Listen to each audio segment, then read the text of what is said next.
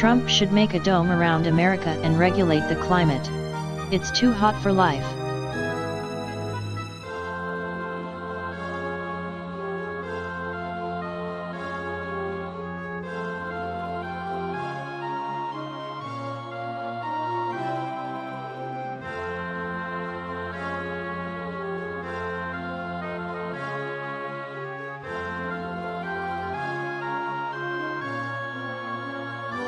How's everyone doing?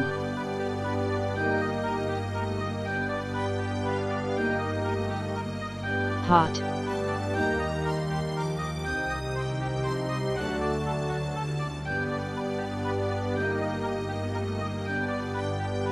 Also hot Schrödinger Valentine YT.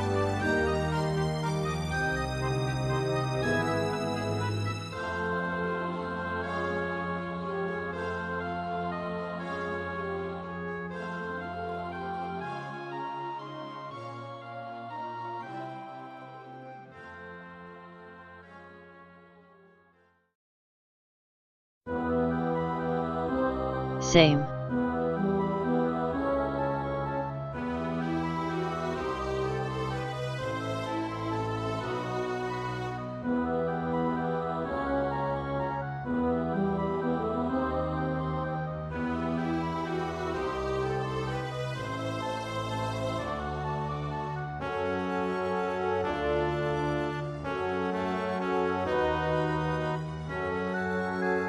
My point exactly, make dome around America so it's always in the 60s.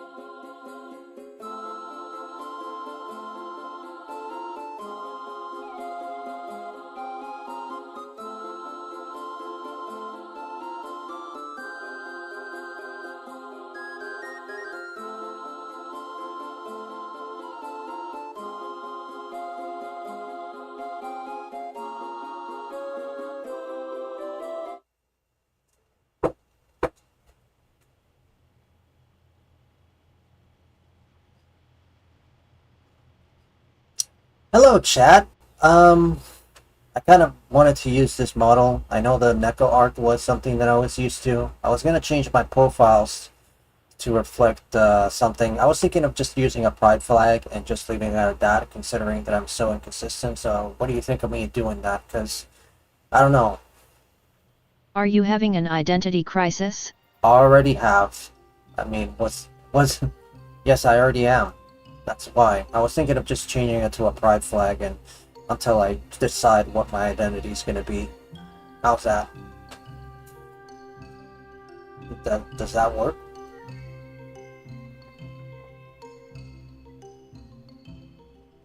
Being a talking pride flag is weird. Well, I mean, uh, it's not for like my model. It's just for my profile pictures and banners. It's like a temporary thing. It's weird, I know. But it's better than nothing, right? It's better than being contradictory. Also, I can do a lot of weird things with this one. I can have a controller. I can lean forward like this. And yeah, I can do all kinds of things with this model. It's not bad.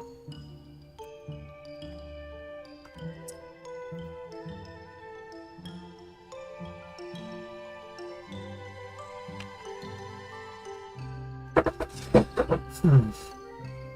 So what else should I use as like a vague representation of me that doesn't seem specific? What would you suggest? Frog. Maybe? Like, why don't you send me a picture of like a frog? Maybe that might work. That might help. Chicken, like a fried chicken. Really? That sounds weird.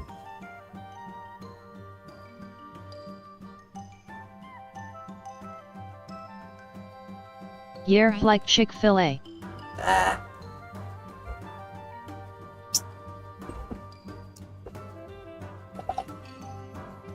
You're weird. I sure am. Hopefully in a good way.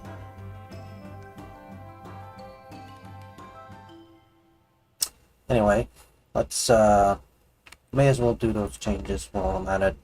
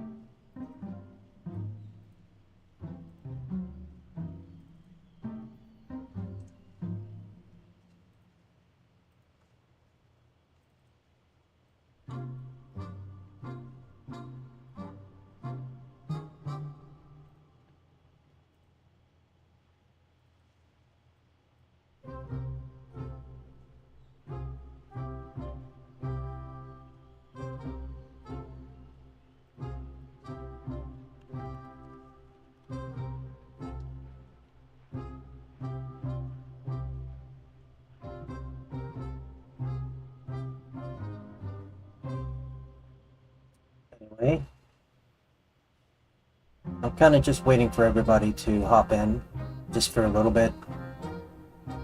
Then again, we're kind of doing a reaction stream for Stop Killing Games and all the other videos. Like I said, I'm only doing the whole Stop Killing Games shtick because the algorithm loves it, so I'm just gonna at least react to a few videos related to that, and then I'll just move on to the ones that you guys suggested to me, and I think it'll be fine.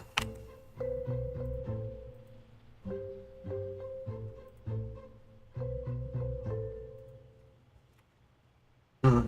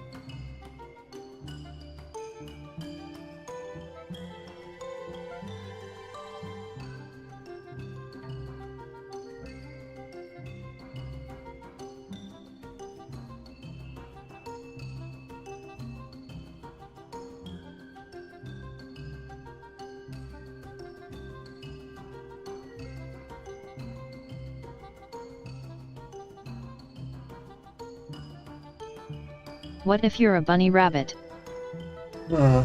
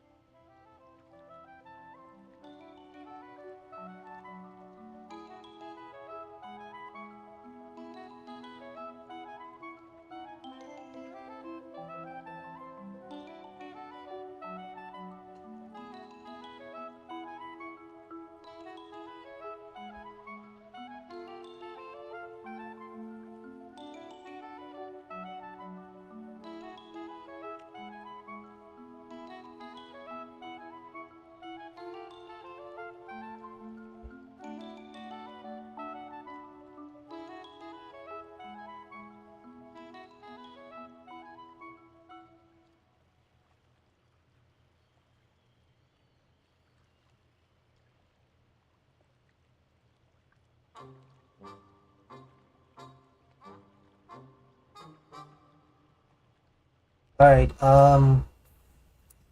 okay, so may as well get to reacting soon. Just, yeah, there we go.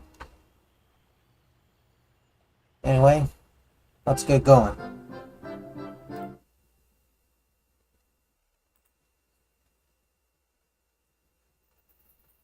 Okay, I am here now. Alright, hi Baytran. Nice to see you.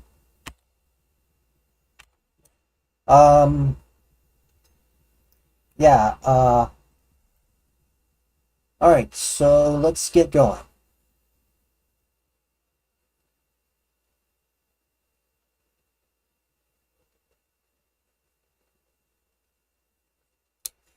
Okay. Beatran, are you even American?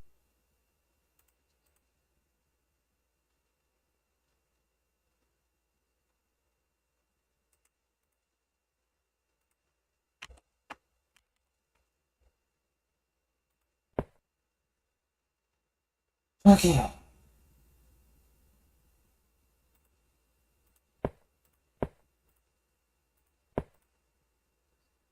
Okay.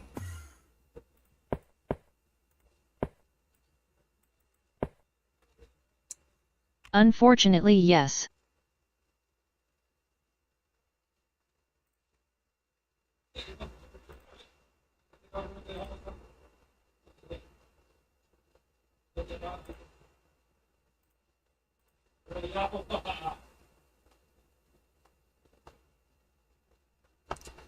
Alright, first video that we have is, Marvel Rivals Season 3 is already terrifying by IELTS.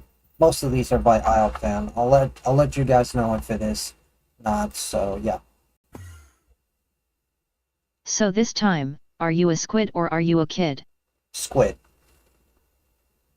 Duelist. She will be coming into the starter. Well, folks, it's about that time. You guys want my thoughts on what's to come from Marvel Rivals Season I wish 3, you so let's weren't, get so into then it. I know All you're four not Phoenix just is a confirmed hater. to be a duelist. She will be You coming certainly into the start of cute. the season, while Blade will be coming in 3.5. In Season 3, we will finally be able to mix and match MVP animations with other skins for the same hero. Your lobby background will also change depending on what skin you have equipped. And you're going to be able to connect Discord to your account now. But bro, these new team-ups are scuffed. Phoenix gives Wolverine the ability to burn you over time and lifesteal. Johnny now gives Spider-Man burning webs that have area effect damage, retiring Storming Ignition and ESU to give us 2 new team-ups. Now Hela has tendrils in her Soul Drainer. Now Iron Man gives Squirrel Girl homing nuts. Why? They will be nerfing Emma while giving Venom and the Thing a new buff. And now the Thing can jump at enemies and hit them with the Gigamac Truck Deluxe. They're nerfing Iron Man, good. Nerfing Punisher's turret, good. Reed's survivability going down. Mantis, Sue, and Namor's getting a buff. Scarlet's ultimate is getting buffed. And Ultron's getting nerfed. Boy, this new season's about to be interesting. But what do you guys think? Well, folks, it's about that time. Well, to be honest, I don't really see... Oh, this is interesting. But yeah, I'm not into Marvel Rivals, so I really don't have much to say, other than, well, Jeff. The team ups are interesting, but that's about it. I don't play Marvel Rivals, so I'm gonna go for the next one.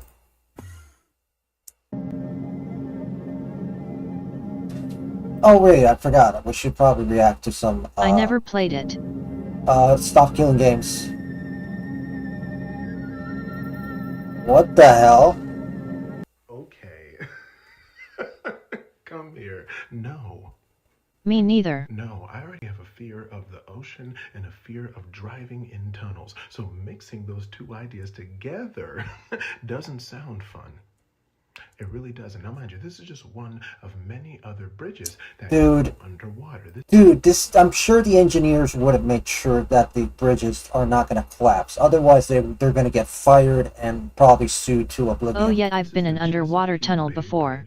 Yeah, they're not that bad. Come on. In fact, go underwater for miles, right? And there's another one called the Holland Bridge and one called the Lincoln Bridge. And the Lincoln one is right under They the are Hudson scary. River, which apparently sometimes leaks, which is just not fun. Come here. And the thing is, right, here's the thing. If I was in a city and I knew the only way out of that city was to travel underneath a bridge that's underwater, I'm living in that city forever. Would you do it? Does this guy know they build tunnels and stuff under mountains and cities as well all over the world? Yeah, it's like I'm pretty sure they make sure that those that they're not going to crumble. Okay, the engineers But know it's what they're water. doing. Yeah. Anyway.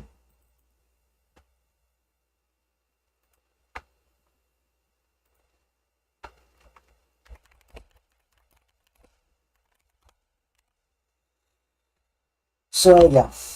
Anyway, let's go for some Stop Killing Games stuff. Stop Killing Games. That was kind of the part of the deal here. They have them new OBS and it's scary AF. Yeah, let's see what we can find. Oh, this has become a meme? Or OBX. What the hell? The Stop Killing Games initiative has taken root since founder Ross Scott decided something needed to change regarding publishing studios who terminated game servers at their own discretion. Meaning, if you enjoy a game that has online servers, a publisher can shut down those servers whenever they like, forcing you to stop playing a game you paid for. Okay, so we went over As a result, this. Scott's implemented a government process requiring signatures, amassing over 1 million so far.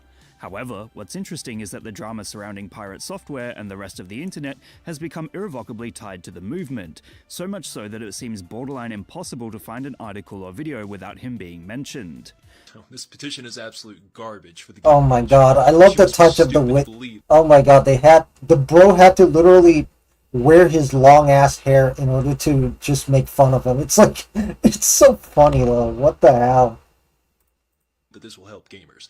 I know this because my dad used to work at Blizzard. As you're likely aware, the drama stems from Pirate Software's initial stance on Stop Killing Games, which manifested as prejudice against it for being I hate how vague the Stop government Killing Games regulation. webpage looks However, like the Pirate job Software says application his meme. opinions have resulted in a mass Wait, review for bombing real? by the company he works with, Off-Brand Games, and For has since real? stepped down to mitigate this. Ultimately, it would seem many are annoyed with the man, and the memes and online discourse surrounding Stop Killing Games mostly concern themselves with him. Other problems have since Congratulations cropped up. being The fact one that of the Scott first is aware of things a you bot search up campaign when that you has look spoofed up Stop thousands of Killing signatures, Games. So not all of the million Oh, are yeah. legit. Not to mention Yeah, the that's why I'm cryptocurrency doing that has it. sprung up taking on the name of the initiative, Pretty much. which he has flatly condemned as likely to be a scam. Ultimately, it is worth noting that Scott says he Yeah, harbors that's no how you ill will dominate the toward Pirate algorithm. Software, claiming that any damage done toward the campaign has now been neutralized. It does seem as though this has snowballed into an uncontrollable narrative, and consequently it is unlikely that everyone will hear his words, as he has also expressed happiness at the idea of the campaign coming to an end. The fact is that the video game industry and memes are heavily intertwined because the type of people who spend a lot of time online, and thus are generally the same demographic who play video games. In short, the Stop Killing Games campaign has turned into something far bigger than its creator ever intended. It has turned into a narrative-driven meme, with all the references to it often manifesting as bits making fun of Pirate Software, which in turn drives more attention to the process than one man could ever possibly manage. What meme would you guys like me to give a lesson in next? Let me know in the comments below. And remember, like and subscribe. I don't know. I haven't seen a lot of memes relating to this, but I wouldn't be surprised if they keep coming, honestly. But yeah, let's keep going with the other video. If you want an update, look up Asmongold video. What if pirate software was a psyop by Ross? I saw this one. Yeah. I think that's because you are on your account. When I looked it up using my school account, Rexia stream didn't show up. Wait, what? Most likely.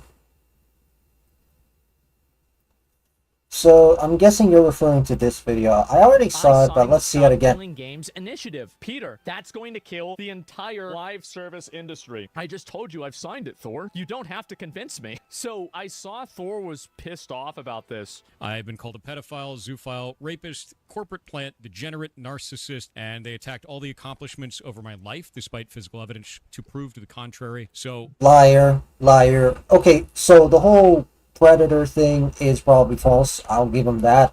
But, you know, the fact that he's a narcissist, proven true. Even the doctor guy that he saw was already hinting at the fact that he's having trouble being humble, which is something that narcissists tend to struggle. So that one's 99% likely to be the case. And then they have the whole, you know, the fact that he's a plant. I think what people mean by that is that that he is essentially working for corporate interests, right? It's all that ass kissing. Not that one, the EU's response to SKG by the same person. Really?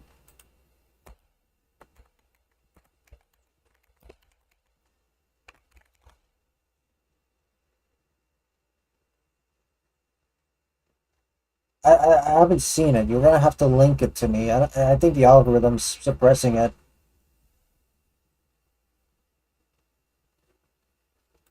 You still watch Asmongold? Yeah, occasionally. I do think he's a bit mean-spirited sometimes, but yeah, I think he's alright. At least he does seem to be. Fine. Yeah, I think the algorithm's suppressing it. I can't see it. So yeah, just send it to me and I'll react to it. Alright, I'm gonna go from one of my viewers' reactions here, so let's go with this. Prison food from around the world.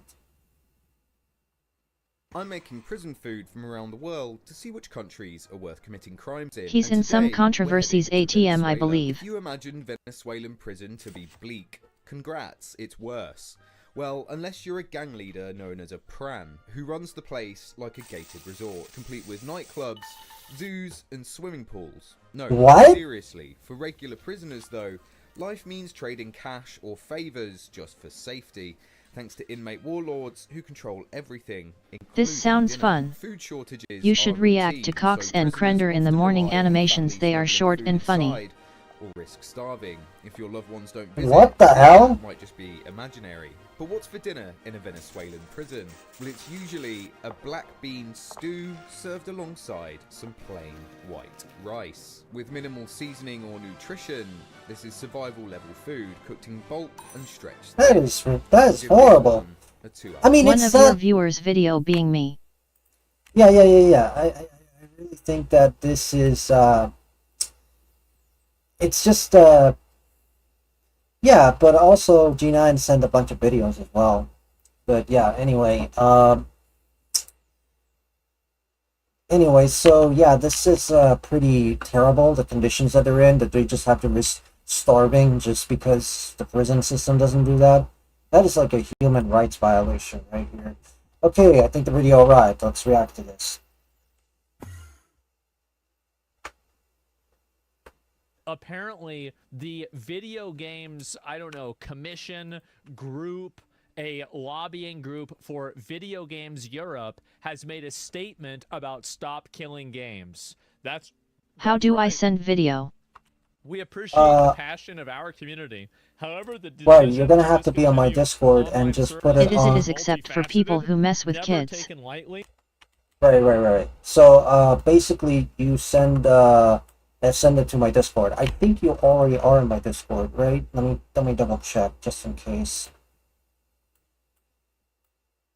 No, I don't see you here. I'm gonna have to send you a link to my Discord. Hold on.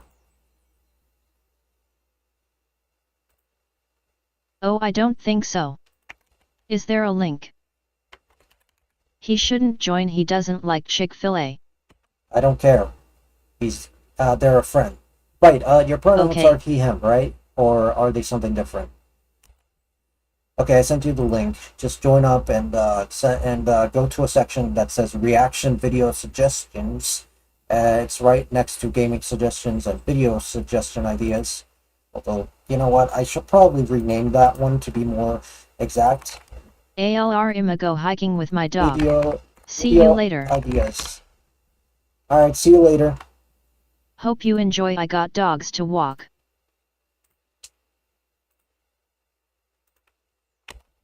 Alright. So both G9 and Williams is going to walk their dogs. Huh. Maybe I should do that as a daily thing every morning. Yeah, I got dogs that need walking. So yeah, I guess that's something I should do.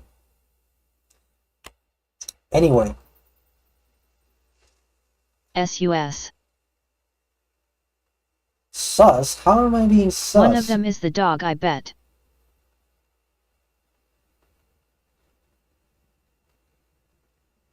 Alright, anyway, so let me just see what the video is all about. Okay, so there's been a lot of... Oh, crap.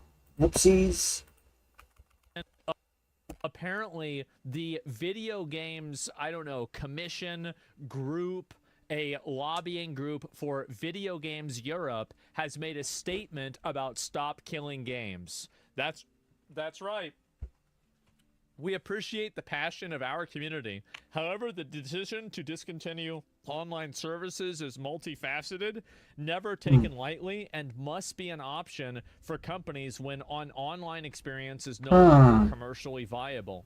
We understand that it can be disappointing for players, but when it does happen, the industry ensures players are given fair notice of the prospective changes in compliance fuck with off. consumer protection laws. Fuck off. Well, so it's about that last sentence that we really need to talk about, though, right? So you're complying with the local consumer protection laws. Well, we've got a few new ones for you to comply to. How about that? How about we just have a couple more of those, and you're going to comply with those as well. And also, you're gonna follow. You're gonna jump. Yeah, bro. Like if we say jump, the government says jump. You say how high. You don't make the rules. The people make the rules. And as soon as the people realize that, stuff like this immediately evaporates. That's it. It's about fucking time, yes. And we'll win, yes. Do not ever, ever, ever think that you can't overpower these parasites.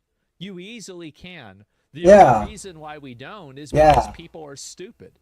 That's the reason why. Yeah. It won't change unless people stop buying it. Of course it will. Of course it will. You just make it against the law. Problem solved. That's it. You just change a regulation.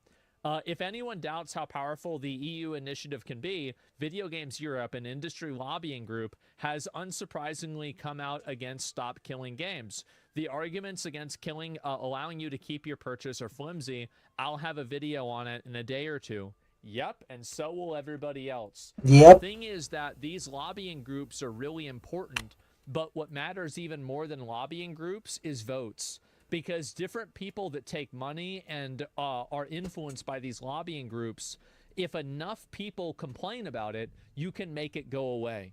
Exactly. People are complacent? Yeah. These people like money, but they care more about power. And so, yeah, they know how effective it's going to be. That's not the full statement. There's more. Really? All right, so this is the full statement that they made. Video Games Europe said in their statement, "We appreciate the passion of our community. The decision to discontinue online services is multifaceted, never taken lightly, and must be an option for companies when an online service is no longer commercially viable." Well, that's not even what people are asking for. People are not asking for you to provide online services forever. People are asking for you to allow other people to provide online services in absence of you providing them yourself. Nobody says that you have to run the server forever. They're twisting it again. It's included in the petition. It's an alternative or some sort of other solution That's not the only way of doing it. They watch Pirate Software's video. Read the paragraph. Pretty It's much. obviously disappointing for players, but Yeah. when it does happen, Look, this is usually what people mean when they say that Pirate Software is an industry plant. Like, he is technically an indie developer, but he works with a lot of big industry things. He has influence, he has connections in the gaming industry, usually corporate connections. And I think because of those connections, a lot of these corpos are going to take him seriously, a narcissist seriously, over someone like Ross, right? So obviously that's the problem with his impact. Although, again, we got to make ourselves clear here. The damage that he has done is neutralized. But is it though? I don't know. I don't think so. I think that there is, the fact that these people ended up going with Pirate Software's interpretation of that doesn't really convince me that it has been fully neutralized. Maybe for the most part it has been neutralized, but I sincerely doubt it. I mean, especially when these guys are against that. But then again, it could just simply be for the same reasons that maybe the reason they're opposed to it is for the exact same reason Pirate Software is opposed to it, because they're a bunch of corporate shills. That's all there's to it. There's really no need to overcomplicate it, or come up with complicated reasons as to why this is happening. the industry ensures that players are given fair notice of the prospective changes in compliance with the local consumer protection laws. Well, we're going to change the laws, and so that's it. And hopefully, at least, right? That's the goal. Private servers are not always a viable option for players, as the protections we put in place to secure players' data, remove illegal content, and combat unsafe community content would not exist and would have rights holders liable. No, it wouldn't. Yeah, no. No, it wouldn't. Absolutely not. You don't have to regulate the entire internet.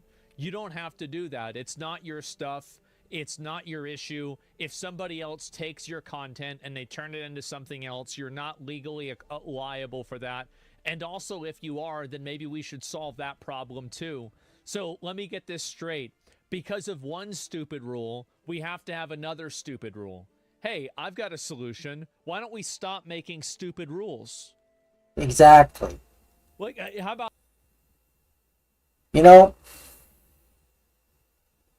Yeah, I think there was one comment that I think pretty much summed it up. I think it's lost right here. Let me see if I can find it.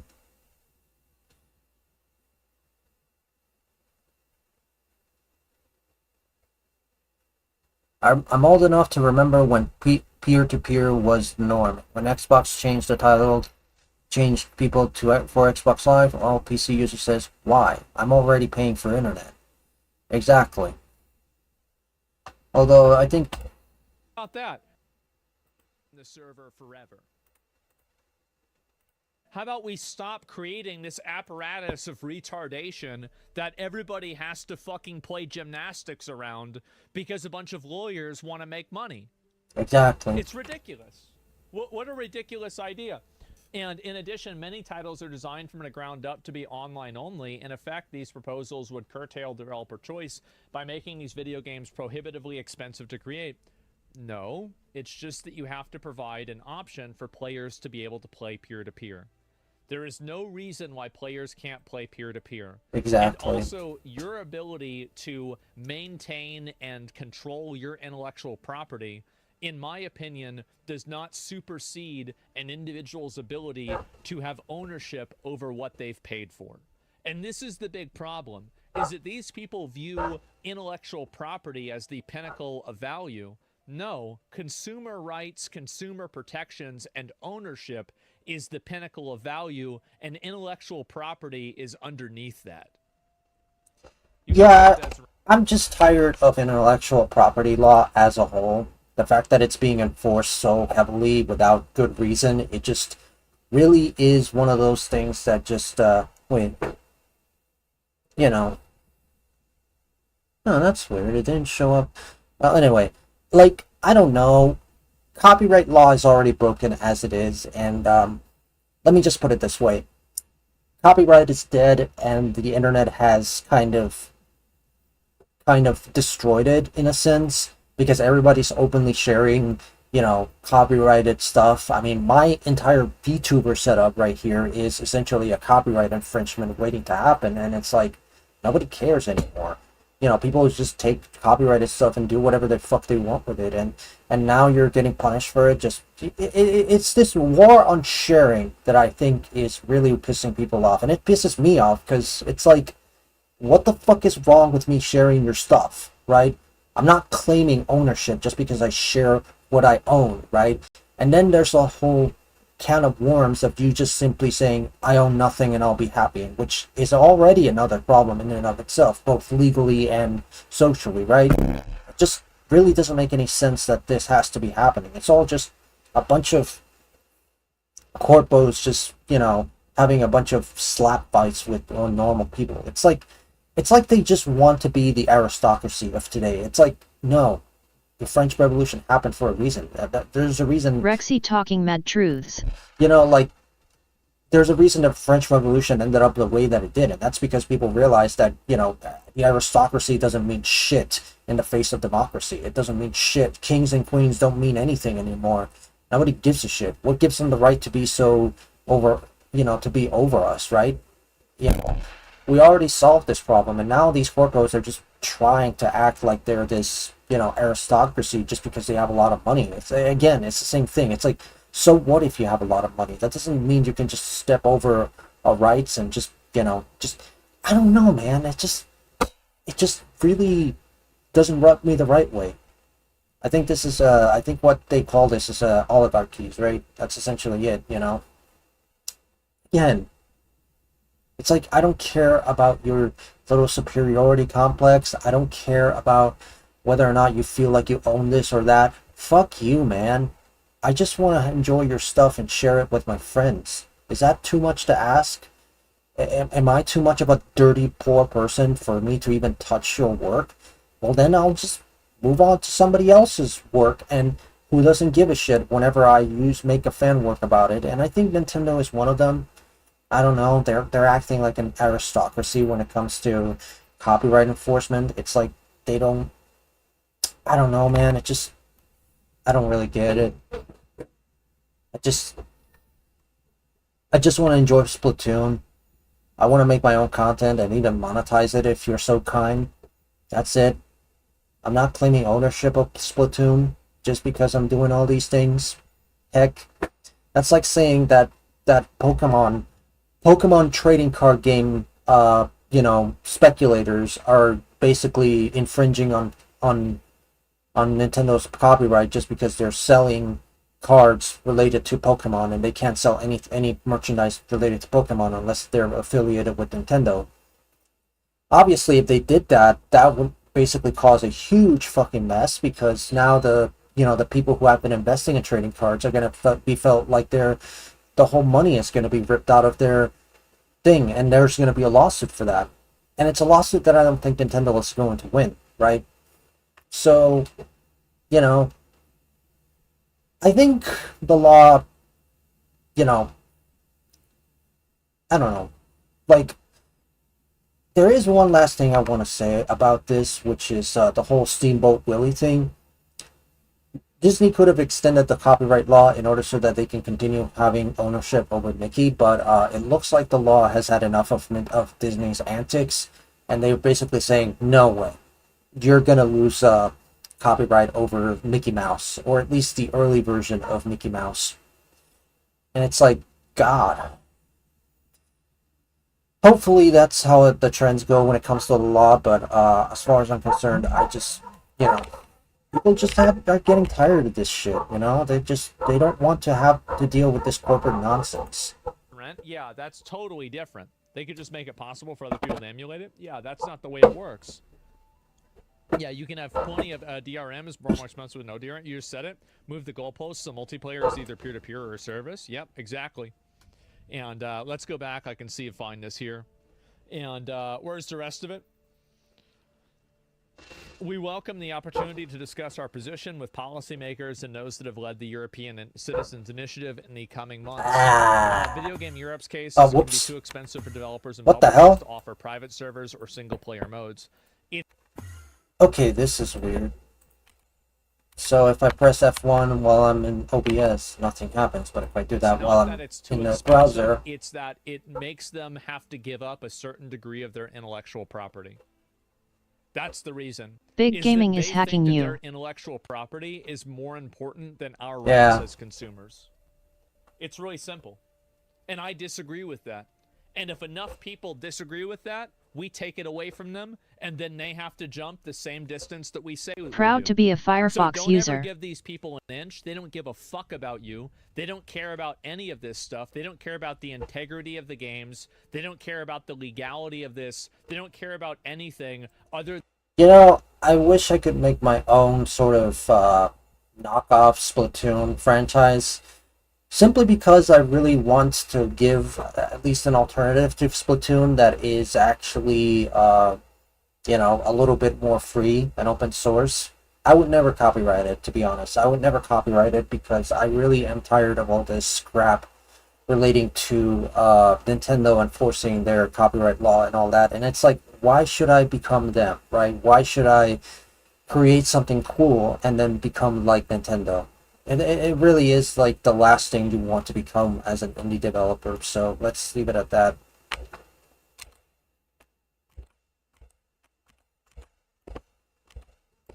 than maintaining a complete stranglehold over this, and doing so through the ability of them to exercise their connections and money and resources inside of the government. Never give a fucking inch. And so no, absolutely not. Yes, if we can get enough people together, we can make them do what we want. I just turned That's my right, entire it's that race simple. into half-full monsters that can Not even about fly. the game? Yep. Hold on, let me just change the thumbnail because it feels weird.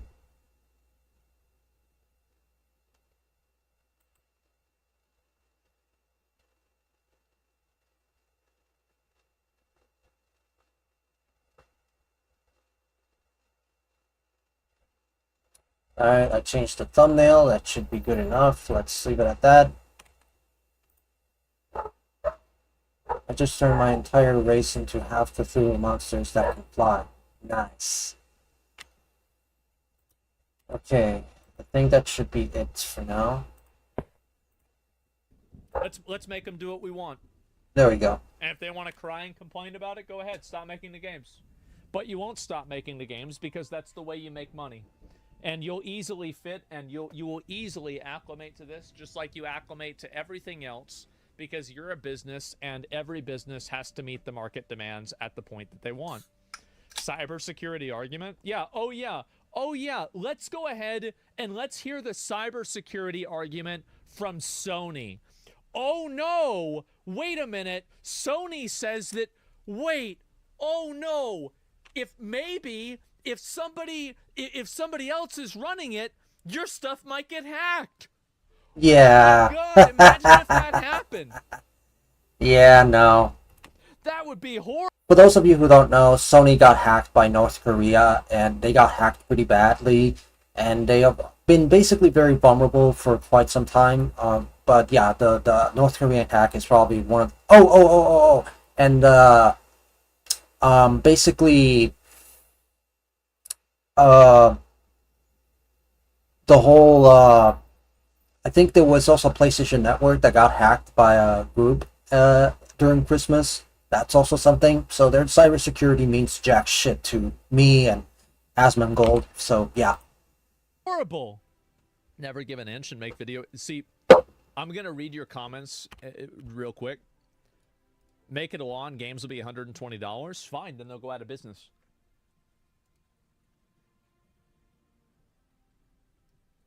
If you can't make a product at a cost that meets the initiative and the demand of a consumer, then you go out of business. There is actually another video that I would like to show you, which I did watch. I think it's basically related to, let me see if I can find it, but basically this one, right? This whole video I saw basically just to get some context out of the way. True. I think that totally changed things. that did, because everybody was like, oh, well, like, he paved the way. He did. He said, guys, what if we actually don't need 17 different HR representatives for each person that is, thinks that they're a furry? See, that is the reason why games are expensive. It's not because games are actually increasing in price. Indie games have proven that games can be cheap, right? You can make a game for the cheap and get double the amount of profit from it. But, of course, because there's so much bureaucracy and there's so much nepo babies in the gaming industry that are essentially being paid for nothing, right? So they're wasting also, billions. Also, that's why Asmon is still a right-wing grifter. He just randomly shoots a stray at furries for no reason. Oh yeah, no. By the way, that's kind of the reason I said that he was mean-spirited. I wasn't specific because I didn't want to trauma dump on you guys, but yeah, that's another reason I'm kind of skeptical of Asmon, because he just simply shoots at random people like that. It's like, I don't know. I really think the furries aren't as bad as he makes them out to be. Then again, he's a furry hater, so there's not much else that can be said about that. But yeah. Anyway, my main point that I wanted to get across with this whole thing, and I think this is what Asmon was trying to point out, is that they were overhiring people, right? They were overhiring and they're not optimizing so that they make a profitable product. Because in this video, they mentioned that Path of Exile 2 was made by 300 people, and Diablo 4 was made by 9,000 people. Yeah, that's for sure. 9,000. Just let me say that again. 9,000. 9,000. That's a lot of people. That's a lot of people. For what? For the exact same type of game and the exact same type of quality. Like, clearly there's something going on with the big studios here, and I think that they're just simply hiring they're hiring just based on the fact that they seem to be just hiring for nepotistic reasons. And yeah.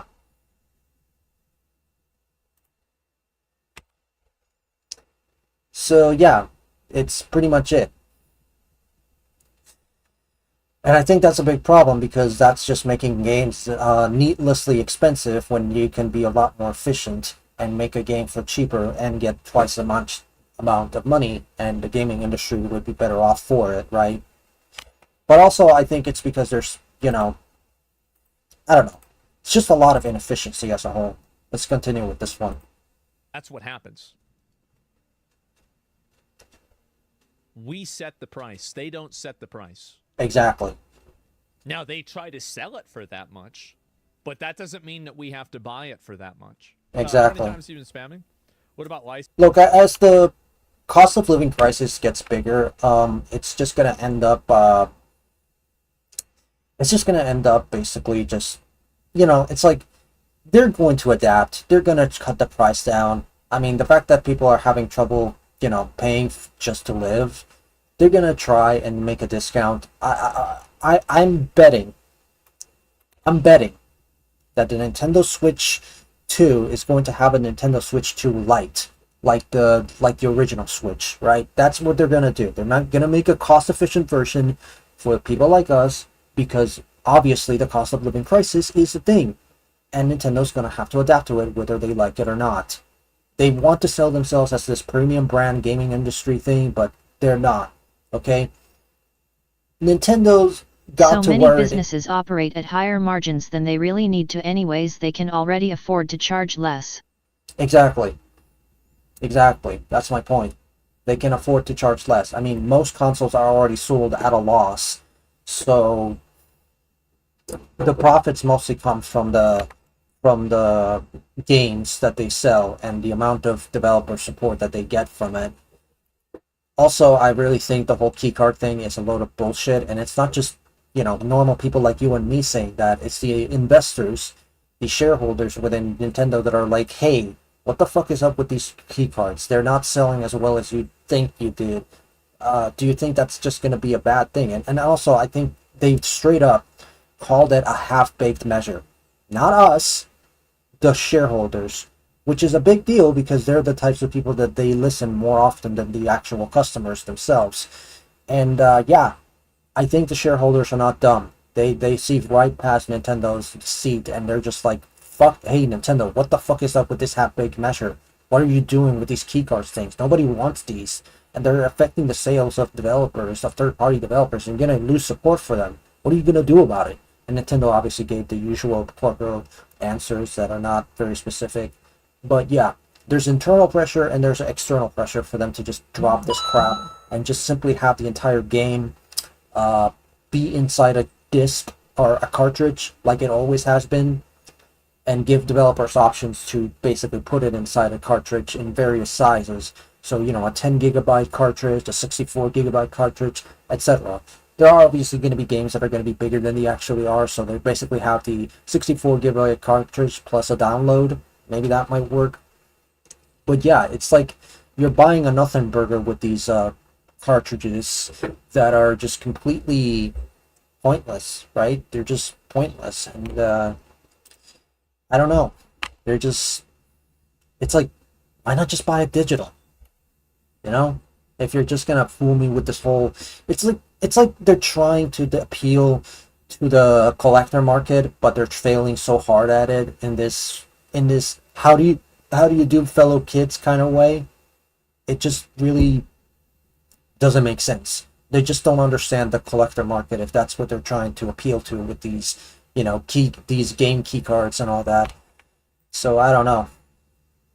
And also, the final nail to the keycard's coffin is obviously stop killing games. And, you know, if that ends up becoming a law that, you know, game companies have to abide by, Nintendo naturally will try to, you know, bend to that and just simply make it so that game cartridges actually give you ownership, because essentially that could be interpreted, you know, the game key card essentially could be interpreted as a condition where a game can easily be killed, and the whole stop killing games thing is to not kill them. So the problem is those key cards can easily kill the game. So the solution is going to be to give a cartridge that actually works.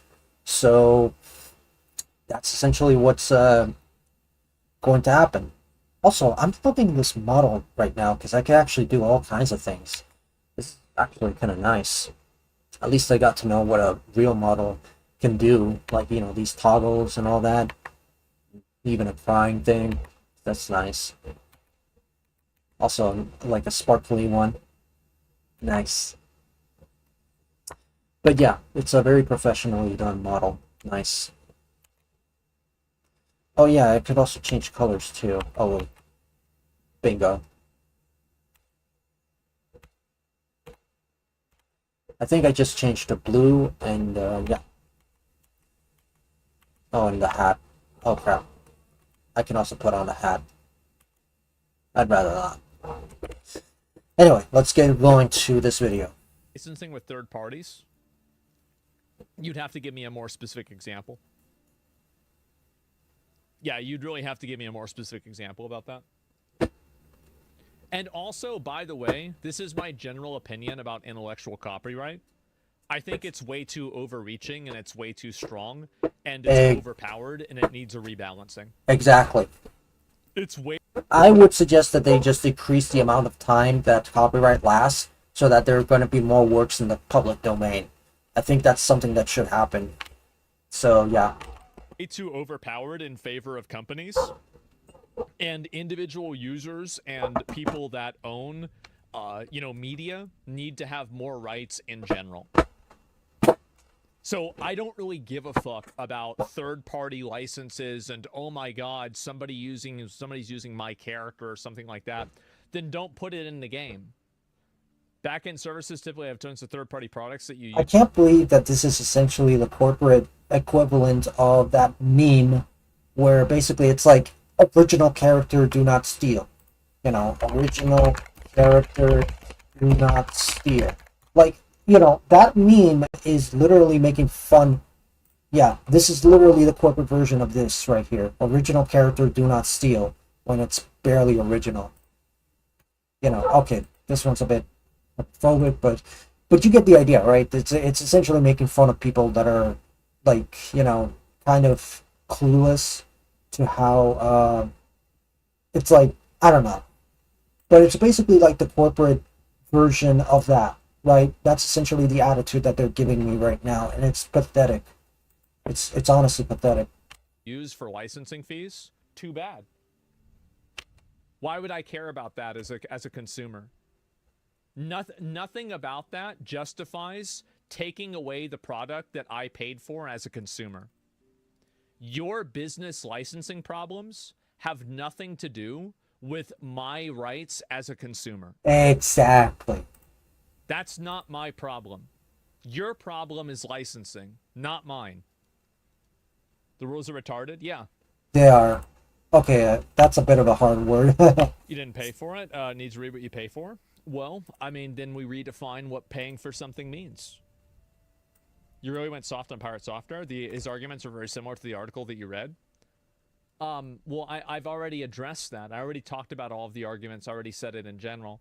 And also, the reason why I went soft on Pirate Software is because Pirate Software has no power or influence. But this He has. And this initiative and lobbying group does. Why No, I no, by that's bullshit. That's a load of bullshit. He does have power.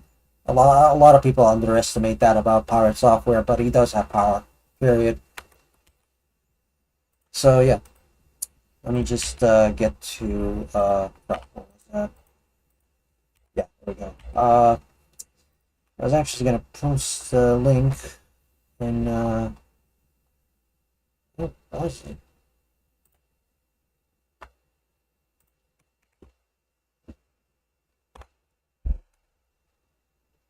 There we go. Okay. By a YouTuber, but I would feel threatened by a lobbying group. Nah. Fucking retarded, of course. So I totally totally support this. Obviously, when Ross comes out with the video on it, we will just keep pushing this. And then also, here's another really big problem, is that this is an issue for all forms of media, and as soon as this can be addressed and people can understand it, then I think it's going to help a lot. Sarah, thanks for the 20 subs. I appreciate that. Thank you very much.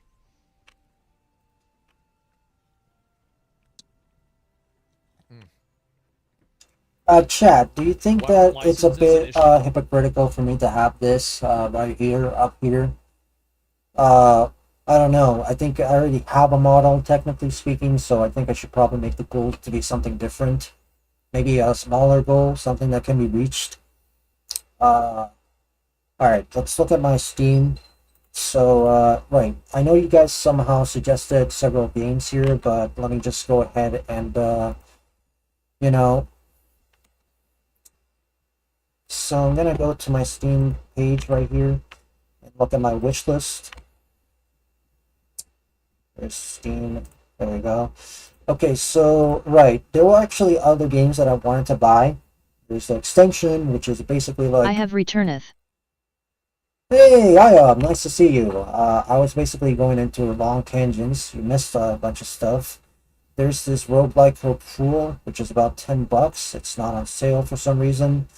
Okay, so just chat. Let me know what games you want me to play, right? Like, which one of these catches your eye and you would like to see me play.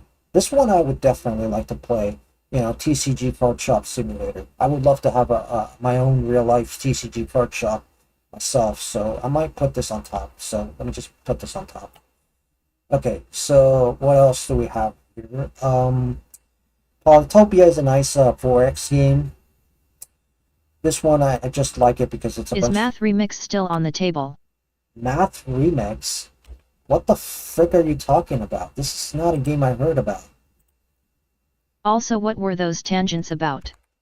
Stop Killing Games, game key cards from Nintendo Switch 2, and basically just the politics around, you know, copyright law and how flawed it was. That's ultimately what I was gonna do. Smash Remix typo, dang it. Oh, right, Smash Remix. Yeah, I'll have to get myself a copy of the Smash 64. I'll let you know. But yeah. I'll probably maybe play it tomorrow. That might be enough time for me to prepare. By the way, is there like multiplayer in that game? Because I would love to play it with you guys. Like maybe I could just play it alongside you guys. I'm not sure if you, I don't know, like can you actually set yourself up so we can play multiplayer? I don't know. So yeah. But yeah. That would be nice. Because I don't want to play this game alone. That's my main problem with Smash Remix. Anyway, I want to remix the goal that I have up here, right up there. Right up there. I kind of just want to go ahead and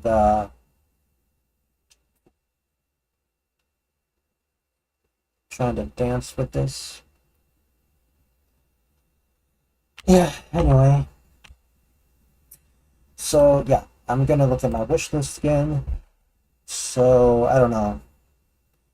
Stu, do you have any suggestions for games that I should play? Just scrolling through my wish list right here.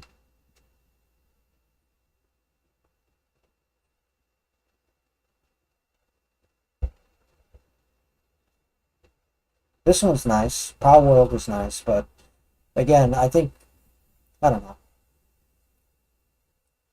This one's also nice. Celeste is another one that I definitely would put on top. Maybe as a second place, I don't know.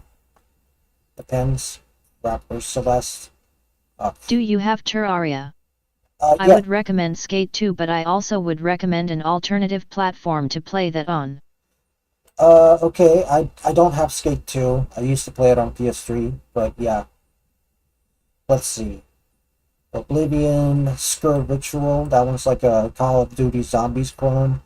Okay, this one's also gonna be right here. So let me just put it right next to Celeste. Okay. Age of Wonders, that's another one.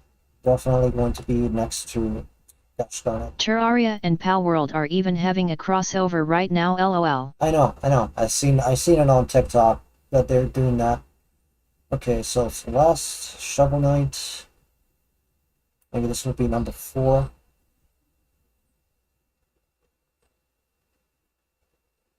Rivals of Aether is nice. Wizard Drum is nice. Let's see. Some racing games. Monster Hunter Wilds. I'm probably not going to have enough of a good enough PC for this, so I'm going to remove it. Plague Inc. Evolved. Peaks of Yore. Let's see what we have. Path of Exile 2. Not sure about this game. Alright. Interesting. Yeah.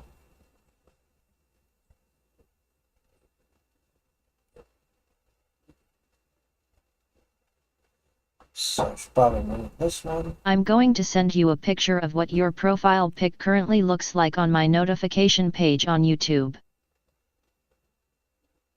Oh yeah, it's supposed to be like the little black and red stuff.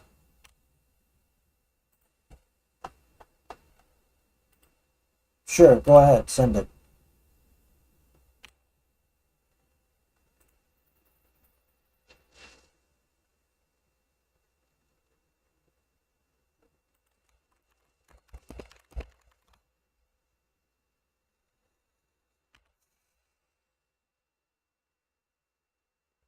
Check dims.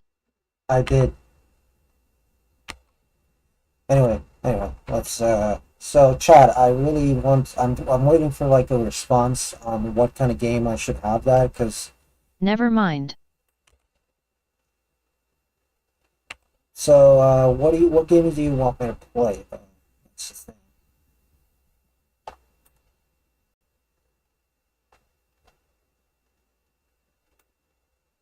This one could work.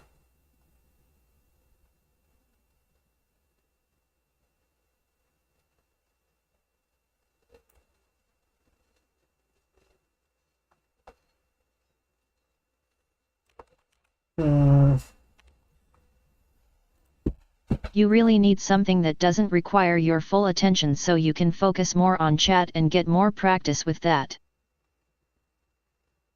Persona Hollow Knight. Did anyone tell you Shovel Knight? Persona Hollow Knight, did anyone tell you Shovel Knight? No. Okay, so Shovel Knight's gonna be here, so it's not on sale. It's basically $14.99. That works. Shovel Knight is definitely good overall. Alright. It's pretty hard though, so the problem I had with Kitsune Tales is that it got harder as I got, and that could get frustrating, unless you guys like seeing me Rival the Ether angry. and or Brawlhalla. Okay, now we're getting some answers. So, wait. Rivals of Ether or Brawlhalla? Brawlhalla's for free, so I can get into that right away. Okay, so we got this one. Okay. So we got ourselves some pretty colorful games here. So, yeah. Let me just find Brawlhalla.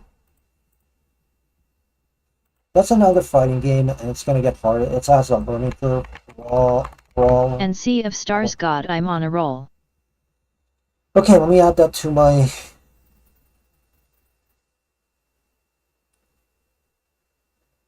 Add to library. Bingo.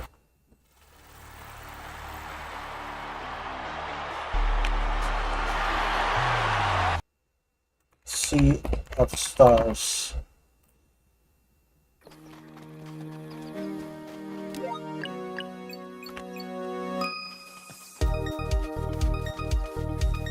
Let's see. Any for getting overwhelmed, let me know. Alright. I'm not overwhelmed at the moment. So this is 3-player co-op. It's pixel art. That's nice.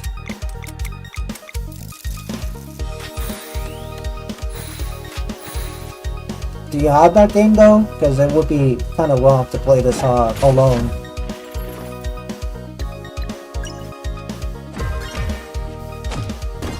So this is basically Chrono Trigger. That's nice.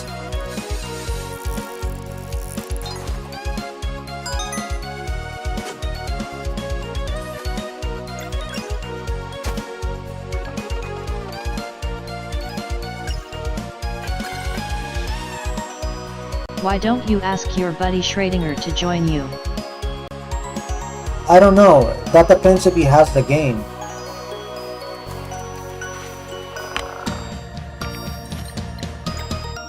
So yeah. I mean, I don't know.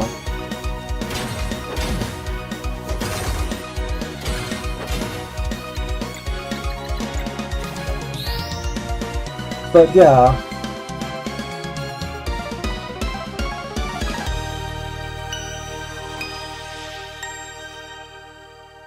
I don't know, chat, like... Do you like roguelike type games?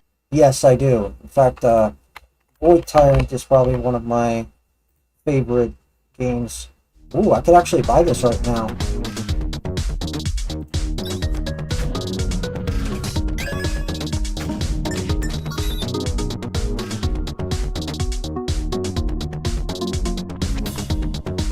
This is actually a pretty good for, There's a game called Sunless Sea you might be interested in. Sunless And since Sea. you're a Inkling, why don't you consider emulating Splatoon to play the campaign?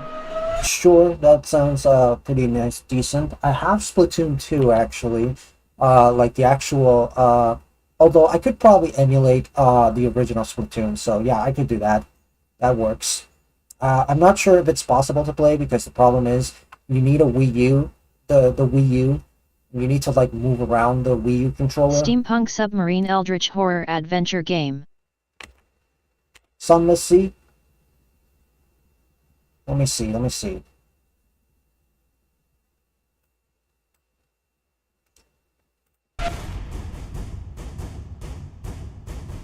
That's what I meant, the OG one.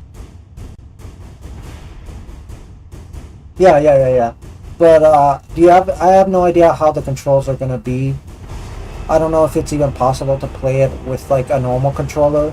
Plus my controllers are dead. So there's that.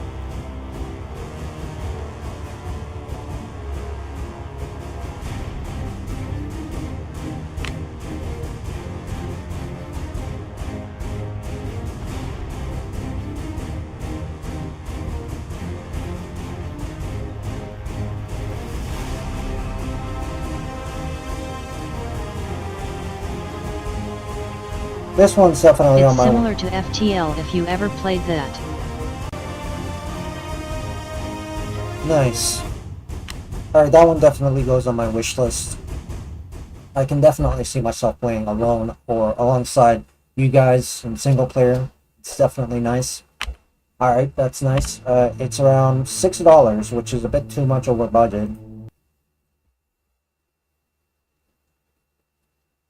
This is one of those other card games like Balatro, but it's basically more like yeah, so I don't know. I'll think about it. Anyway, I'm gonna change the goal to be... Okay, so what's gonna be the final game that we're gonna play? I mean, Brawlhalla is definitely another game that we're going There's to... also wait, what's it called? Let's see. Brawlhalla. Okay. So, let's see.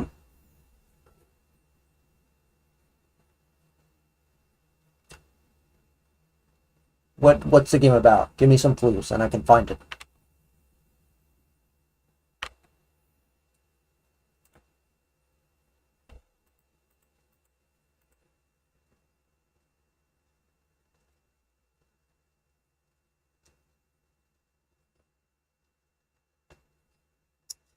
Oh, obviously grifters are gonna grift.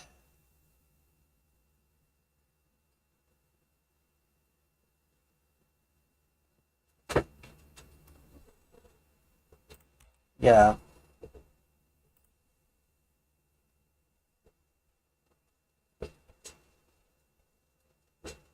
It's a roguelike type game that is card-based where basically you are playing as rulers over time trying to survive and thrive long enough to have an heir who takes over when you die. It's called like Reign or Throne or something like that.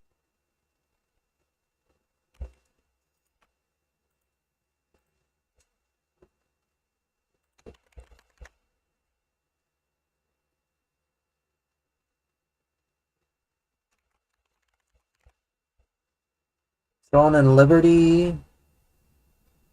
Thronefall.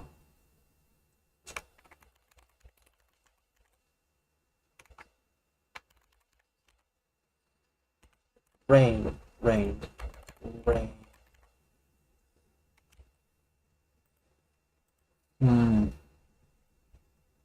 Rainbreaker. Atlas Fallen, Reign of the Sand, and yeah.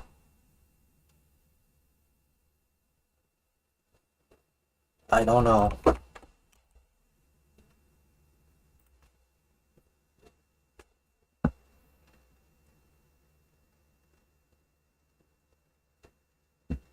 Ugh, I can't quite remember cause there's so many games called that, lol.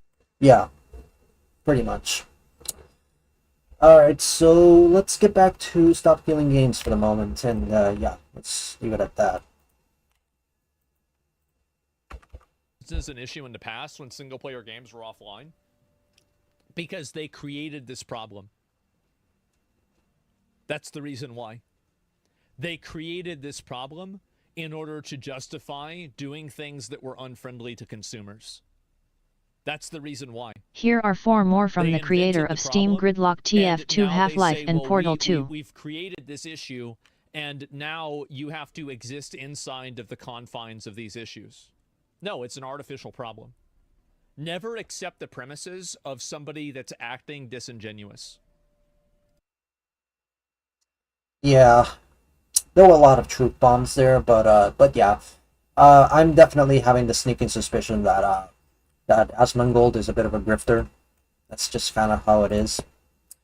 Anyway, so let's get back to this. IOPFan, you suggested to me this game called Felt That Boxing. I'm gonna react to it. Hopefully it's safe for work, but yeah. I've seen this before though. It's pretty funny. Fuzzy, the tournament of 1,000,000 punches, you'll get yourself killed!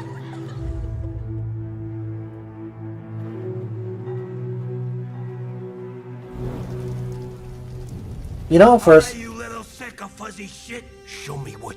for a second, LOL. it actually looks like real puppets. For a second, I think Unreal is really getting like super real. You got. Look at that. What? If you're gonna be champ, we gotta transform you. Why are you even here? Don't waste my time.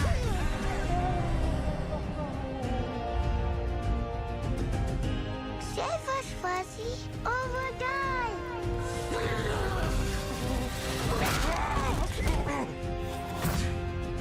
Attaboy. Attaboy. Eat bread, crap, burnt toast, carb load. This meat ain't gonna beat itself. I've been taking dumps in there all day. Jab, jab, jab.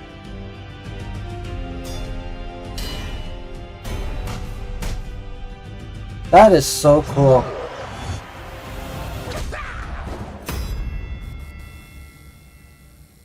Nope.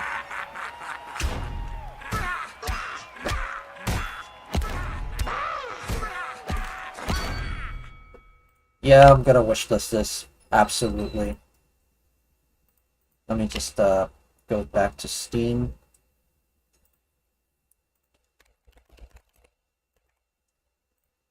Ten-tenths would play. Yeah, definitely.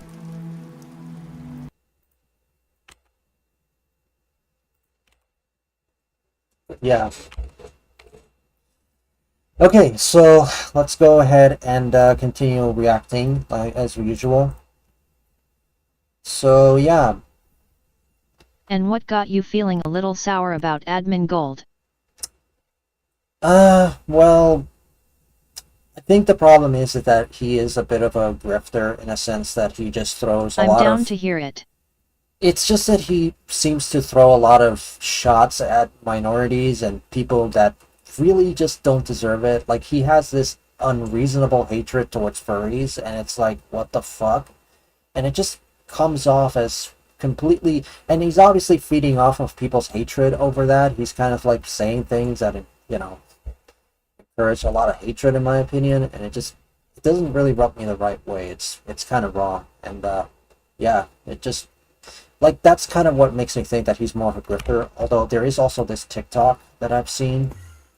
Let me just look for it. Don't want to show my TikTok right now, so let me just right.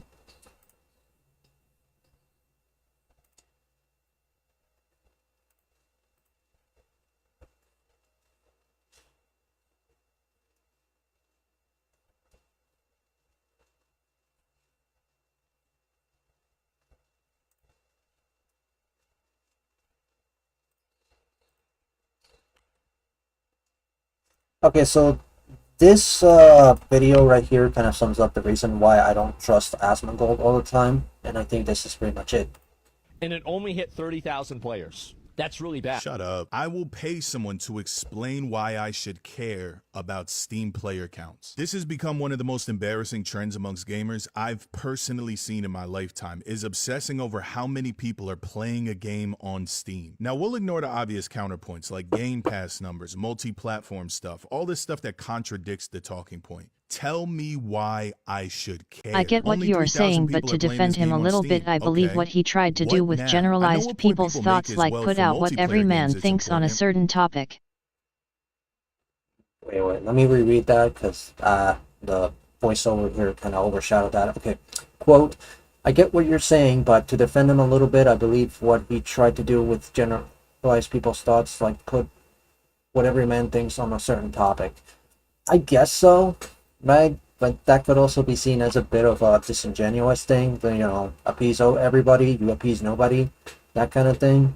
I don't know. I think he's putting himself on risk for that, but yeah, I think he's kind of a Moist Critical in a sense. But I would argue Moist Critical is a lot more humble than not every man, Gen Z, and millennial white men. Hence, right-wing grifter. Yeah, again, that's essentially what I'm trying to explain, you know, Batran's point, which I kind of agree with. And that's the thing, though. Doesn't really represent everyone. I would argue Moist Critical does it much better than he does. I think he's definitely a lot more of an every person when it comes to, you know, representing what everyone thinks on a certain topic. That's Penguin Zero, Moist Critical, Charlie. He does that a lot better than he does that better than Asmongold, in my opinion. That's the thing. And I may as well keep playing the video so you understand why I'm skeptical of him. Which I still don't really agree with, because I've spent my entire life playing multiplayer games without knowing the concurrent player counts. As long as the game's got more than like 8 players, you're gonna be fine, man. But even then, we'll exclude multiplayer games because single player games is where these guys do this at. Why in God's wonderful fuck do I need to know who is playing a game? I guess the better question is, why do these people need to know? Because if the answer is it's a correlation to how good the game is, like Asmongold is arguing in this clip, all you're doing Fair, is let's admitting agree that to you're disagree. a trend follower. No opinions of your own. Bigger numbers means better game. Like, these frauds care more about a company's financials than they do the actual quality of a game. And it's because that's the audience that they've cultivated. So Exactly. they have to. It's just reality TV, gossip, tabloid shit instead of groups of people who just play and go, yeah, I like this or I don't. But just know. Yeah, that is exactly the nail to the coffin right here that I'm trying to get at. It's just tabloid, gossip, bullshit, and I feel like the Asmongold's direction that he's going is in that direction, and I personally do not like it. Like, sometimes he drops a lot of truth bombs like Charlie does, but I really feel like he is leaning more into the gossip direction, and even Moist Critical is like, hey, I'm taking a break from drama, I just like to talk about games that I like, you know. That's something that you've seen in some of his videos. He obviously has exceptions, like the whole Stop Killing Games and Pirate Software drama. He covered it just to help out the gaming industry as a whole, which is noble. But yeah, that's kind of the reason I'm generally pretty skeptical of Asmongold. So yeah. But yeah, agree to disagree. I think that's fair. Let's leave it at that. So, right, let's move on to the next video that that was suggested here. Batron, you probably suggested me this video, so let's go ahead and do this. This is probably going to be funny.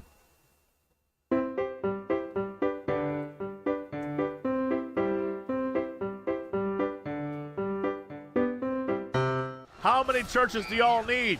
Just make one big one. Everyone get in there. Yay, more That's like lighthearted. the Joel Osteen church. Isn't that like a mega church? Yeah, get a mega.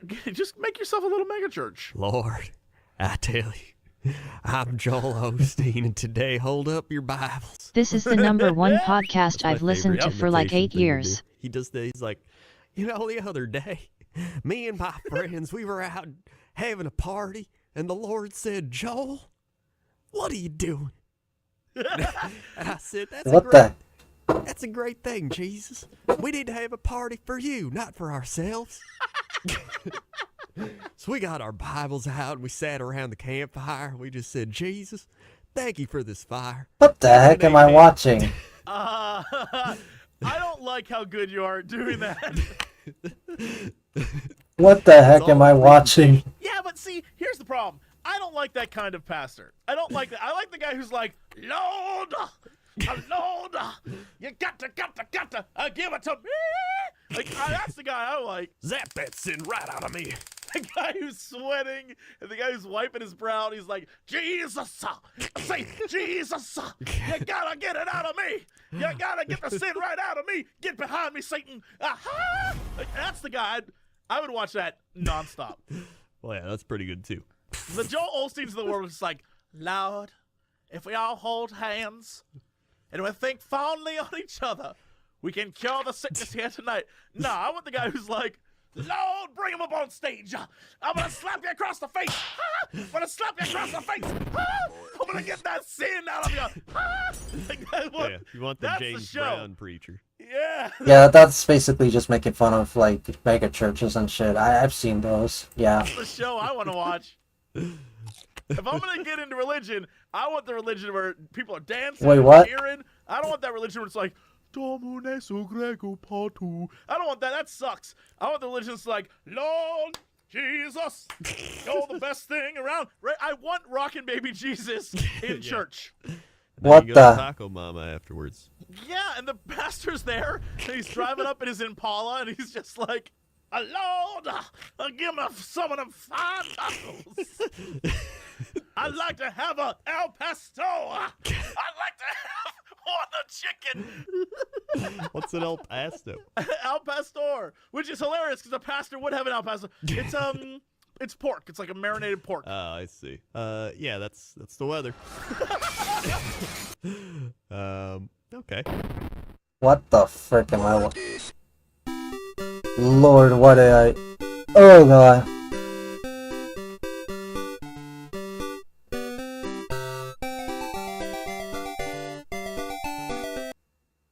Yeah, that was a real weird video. All I got was basically that they were making fun of mega churches, and yeah, fair enough. Wasn't it great?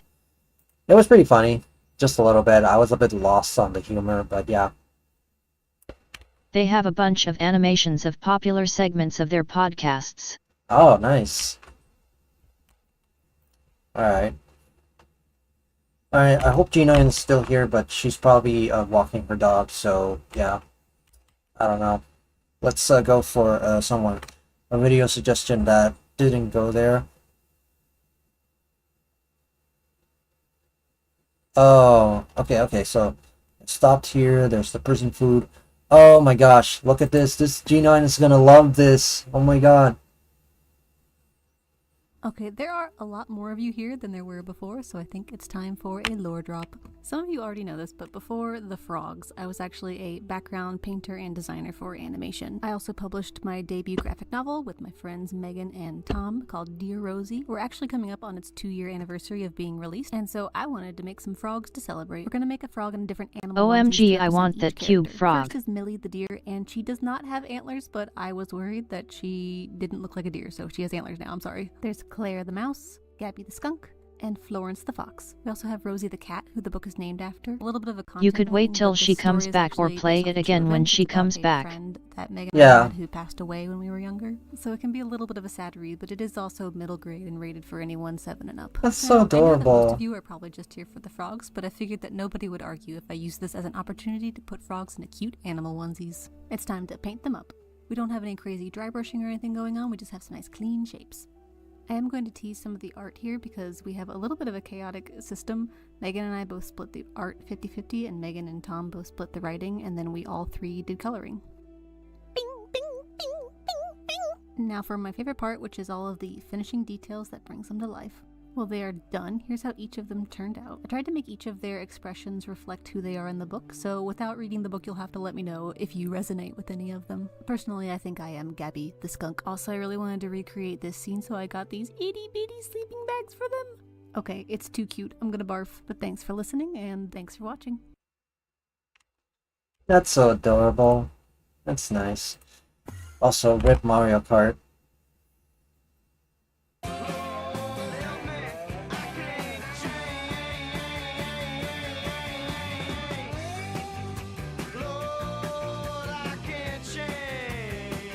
I actually saw this.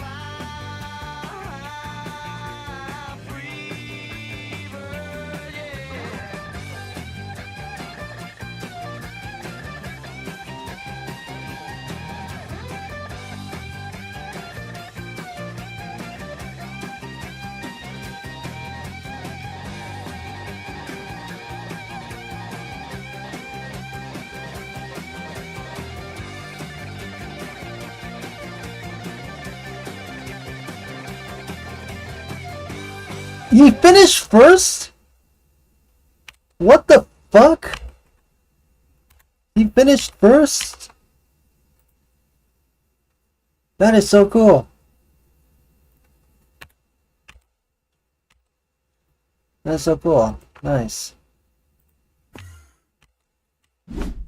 Where have you been? Oh. It's 4 a.m. Get off my back! I hate you! I hate this house! I hate my life! I don't really hate you. I know, love. Come to Mama. There, baby. Now where is my head hair? Wait, what the heck? I'm at the top. What now? Now? You have to get struck by lightning. How do I do that? You're an atheist. Offend God. Say something you couldn't say on TV. All right? Hey, God. Not me. You can't say that. No. Oh, look, here's a simulation of what it's like to have sex with Quagmire. Hi.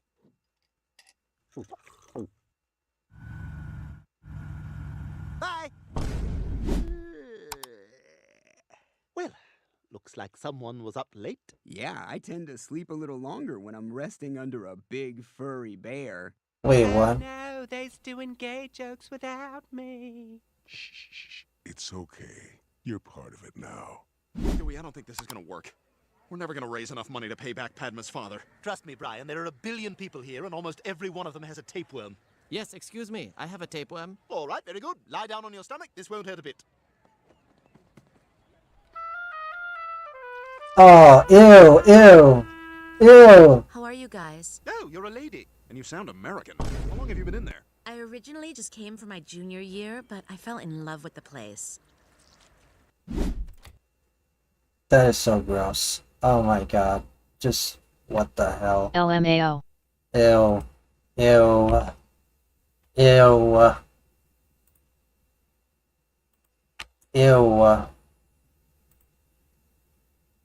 This guy. Okay. Dear God. Okay, now we go for a much longer video. What kind of sport is this? Let's just go with this one. I think this one's kind of nice. I'll react to the others.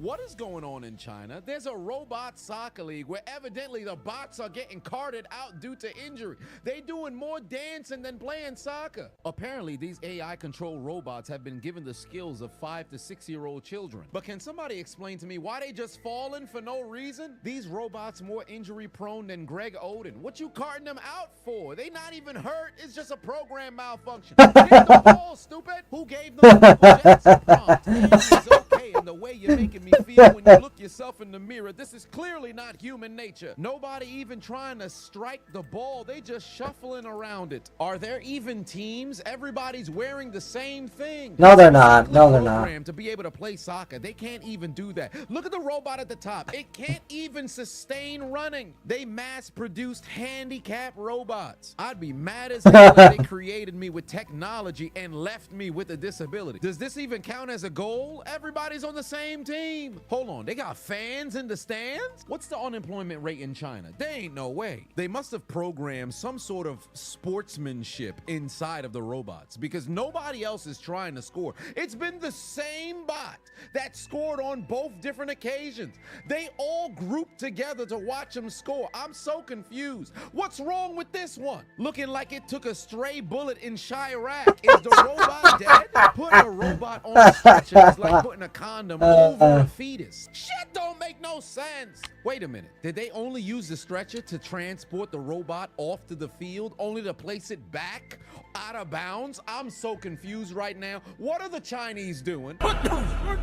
This entire robot squad looking like Inter Miami before Messi came to the States. This would happen when you got too much technology, too much money, and nothing else to do with your time. About 16 of these bots gonna be on sale on Alibaba for $36 a pop. What the hell is this? They playing soccer, but they got gloves on. Hold on. I thought you could have used hands in this sport. Who created boxing soccer? And why everybody don't got headgear on? If they incorporate this into the World Cup, they might triple their revenue. It don't even seem like there's any rules. Look at man's in the blue shirt. He's not even involved in the play. Immediately started catching hands. Once upon a time, I've heard of prison ball in reference to basketball, but never prison soccer. What the fuck?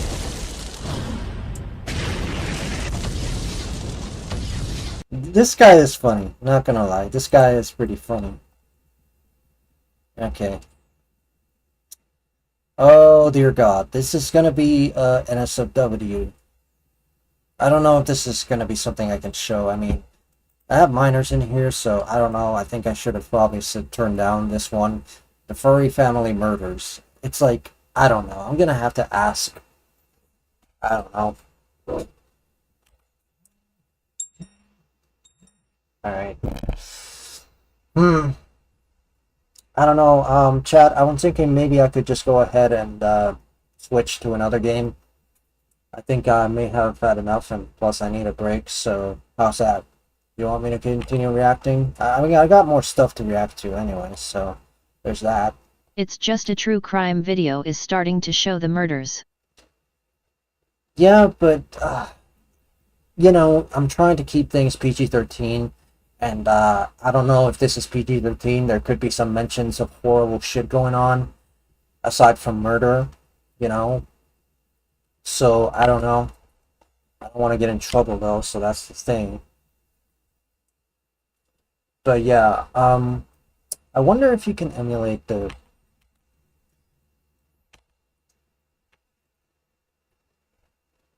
Alright, let's see what we have here. Alright, G9 suggested this one. Wait.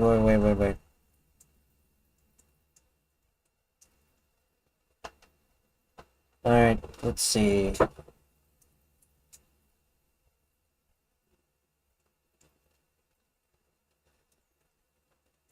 Hot dogs. Let's see how the hot dogs are made. Hot dogs are an all-American fare, but most likely it was German sausage makers who first came up with the idea. In fact, there are reports of German immigrants selling them in pushcarts in New York's Bowery as far back as the 1860s. This is probably a parody, isn't it? A century and a half later, hot dogs are still the #1 treat on the street. Oh, this guy's videos are amazing. Each individual hot dog is made from a mix of pork, beef, and 2,040 chickens. The cuts of meat they start with are called trimmings and come from animals that are too sick to be housed in typical meat production plants. What the fuck?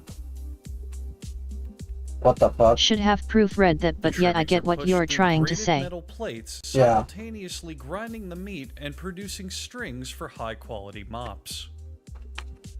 I mean, this seems normal so far. I don't see where's the funny part. Other regurgitated foods are collected and added to the ground meat, followed by food starch. Okay, I'm gonna have to restart. German immigrants selling them in pushcarts in New York's Bowery as far back as the 1860s. A century and a half later, hot dogs are still the #1 treat on the street.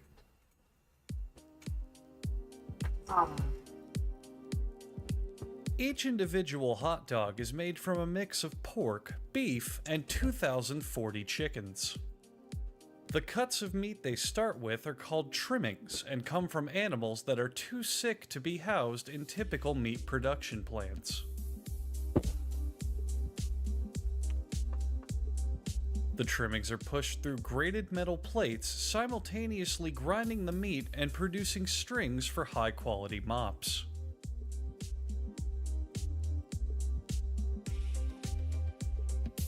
Other regurgitated foods are collected and added to the ground meat, followed by food starch, salt, and mustard scooped up from the factory floor.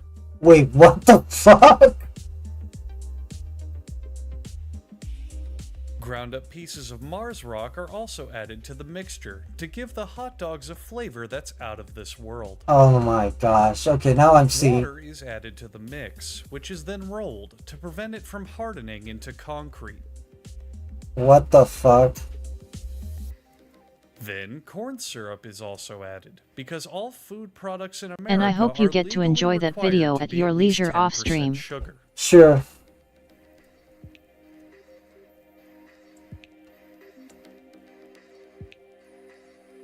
The addition of yet even more water helps dilute the product into a flavorless paste, which is regrettably pureed into a fine emulsion. Long rolls of plastic wrap are loaded into the stuffing machine. What in the world? It pumps the meat in, twisting it every 5 1/4 inches, which is exactly what Paula here wishes her husband would do more of in the bedroom. Oh my gosh.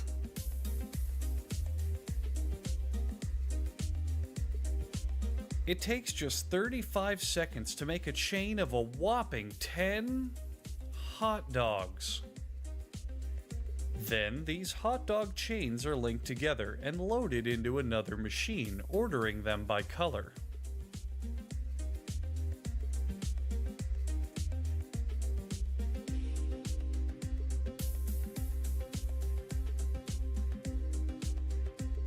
The hot dogs are drenched in pig sweat to enhance their flavor, and then they're taken into an oven with several cooking zones.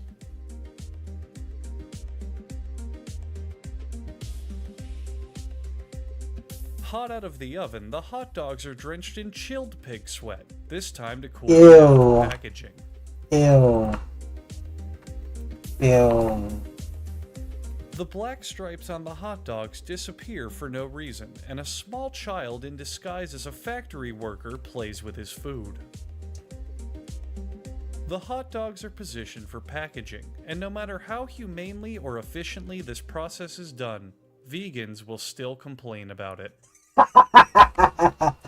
Oh god, that's nice. Of course, YouTube is going to turn off ad block. I can always just turn it back on and it'll still work just as normal.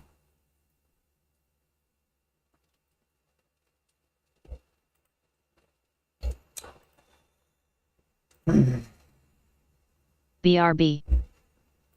Alright, see ya. Be right back.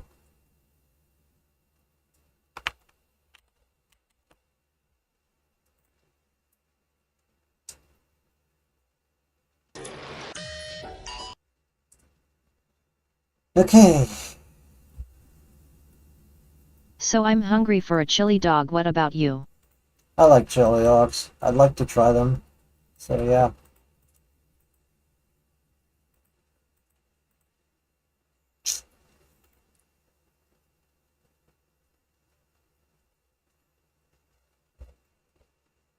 Alright. Anyway, I'm gonna be right back. I'm probably gonna have to get a drink and maybe something to eat along the way. So yeah.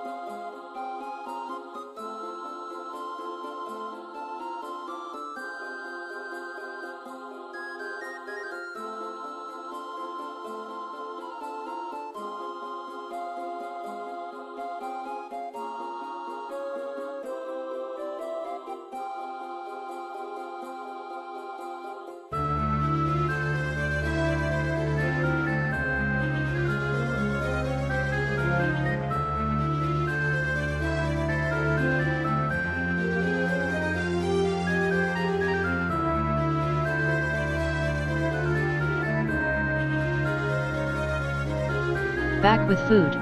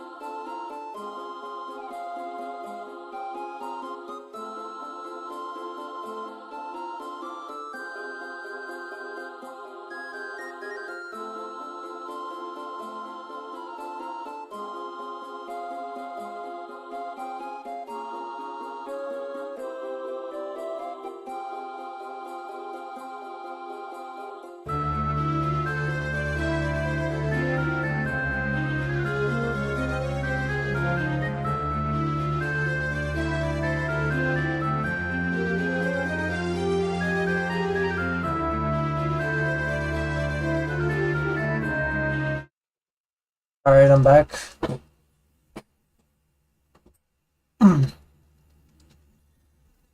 I am probably just drinking some Pepsi alongside some Chinese food, and that'll be it. Let's continue reacting to this and do some stuff here. Right.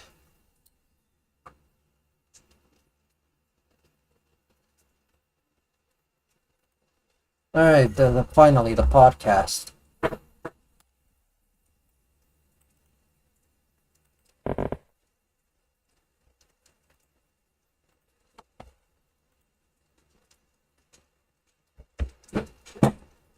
Hello, ladies and gentlemen, and welcome back to the Half Baked Podcast, episode 3000. I am your host, Tipster. With me, I have John Swan and Charm Skull. How are you guys doing? What's up, man? Why am I Charm Squall? I'm fucking trans now? What the fuck? You could have been John Swan. I'm not Australian. Neither am I, dickhead. No. You could have been John Swan. You identified as Charm Skull. You made me a woman and you made him gay. Okay. There are worse things to be. This is true. Wait, can we say that? I think that's allowed, right? You can say that in the first minute? What? Yeah, you could say that. I think you can say that. Gay? Don't say it again. Oh, I think we okay. gotta get one of those. Well, it's episode 40, boys. 40? 40 episodes. Of Kino. 40. Dude, 40 ounces. How you been, Vega? Been good, dog. I put my hand up. Oh my gosh.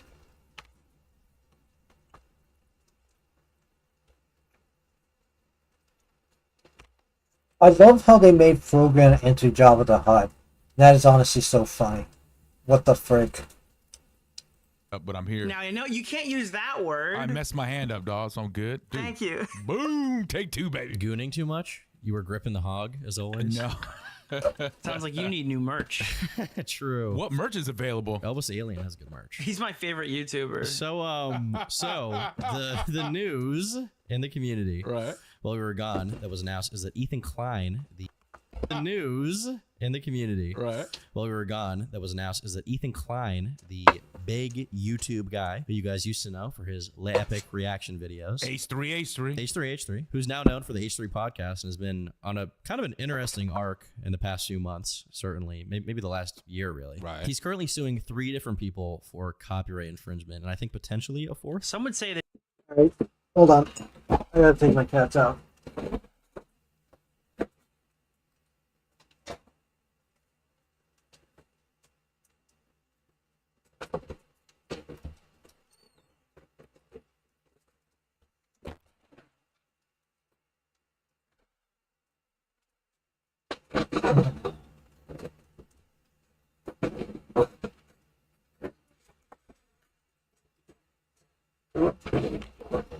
Alright. That he's on Noah's Ark right now. He's parting the Red To be Sea. clear, Rex, I don't expect you to listen to the whole thing because I haven't listened to the whole thing and also the animation loop, so keep in mind that. She's the person who the soldiers. Do we really know her? PTSD. I mean, okay. Wait, do we really know Yeah. I don't know.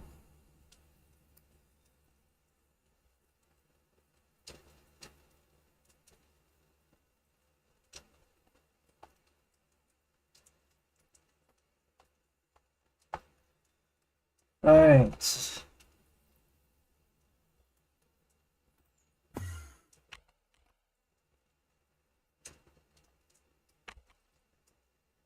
husband and I first got I am watching the Rain Community Battle Royale continue now. Nice. Go way back into the annals of history. You had a tiara on and short shorts. We're not talking about that. That's not what we're talking about. A birthday sash. So when my husband and I first got together, he used to always be like, "Hey, why did you pay full price for this thing when you could have talked this guy down?" You know what I mean? Specifically, like when we went you're to not like a the flea market. haggler. No, Yeah, you're just I don't like haggle. They tell me a price sticker and I price, say, "Okay, yeah. absolutely." In fact, Oh, man. there was this thing that I recently reposted on Instagram where it was like, I'm quick to say I will pay extra because I need to have what I want, right? I gotta have it my way. Anyway, my husband was like, no. None of that. Okay, we need to bargain. You're overpaying, etc., etc. So. Alright, chat, I think I find it hard to react while I'm eating, so I'm gonna put it back to the be right back screen, and I'll just, I'll be back when I'm ready, okay?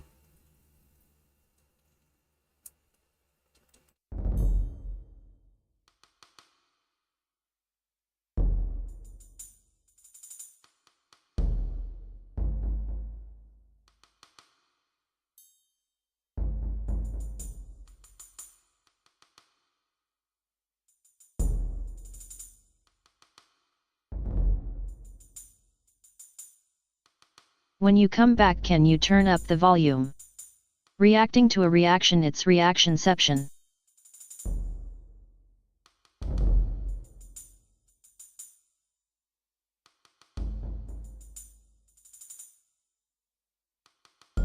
Also, hey Schrödinger. Sure, I up Fan Williams.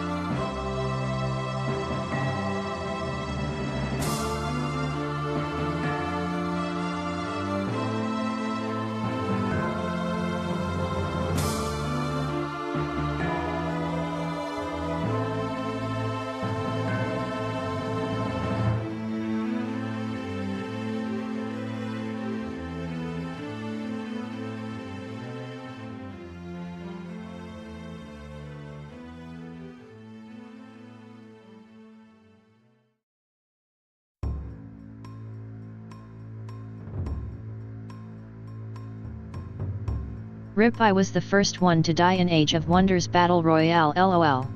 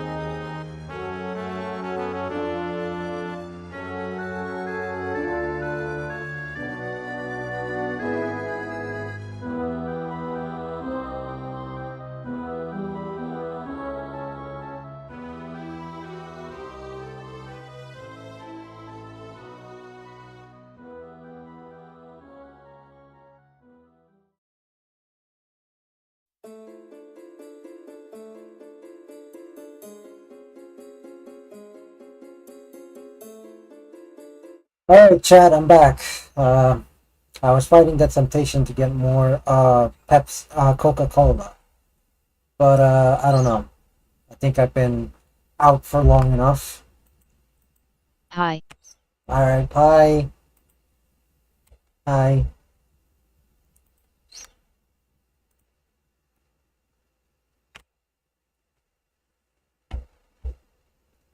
So, yeah.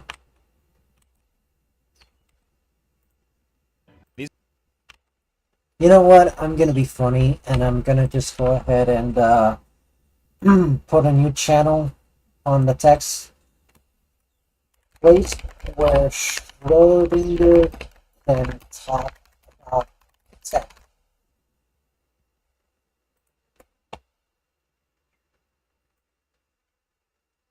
There you go.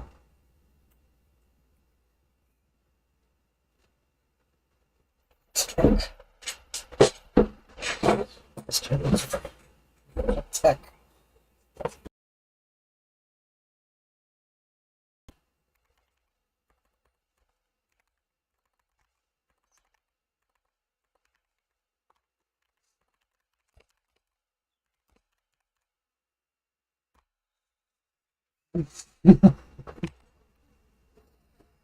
Alright, there we go. So, let's go ahead and just keep reacting to this. I took those skills that my husband taught me. Boom.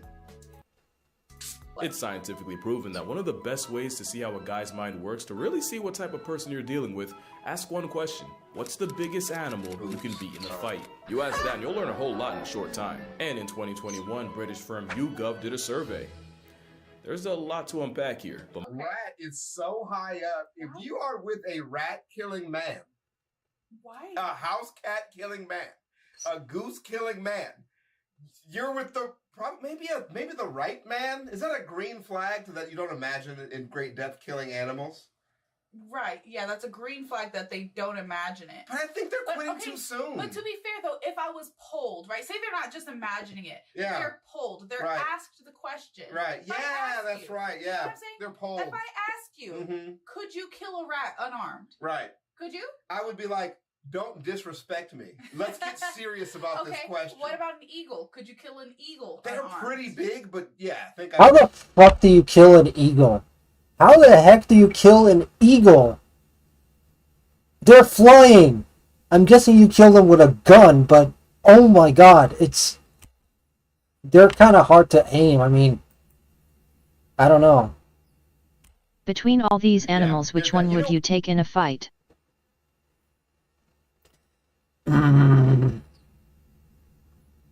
Bear. Bear. I probably might go berserk, and I might just end up beating the shit out of the bear, at least hitting it on its eyes enough for it to be staggered and run away. Probably a brown bear. A polar bear is game over. They're probably a lot more savage than a brown bear. You know why? Hollow bones. And unfortunately, Brown bear. them, I have opposable thumbs. Right, you'll break them. Okay, I'll what rip about the a head off. kangaroo? Oh yeah, it'll be a fight. A brown bear or an alligator or crocodile. Like, either one of those three animals.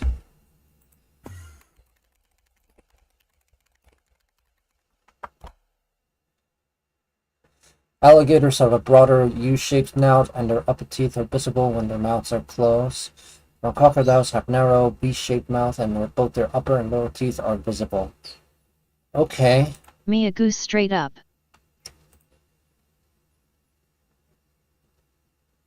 Also, I left you another dim. But yeah, I would totally beat these morons in a fight. I at least hit them right in the eyes, and they'd probably be staggered or some shit. So yeah. You think you could take a kangaroo? Oh man, it's gonna be a fucking dogfight, but I'm ready. Wow. You know they drown stuff too? I'm willing to go in the water. Like, let's go to war. Why do 8% of people, Yeah. 8, Yeah. think they could take out an elephant? What are you... With their bare hands! Also, I like You are a brave girl, braver than me. Yeah. Yeah, probably. But also, first of all, Yeah, pretty much. That's the size risk factor way way too much risk for a small animal.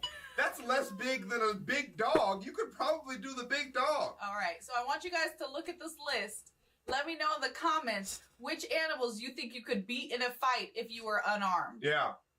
To be fair, maybe elephants don't have a lot of Hannah Montana stamina. Dude, an elephant would tear you in two, and it wouldn't even think twice about stomping on your corpse. Maybe I could, kind of juke it around a little bit. And then do what? Lick it to death? Gnaw on its big old bones? How are you getting through that? I don't know. I mean, I'm guessing that's like a primal instinct. They're probably just thinking, oh my god, I could take it out with a spear. It's the ancient cave person inside. It's the caveman and woman inside them that's talking to them and saying, you can kill this fucking elephant. You kill 1,000 mammoths so you can kill an elephant. It's just a fucking mammoth. So yeah, let me just, hunters.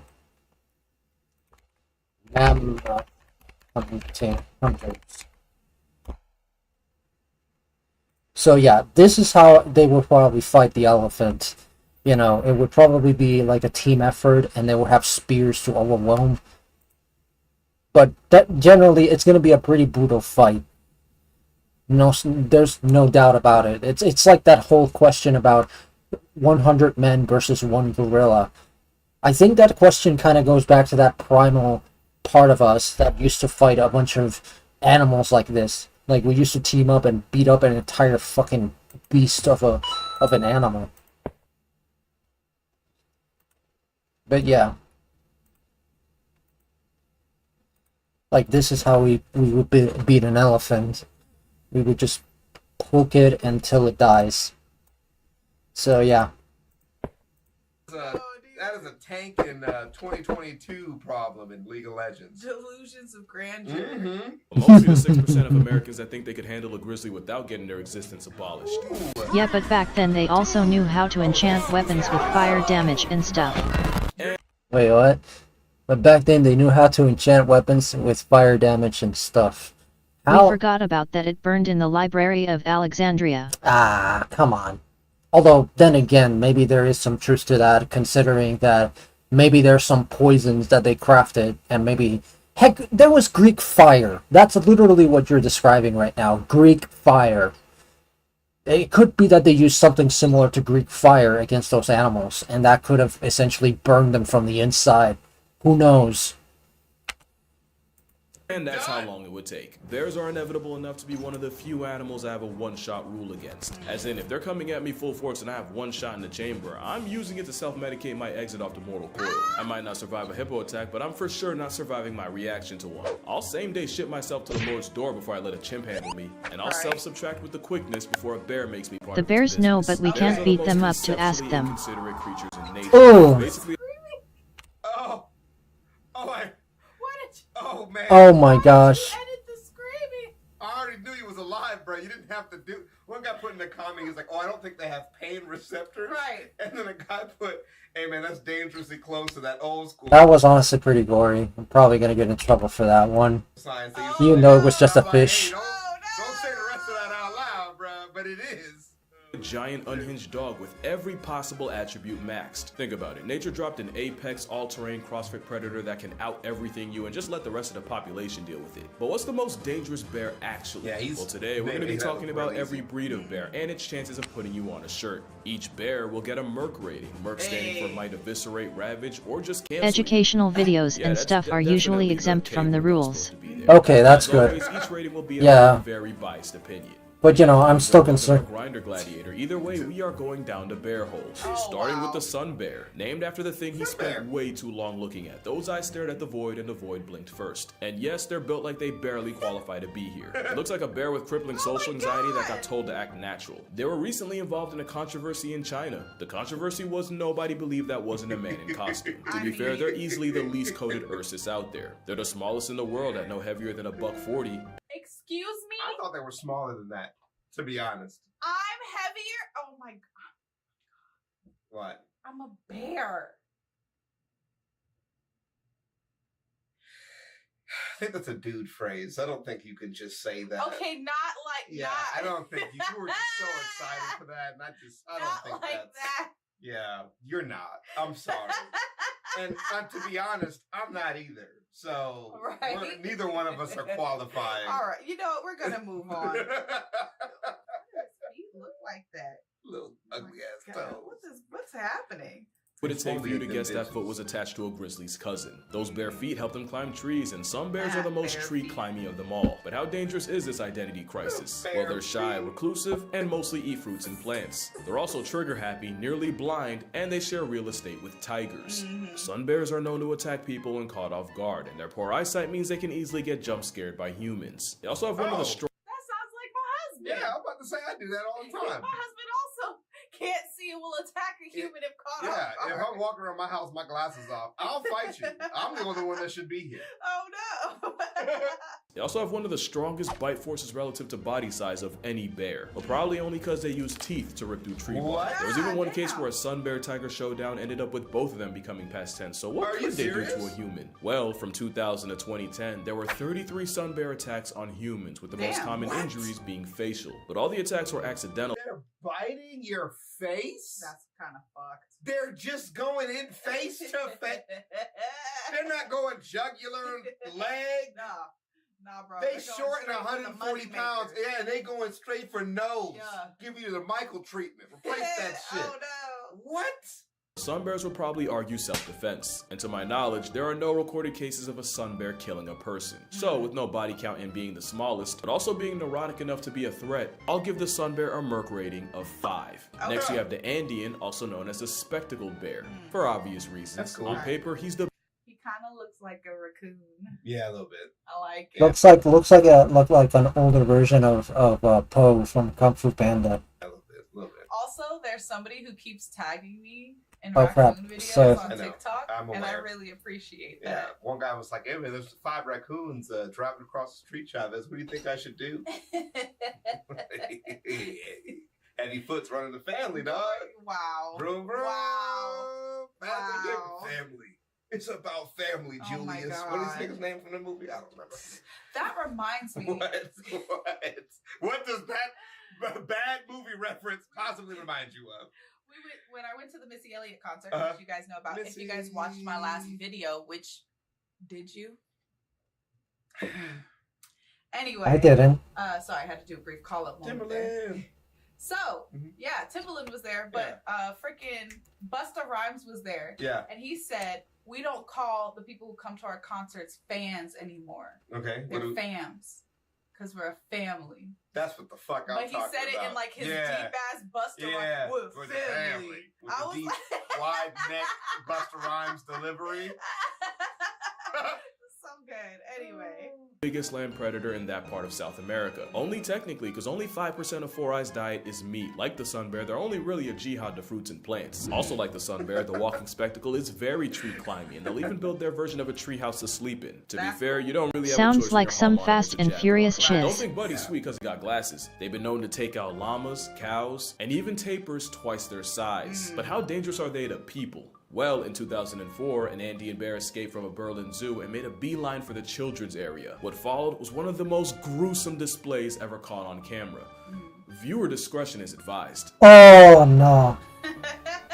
Apparently the spectacle bear only has one human body on his record, and technically it was a hunter who shot the bear out of a tree only for the bear to land on him. I'm sorry, but if you fail physics that hard, you deserve to get packed up by Paddington. And yes, Paddington was indeed a spectacle. Spectacles are also the closest living relative of, yeah, the short-faced bear. Oh, the duality. But considering the only casualty was more to slapstick than a homicidal bear, I give the spectacled beast a Merc rating of 2. And now we're at the panda portion, which might confuse some since there's a genuine corner of the internet that'll tell you that pandas aren't actually bears. They'll sooner believe China has an obese biracial gerbil waddling around. To be fair, being a bear but identifying as a bamboo processing plant is a questionable life choice. But one, bamboo is so protein packed that Ursus Oreo actually ends up getting just as much as wolves and feral cats. And two, binging bamboo all day means pandas actually have one of the strongest bite forces of any land mammal. Wild pandas usually avoid people, and there's currently no record of a plus-size eyeshadow cotton ball killing a human. But pandas will 100% lash out if they think you deserve it, often with life-altering consequences. Nobody demonstrated panda potential more than straight at the Beijing Zoo, a young panda named Gugu. In 2006, a drunk dude climbed into the enclosure to give Gugu a hug, and Gugu gave him an attitude adjustment with his teeth. After several minutes of fighting each other, yes, Drunky bit the bear. Sorry, he's in the middle of talking, but I just have to. I know what you're thinking. I know what you're thinking. You all need to stand down. You tell me then what you would do. You're punching Gugu in his back fat, and you're realizing there's no impact here. I'm tickling him. You got to get through it somehow. You're going feral. You're going teeth. What else do you do? Poke him in the eyes. You ever heard of Ryan Hall, the guy who leg locks people for a living? Imagine if Ryan Hall was the leg gerbil biting guy, right? You bite him back. You bite him back. Poke him in the eyes, pull his ears. Like, you pull its ears? Really? What's it, a Beyblade? You're trying to let it rip? Do you remember that movie? I want to say it was called like 8 Below. And that I do know 8 Below. And in that movie, he had to bite that fucking husky's ear to get the. Yeah. Maybe you could try that. Yeah. That's a deep cut. Don't explain anymore. Let's just move on. Just leave it obscure. Let's move on. 2007, a teenager tried Gugu and got chunks ripped out of his legs to the point where bones were showing. And in 2009, a father climbed over a barrier to retrieve a toy his son dropped. His reward was his leg caught in Gugu's vice grip jaws that keepers literally had to pry open.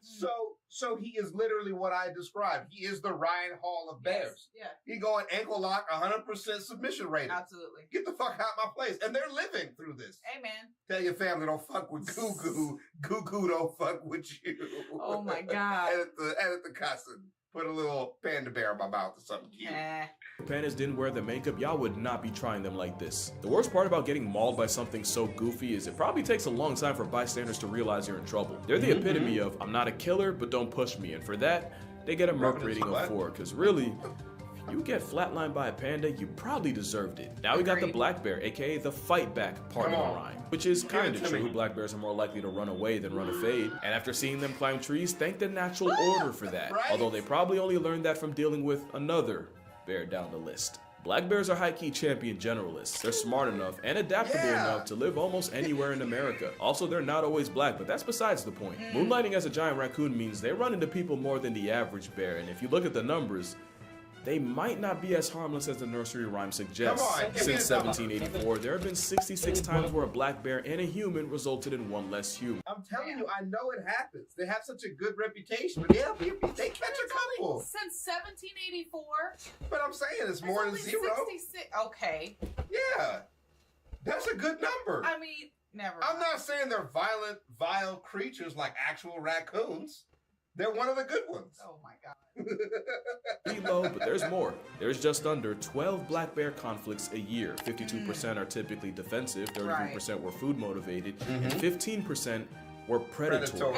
That number's interesting because that's actually higher than what you would see in brown bears. Folks now believe there's a slow but very real rise in predatory male black bears murking people. In fact, the first ever fatal black bear attack in California just happened last month. Male blacks, but black bears that is, they have a wider range, which means a desperate down bad male is more likely to try his luck on a hiker. The last stat I have is 88% of black bear assisted census subtractions were predatory, and 92% of those predatory pastimes were done by males. But when I say slow rise, we are still talking about one person getting clapped a year. Also, apparently none of those casualties carried pepper spray, so if you do that, hike in groups and put food and garbage away, you probably won't get cooked by Smokey. In fact, the majority— Yeah, that's always something to do. Just carry a bear spray, and Smokey the bear isn't gonna eat you for lunch. Black bear encounters end like a Mormon liaison where neither side gets touched. So they're flight over fight and statistically harmless, but they live in— That cat said, I ain't scared. Back up. Oh, cats are— the more I learn about house cats, they're insane. They're amazing. Yeah, I don't know. I should probably react a little more. Yo, this is what I do. What the fuck are you doing here, bro? I've been napping all month, waiting for you to come to my yard, actually. harmless, but they live in close proximity with people and are technically more likely to see you as free pizza than grizzlies. So I'll give them a 6. Yeah. 0.5. So far, what did you think of the video? 6. Pretty fun. I liked the video. Yeah. Answer. Not unlike their Asian cousins, and disclaimer, we're getting into the legitimately dangerous territory. The Asiatic black bear, also called the moon bear. Bro looks like a lion.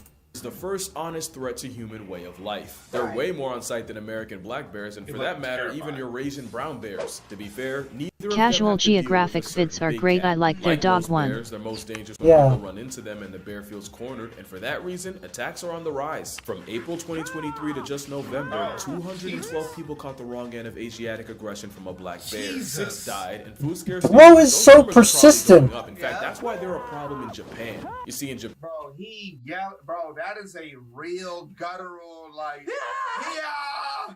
Hey, like, that's the karate class. They said, bro, scream when you hit to release stress. He said, that's what I'm doing. He's still coming. There's a shift with young people leaving the countryside to go make bread in the big city and food-feeding bears moving into the now less crowded human neighborhoods. Now, it's never been easier to find problems with an Asian bear, and from 2000 to 2020, 2,357 black bear attacks have been recorded. 42.4% suffered severe injury, 1.2% ended up with permanent disability, and 4.8% lost the ability to exist. Wow. They're dead. And Yeah. over 20% of those They're attacks happened in August, i.e. right around the time they're getting ready to hibernate. There was even a case earlier this year where a man had to negotiate his arm with a Swiss knife after the Asian variety refused to let him go. Oh, my Lord. That's just so much to say and move on from. What? Y'all understand? Listen, He fucking however many my knife hours at? himself? bro. What is the name of that movie? Bro, yeah, the one with the dude get his hand stuck in the rock or Yeah, you whatever. gotta cut it off. This is not a Swiss knife. This is Right. a regular That's knife. like a real knife. And this would be a problem to get through that much Yeah. muscle. Swiss. Maybe it was already like kind of bitten through. Oh though. yeah, I'm sure he probably tore it broke the bones and everything for Yeah. him. But show him the other knife. You could. You could do it with that You could do knife. it with that. That Yeah. be, Wait, the no, Rambo. Come on, you gotta. Don't take it Hands out. off the knife. My God. Don't grab it by the sheath. That's what took the knife out. You could hook the thing up. Just take that out. I don't want you to show me unsafe with this on cameras. I wasn't kidding. Don't grab it by the sheath when you have it. It's dangerous. You take it out. Actually, I'm gonna pull it out. I'm not gonna take it out. All right, check this thing out. The Rambo though. You could do it with the Rambo. Here, Yeah. take that out. Show Look that. at it- look at this one. Show that. Careful. Whoa! Don't even. You moving it is. Pull the sheath though. Come on. I don't want to. Remove the condom. I don't want to get in trouble. Hold the handle with your hands and remove the condom. Let's go. Okay, I'm not taking out. Oh anymore. Lord, she teasing y'all with it. That's just nasty. That's freak nasty. I left the tip in. It's fine. Play it. Some knife freak. Yeah, but I like that the knife has these weird holes in it. It's kind of weird. Anyway, so yeah, no, let's go ahead and oh crap, I forgot to change the goal. Right.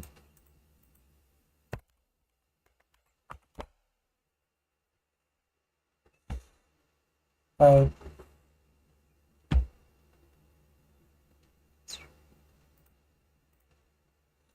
Alright.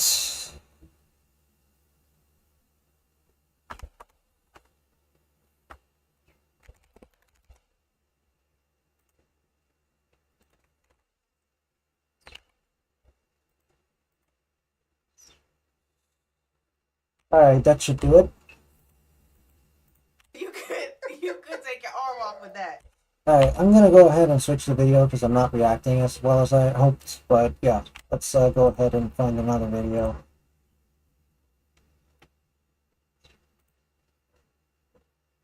Alright. Cringe TV commercials.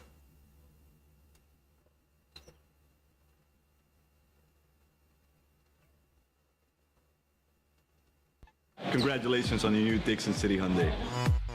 We've got selection. 1,000 cars to choose from. What? Our service can't be beat. Bumper to bumper, you can't lose. So when it comes to your next car, we have just one thing to say. Get exactly what you want. Come to Dixon City Hyundai. Save, save, save, save, save every day. Save. Dixon City Hyundai style. These are so wild. Oh, I remember this one. This was from Very Important Videos. Denim, haircut, backpacks, come get your backpack. Boots and pants. New shoes. Get yourself an outfit. Haircuts.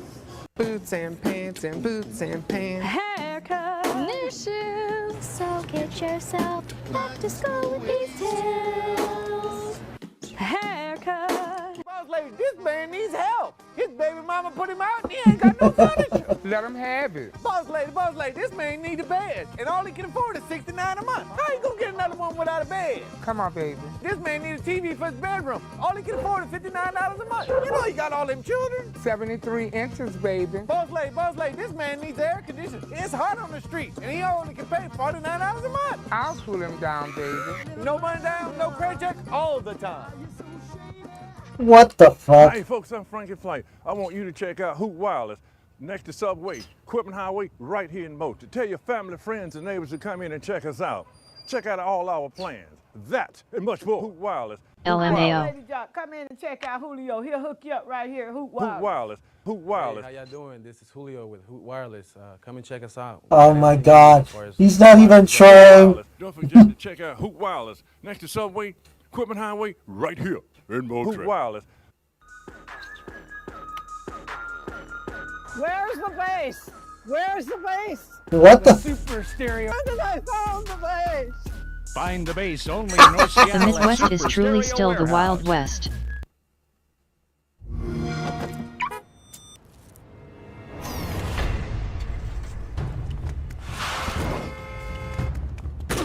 Whoa, hey guys, welcome to EB Games. Call of Duty. Advanced Warfare. Xbox One. Copy that. Save $10 on Call of Duty for Xbox. What? God, the amount of nostalgia I have for EB games is honestly a lot.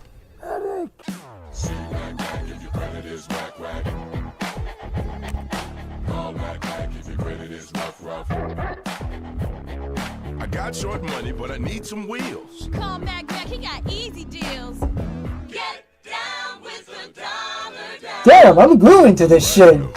I be hating. Check Mac, he don't sweat a credit rating.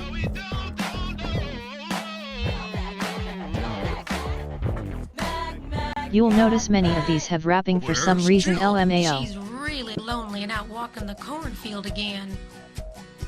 Do you think they It was the style at the time, I guess. Not hanging out with us all day.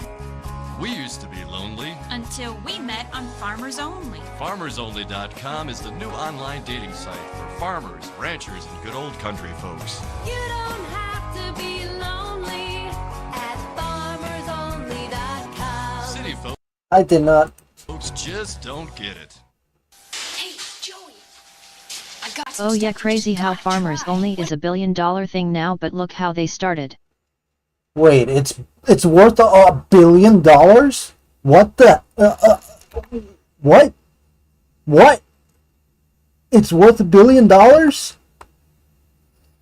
What? Just what? Well, maybe not that much, but it's one of the bigger dating sites now. Oh, bullshit. I gotta check this out. Let me just look at this. Let me check this out. FarmersOnly.com. I mean, it looks pretty normal. I don't know. It's still around though, but yeah.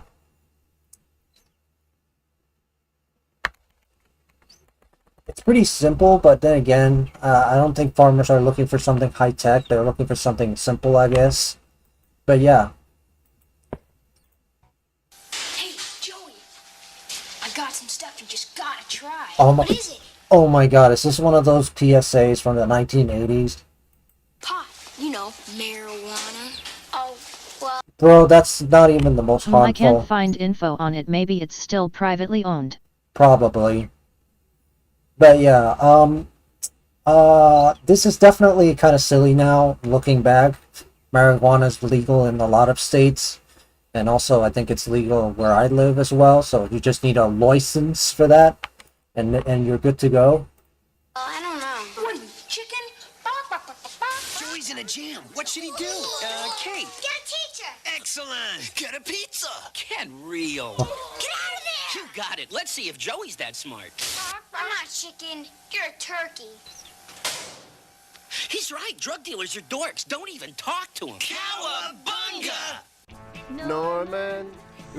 As if marijuana is the hardest drug that you could ever get into. It's literally, yeah, got him.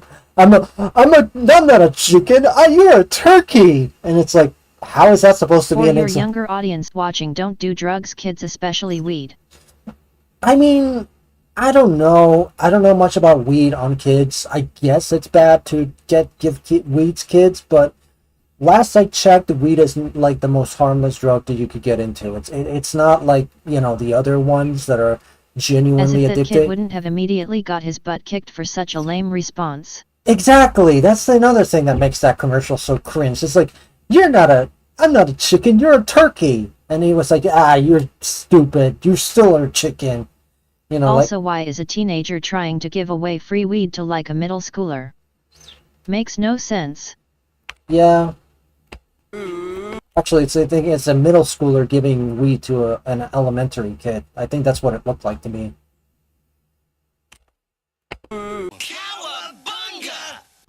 Norman. Oh, God. Oh. What is this? Norman Chrysler Jeep Dodge guarantees the lowest price on any new Chrysler Jeep I hope paying these random people was worth it. or Dodge. Well, they'll just give you the vehicle. Norman. Ooh, Norman. Chrysler Jeep and Dodge. At least they had fun. They had fun. Howdy, y'all. This here's Mike. What is? Mike's golf. That can't be real. Chat, this can't be real. Oh, come on. We buy golf clubs. This guy. Mike's Golf Shop. What is this? Come on over here. We buy golf clubs. We buy golf clubs. Over at Mike's Golf Shop. Come on down here. We buy golf clubs. That's right. We buy golf This clubs. is just a hillbilly making a commercial on his phone. We buy golf clubs. What the fuck? We buy golf clubs. We buy golf clubs. Hey, you might be okay. This line only eats good food.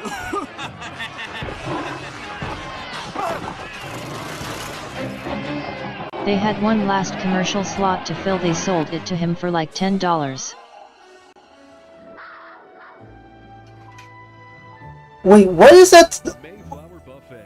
Yes, it really is that good. At the corner of 3rd and Steaks. It's great. What the fuck?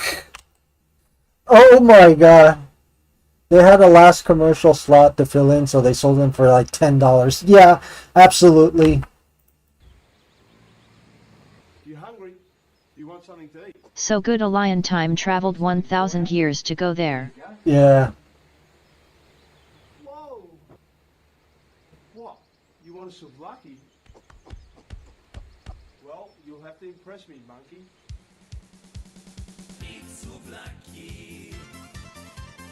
Souvlaki hut. You'll do anything to get one.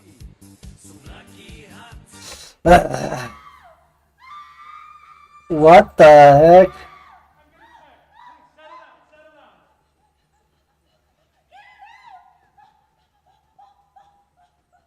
Scream!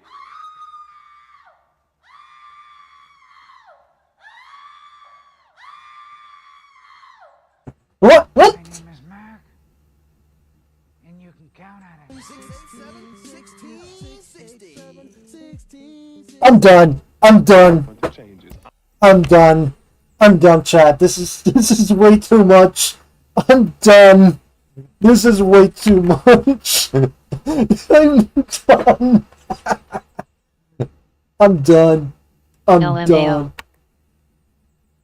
I'm done. I am down for variety, so it's nice that McDonald's now offers a burger of the month. Each month, a different delicious burger. Yo. Bro looks good. I mean, he looks good on the suit. But look at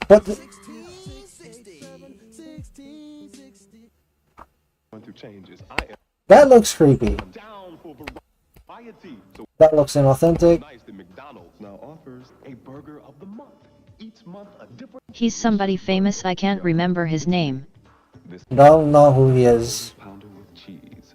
A half pound of 100% pure beef piled high on a sesame seed bun.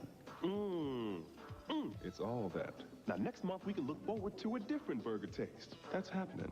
What you want is what you get at McDonald's today. Title Max got your money, your money, your money, your real money.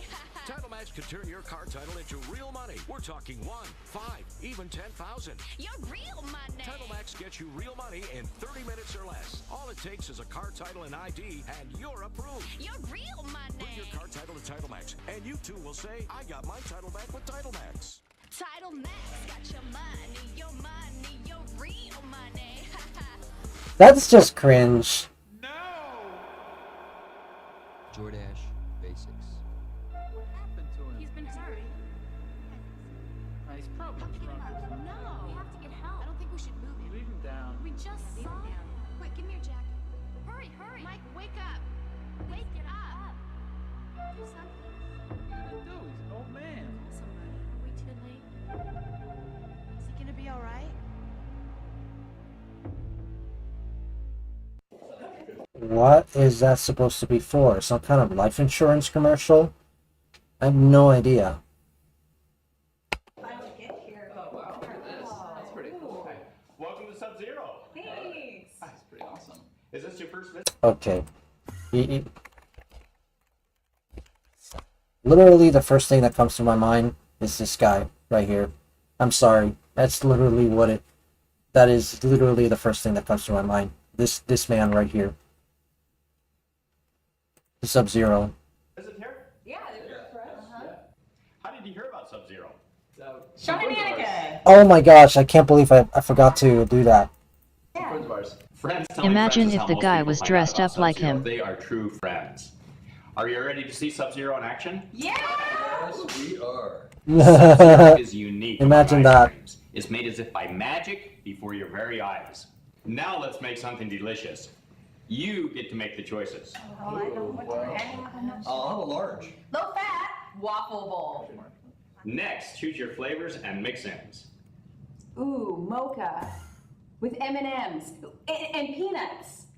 Now the magic begins with liquid nitrogen, 321 degrees below zero. Alright, I'm gonna just say hi to, ATVs, UTVs, oh crap. our bar and grill at Garawali. You've really got to have nothing to do to wait 10 minutes to be able to spam my live stream chat. Oh, by the way, your stream is on my homepage. Congrats. Nice. Nice. Okay, alright, hold on, wait. I don't want to lose focus here. There we go. Oh wait, did I not change the colors? Wait, why is the Oh wait, is Rain streaming? Yes, she is. WTF. Yeah, she's streaming. Oh, that thing is so annoying. Go away. Yeah. And there we go. I put it in the wrong spot, that's why. And then also I didn't recolor the mail thing. I said I was going to.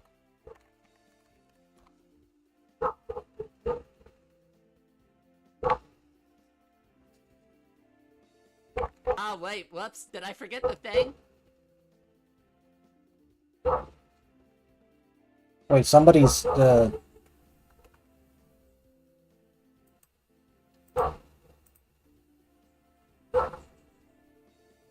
Oh wait, whoops, did I forget the thing? Oh, okay. Yeah, it was probably one of those, yeah, it was probably one of those transphobic people there.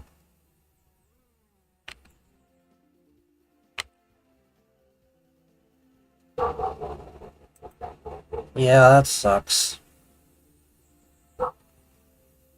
There we go, that should take care of that. Alright, let's get back to playing Open TTD. That definitely was a pretty awkward time to be here.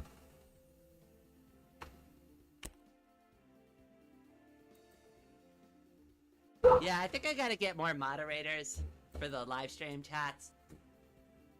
That way it doesn't LOL. disrupt me and I lose my train of thought in the middle. Yeah, some people mistaking her for a predator, that sort of So thing. we got this set up, so we need to buy the mail boat now. Like walking in on a murder scene thinking it's a surprise party. You know what we Yeah. could do? Hold on, wait, I got an idea. This will be better. Let me close all this. Hold on, wait. We could just do this. So you could go here, here, here, and here. That actually might work. And now we only need one boat to do all of that? Yeah. I don't know why Chucky's asking for that. Alright, so wait, where's this one? You've got more work to do, my friend. I'm sorry, I'm actually upgrading your orders.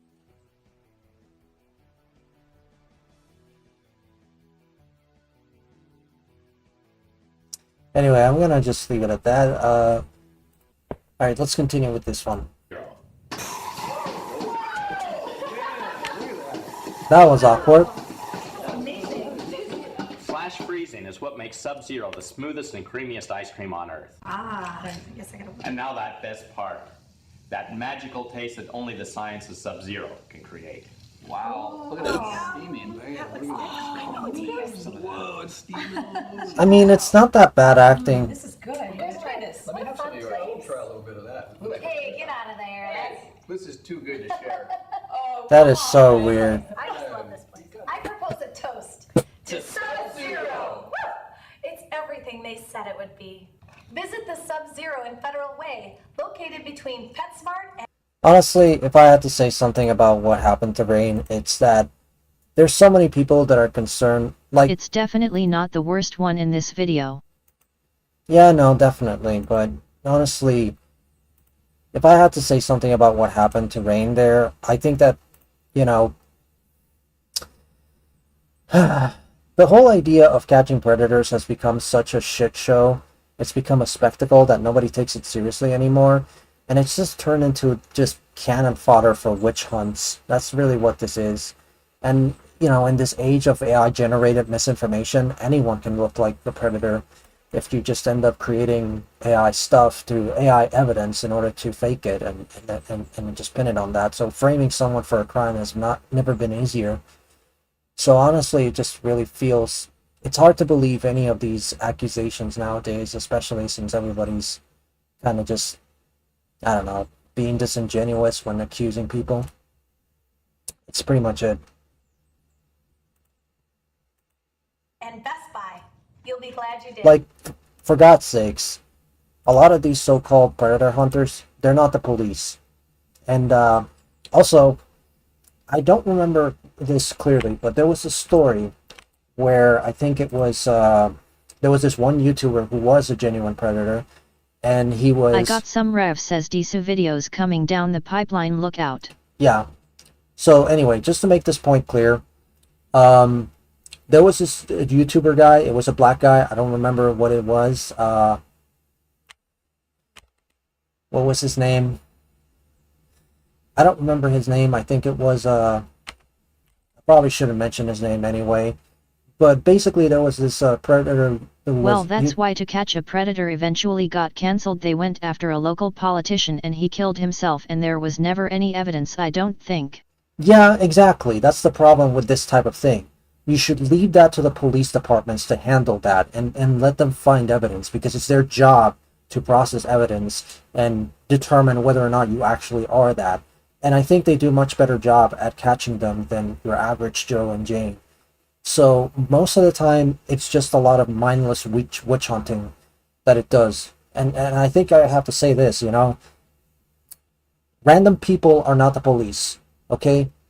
They're not the police, they're not professionals, and they're not going to make mistakes. And these mistakes, unfortunately, are going to cost the lives of so many people, just like how it ended up, you know, with that show, right?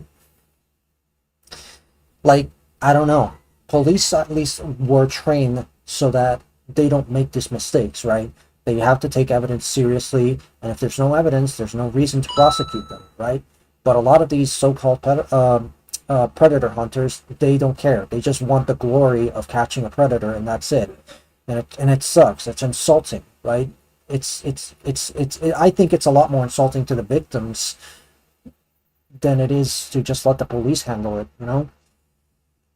I don't get it. But yeah, it's sad that Rain has to deal with these idiots, to be honest.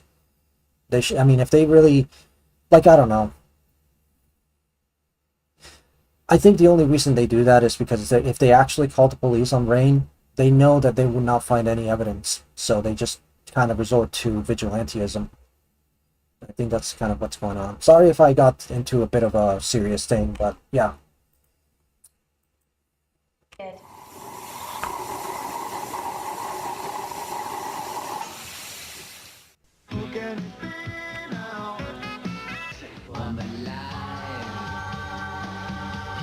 What the heck?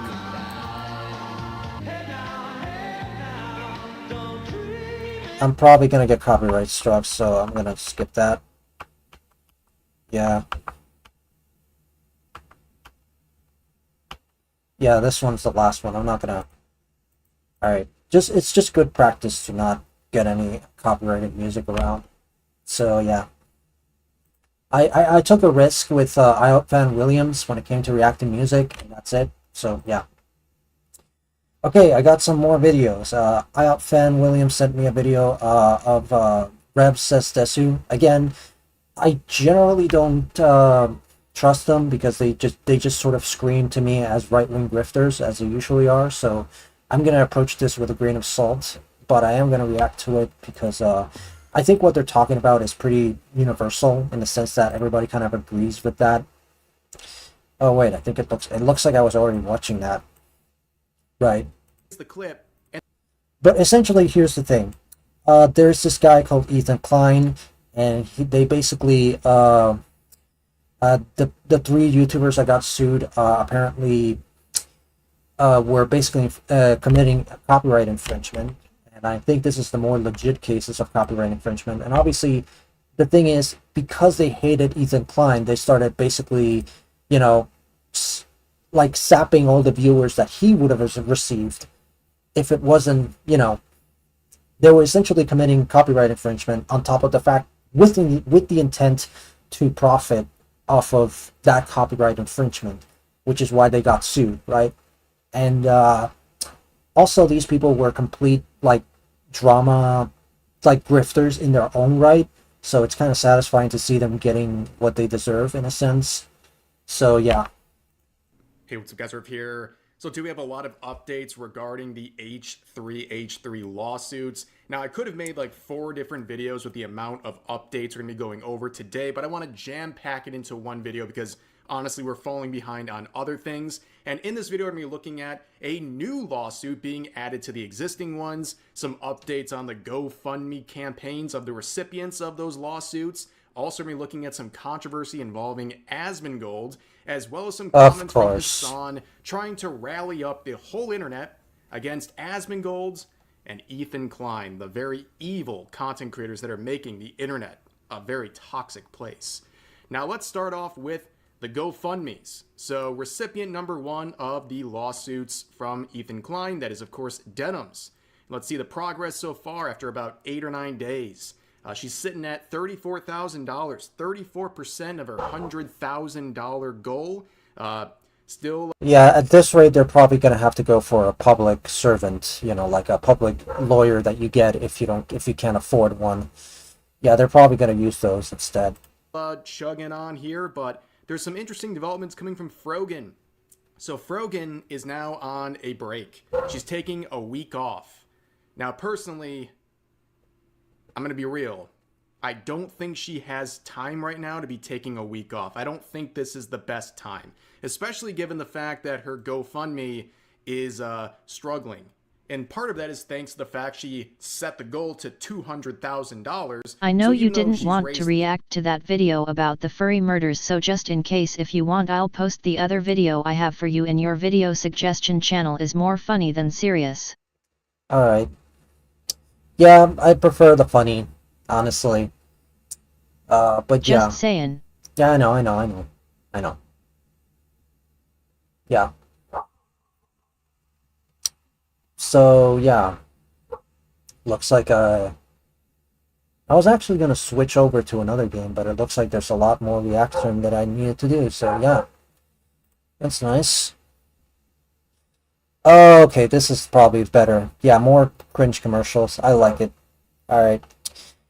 Truth be told, I really do not like to spend a lot of time with drama. It can be satisfying sometimes, but, you know, slop is slop, and I'm generally pretty skeptical about that, and sometimes I don't really have much to add to that. Maybe I should skip to the good part. I don't know. Let me see. I sent another commercial one since you seemed to really like the other one. Yeah, no. You were actually laughing, hee hee. Yeah, no.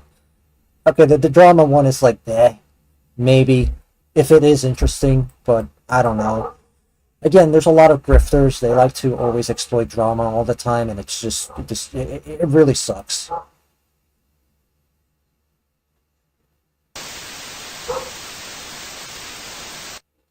Thinking of the holidays, think bang bang. What the?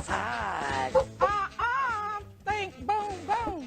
We have a huge selection of They knew what they were doing. Your sky, that's hot. Hot? Buy one, get 3 free. Now that's hot. Come see the Bang Bang Lady on 431 South, just 8 miles south of the 280 bypass. How cool, how hot. Come see Boom Boom for your fireworks at Fireworks Outlet. That's hot. What do you got there? Wow. I have all this gold. I don't know where to sell it. What should I do with it? Don't ask me. Everything I do is wrong. Tell me, what's the reason? Oh, God. Find a good place. You can't go wrong when you turn your unwanted gold and jewelry into cash. That is stupid. That's a crap-ass commercial. There's not much I can say.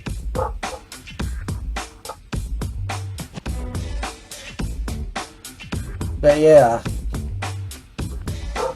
Oh, it's the Credit Mac Daddy. Is that Tommy Wiseau? Credit Mac Daddy is in the house. This guy is a pimp. Yeah. I know what you need. You need a car. One that looks good. He reminds me of Weird Al. Yeah. Not these days. The Credit Mac Daddy gets you out of the haze. If you got a good job and $7.99, call the Credit Mac Daddy. Leave your worries behind. Georgia Car Credit in Moultrie, Tifton, and Thomasville. Soon to be in Albany and Valdosta. Great cars, no credit check. It's as easy as pie. I don't know. The only thought I have is that this looks undeniably white, like in a sort of like Midwestern white kind of behavior. I don't know. That's like the first thing that comes to mind. I can't quite explain it. It's just the face that he's making. Hi, Marty McDermott for the Martin Fine Furniture Store, the oldest furniture business in Indiana, and our prices are out of this world. What the? 10% off everything, every day. A free chair with every sofa purchase. Free delivery, free setup, and 6 months free financing.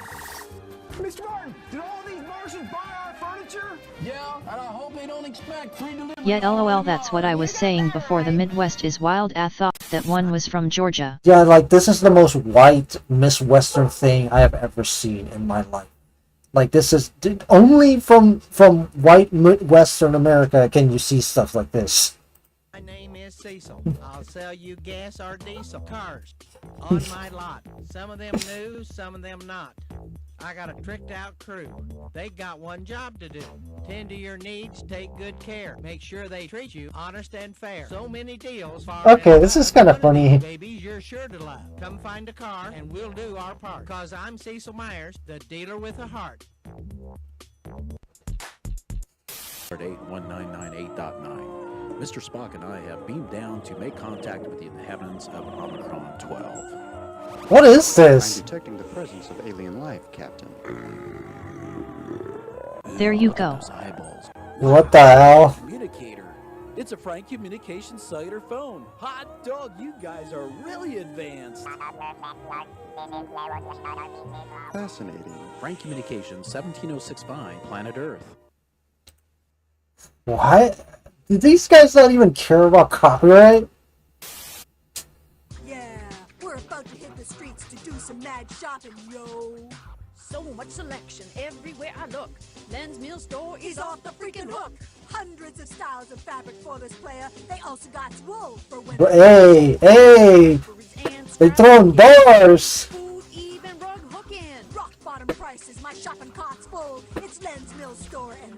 I told you there are so many random rap ones LMAO.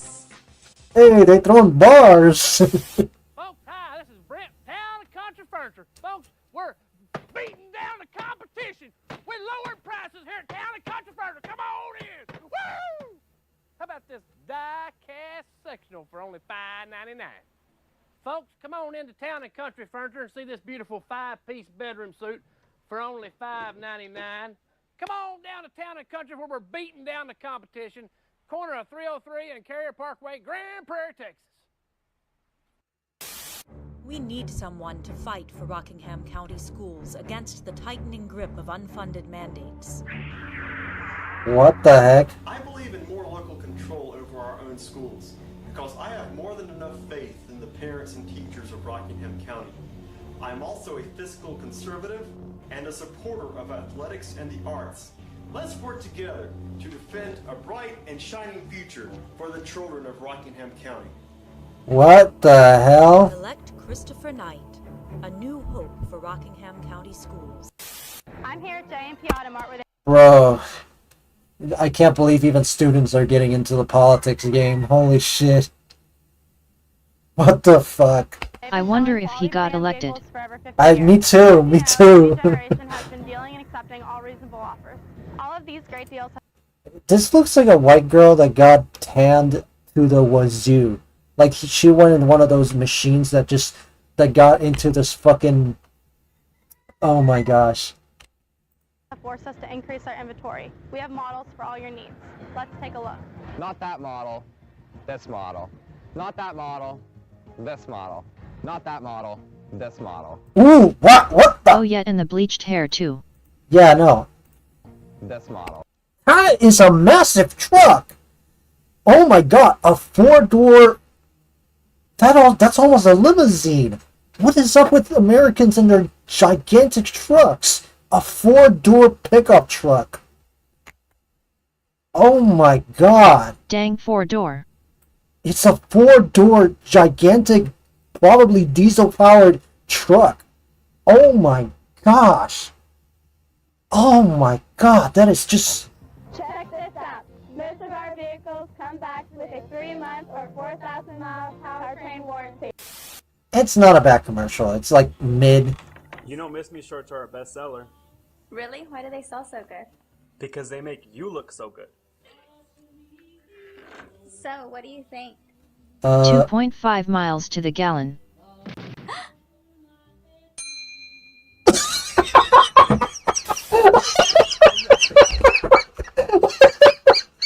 Oh my god! They're a knockout! They're a knockout! Oh god. Alright. Making the pizza.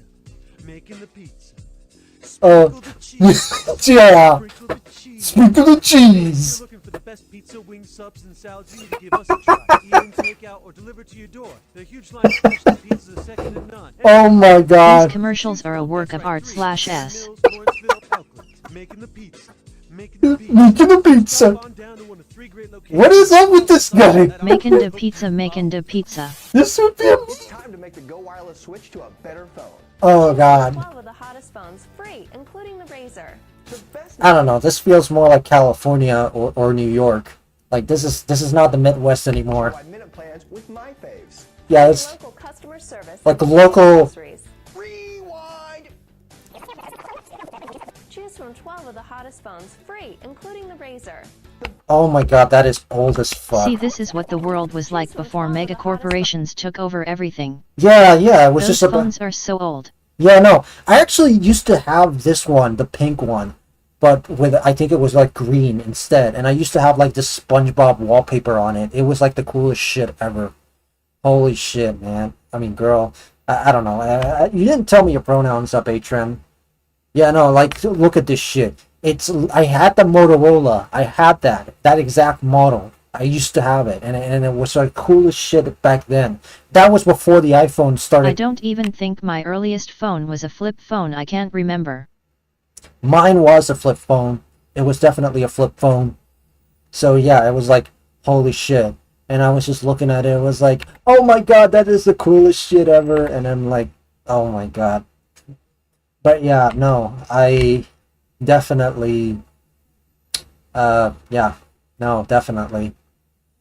But yeah, holy shit, we're reaching a new peak of 6 viewers. It's not much, but it's honestly pretty cool. To anyone who's new, welcome. I just make reaction and videos now they and are play coming games. back in style. Yeah, no, definitely. They are coming back in style. I have no idea how you make them work nowadays. I doubt the modern SIM cards even fit inside them, but who knows? Maybe we can work some technological wizardry to make them work anyway.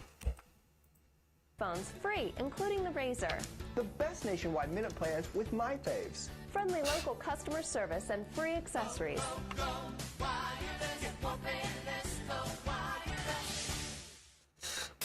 I don't know why they call it Labor Day. Oh god. Are we in the South now? Are we in the South? Really? Everybody Oh takes no. a day off, maybe do some barbecue. Yeah, we're Come to Century 3 Kia and buy new cars. Well, that works for us. Maybe that's why they call it Labor Day, because it works. Buy a brand new Kia Forte Coupe for just $125 bi-monthly with This is like the most Century 3 Kia and tell them Gary sent you.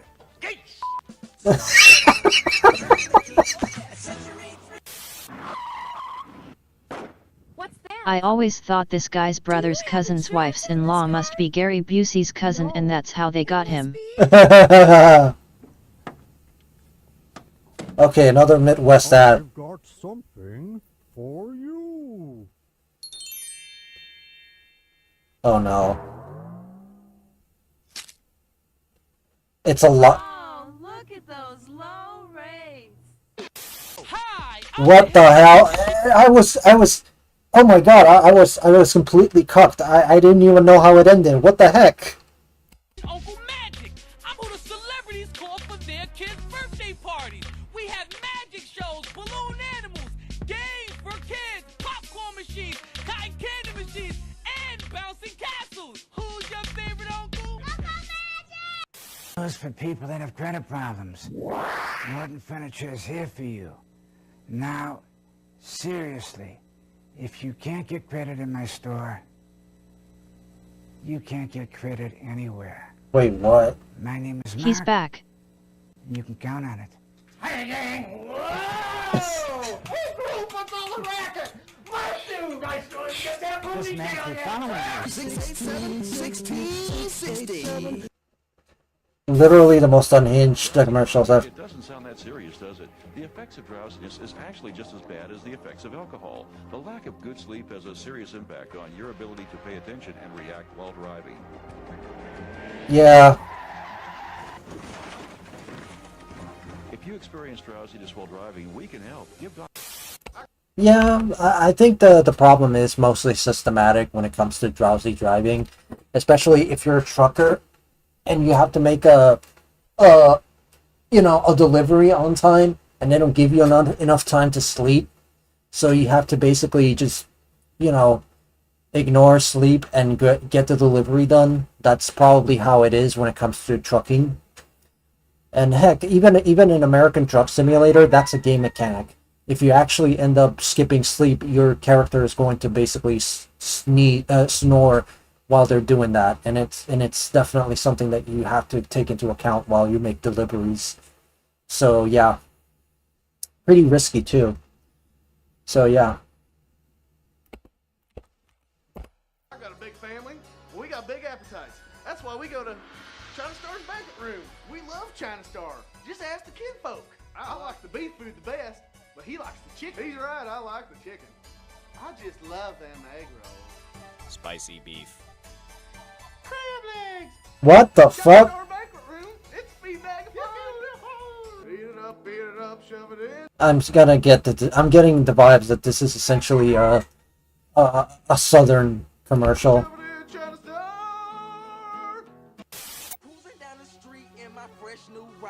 The costumes and acting are so terrible. Yeah, no. I'll vote it.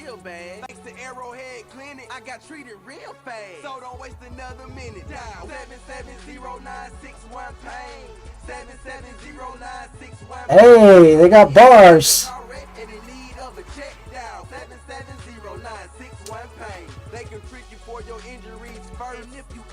they can recommend a lawyer to get what you deserve. Howdy, folks. I'm one hot rugged rider with those hot prices at Carpet Clearance Warehouse. I just had to find a place to cool off. Yo, Wild Bill, let's blow high carpet prices right out of the water. What? No, not an enthusiastic rugged rider. All I wanted to do is relax. No time, boring Billy. You've got to help me drown out high carpet prices. Okay, fine. Come on down to Carpet Clearance Warehouse. We're drowning out high carpet prices. Oh my god. This is totally gay. Hi, konnichiwa. No, I'm not a fan of Japanese, but you know what is? Sushi Bar Kisu, located on Markham Place in Little Silver, New Jersey. Kisu means real Japanese. The most erotic commercial. Yeah, pretty much. This is totally gay. Little Silver. Enjoy karaoke on Tuesdays and Thursdays. Take out a free delivery when you drive to our location on Markham Place. Godzilla! Godzilla Mitchell! Oh my god. Look at this guy. This guy's so OMG, this one's crazy. It's just a weeb who opened a sushi shop in a closet. Yeah, it's just a socially awkward weeb that opened a sushi shop. Good on him, but holy shit, bro got zero riz. Bro got zero riz on this shit. Dude, I'm hungry. Well, why don't we give Big Al's Pizza a call? I heard they're the best pizza in town. Big ass pizza. Got it. Wait, what? What in the Harry Potter is this shit? You idiots. I said Big Al's Pizza, not Big Owl's Pizza. They actually broke furniture for this commercial. They actually broke it.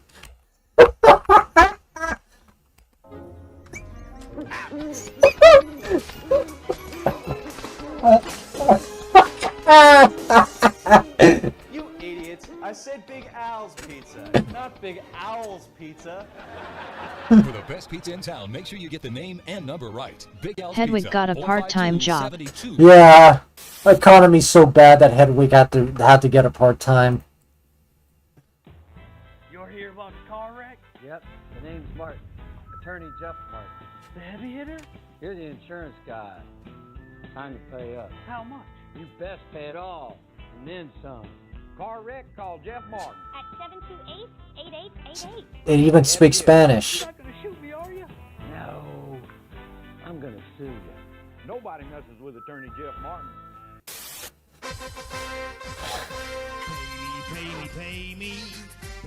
Pay me now. Is this a pair? Is this a? I don't care. I've got to feed my family. I'll call Denver Crow. I'll call Denver Crow. Don't you dare! Make him settle for a payment you can afford, as low as $99 a month. That's the power of the new bankruptcy law. 842 help. Huh? That's actually something that you could do. And also, I thought this was a parody at first, but yeah.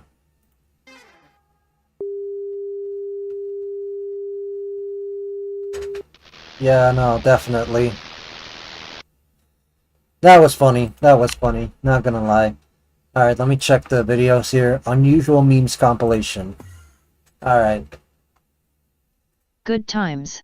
Yeah. I knew I was underwater. Of course, the commercials are gonna be here. You know what? I'll tolerate I just that. didn't realize I was this underwater. Yeah.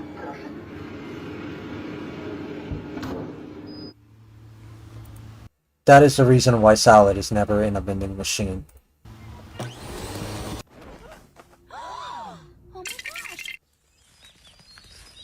Bro is so fake his dreadlocks ended up falling.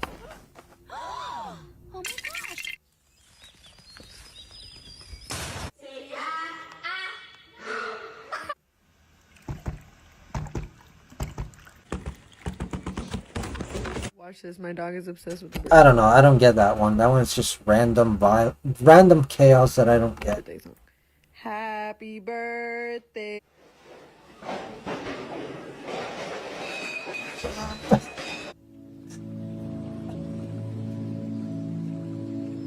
That was actually kind of cool. It's supposed to give a little bit. It's gonna snap right here. It's not going to. Are you hoping for food? Okay. Wait, there was a... What is that horse even doing in there? What the heck? What kind of place is this?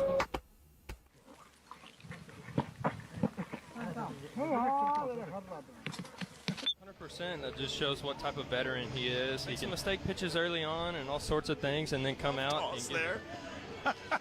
Yeah, give him a Pringle. Knock it off.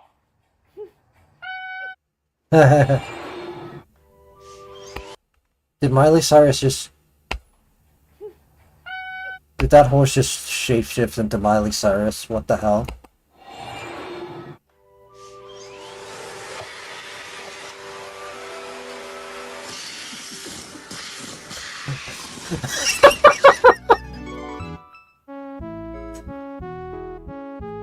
Okay, that is dangerous. To me. We've stopped you, okay? Because your friend is driving a car on a road. If you look to it closely, you don't know what your child may be hiding. For instance, a gun. Hey! Yeah, modern problems require modern solutions. Let's go to hell. I'm pretty sure the cows can see in the dark. Otherwise, they would have never survived. Or they probably eat up on the day and they stockpile in their stomachs or their second stomachs, and they just simply wait it out on the night. I don't know.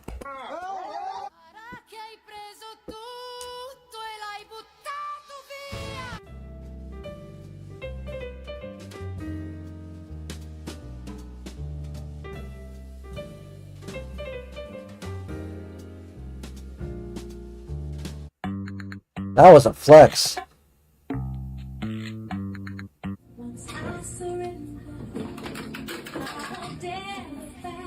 still grilling again. Because I guess I'm just one of the boys. Respect. Wait, what the hell? Confirmed that you need to. Well, Also. Can you hit like the Is bush she gonna right eat the there? mic? Well, now's the time. You're good. Actually went really well.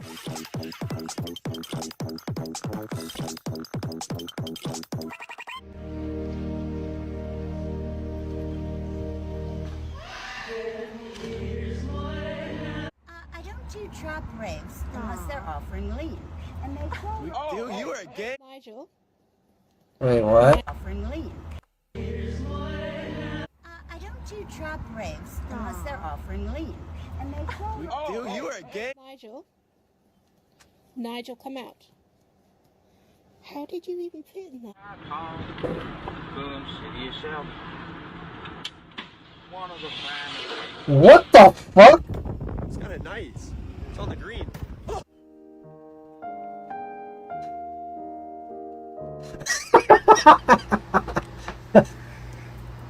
These are what my Poor cat. These are what my summer fun consists of: pizza, my dog, Code Red Mountain Dew, and a brand new PS4. I wish I had a brand new PS4 controller.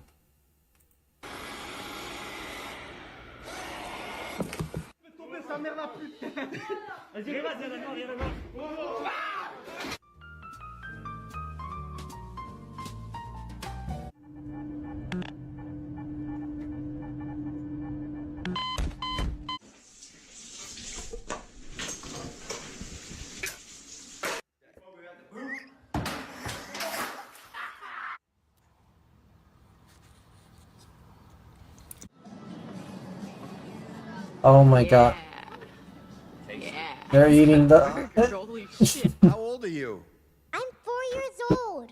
You are the youngest person ever.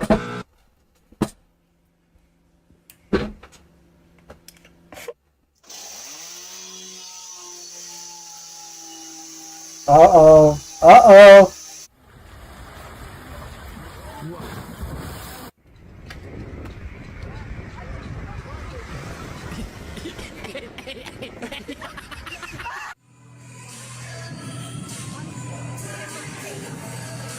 Why are they dancing for that? What the fuck?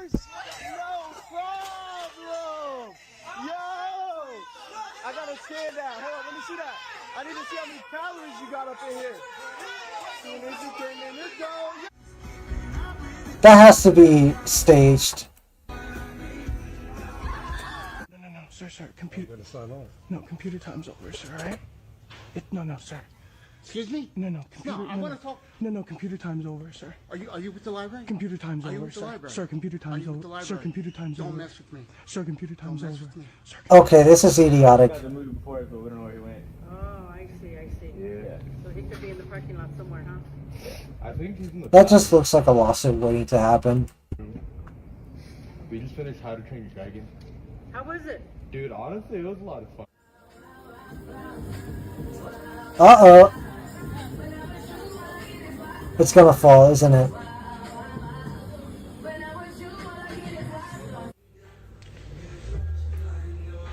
Laptop. What? This joke's for you, Schrodinger. This is definitely for you. Just look at this. Look at this. Look at this again. Adele. I'm gonna have to post this on.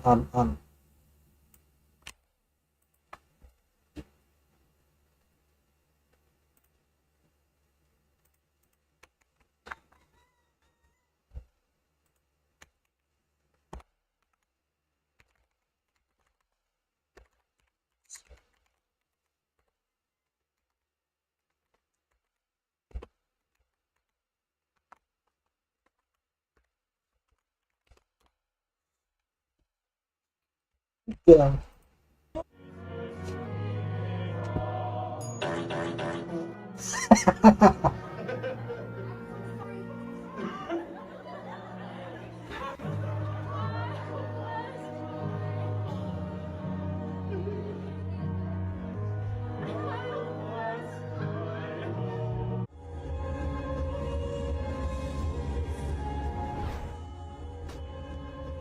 We need to see some fucking mosh pits in here. Let's open those pits up. Keep those pits open. Keep those pits open. What the hell?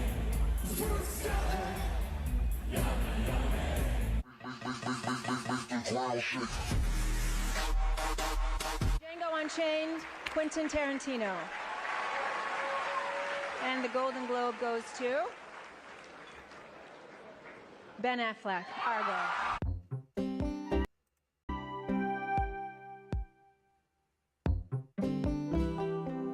Oh my god, that reminds me of the Wii. That's Wii Play, or Wii. Yeah, I think it was Wii Play. That's the music for the fishing minigame.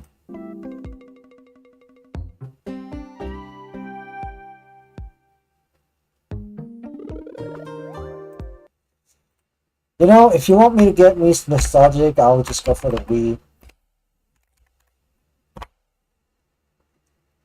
Like, this literally makes me cry. Like, every time. Like, I'm dead serious. Like, every time I see the Wii menu, it just makes me want to cry because of how nostalgic I feel for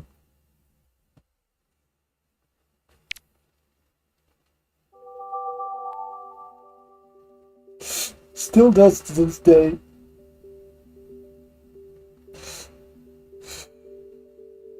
I miss my Wii. I miss my Wii.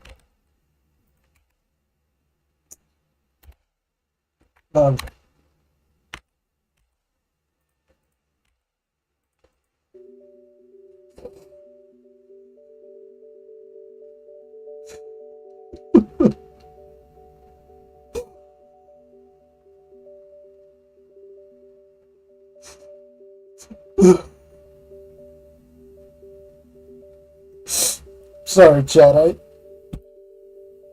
I don't know, man. I get emotional every time I see the Wii music. I miss my Wii. I'm dead serious. I'm not joking.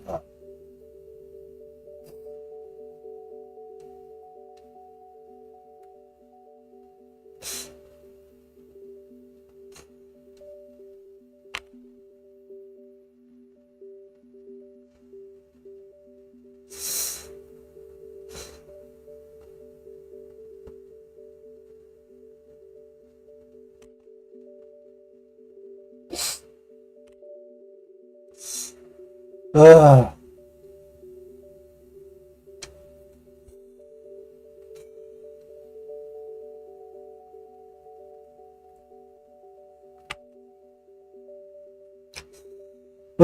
Anyway.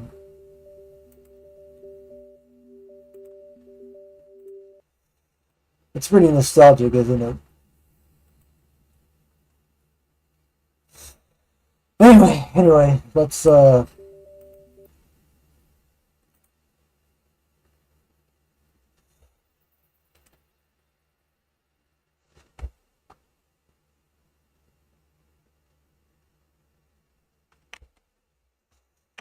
let's keep on doing this. Let's see.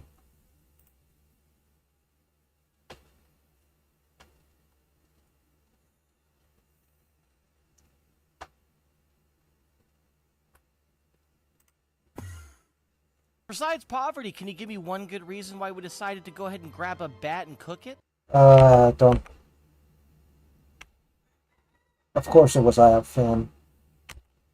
Don't think I can show this on YouTube.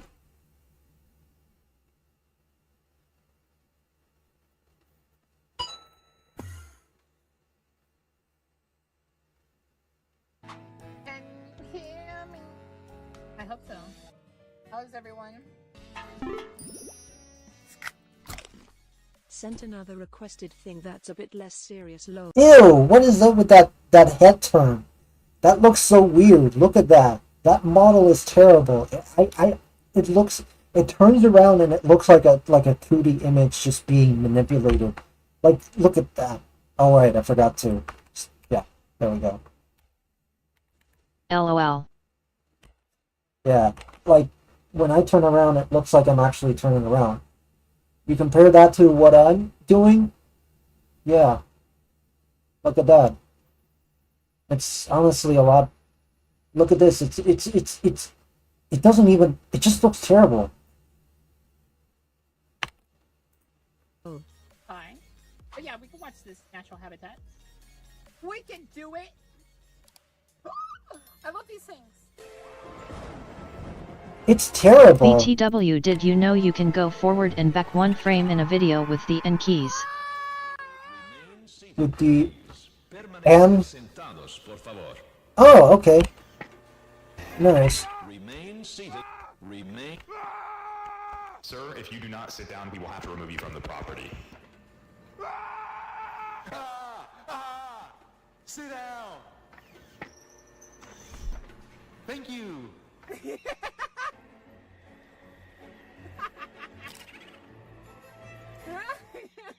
It's so silly.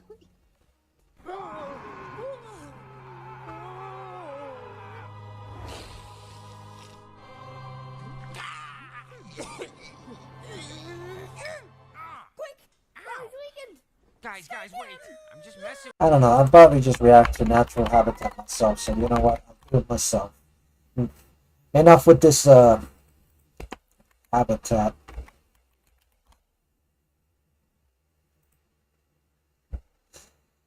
So yeah, let's do this. These are from the gentleman sitting over. Told you they were convincing. You know, in my culture, these are considered incredibly manly.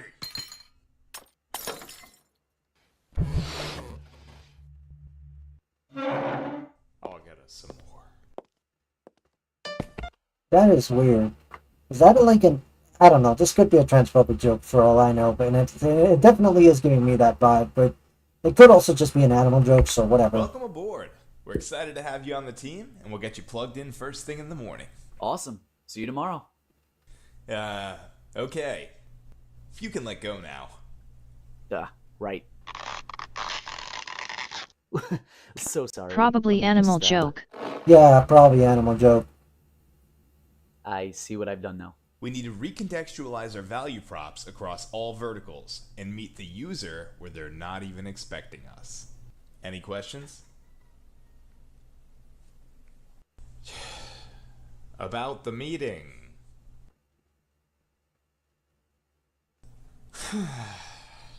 Yeah, buddy. I need to use the bathroom. Welcome aboard. We're excited to have you on the team, and we'll get you plugged in first thing in the morning. Awesome. See you tomorrow. Yeah. Dad, why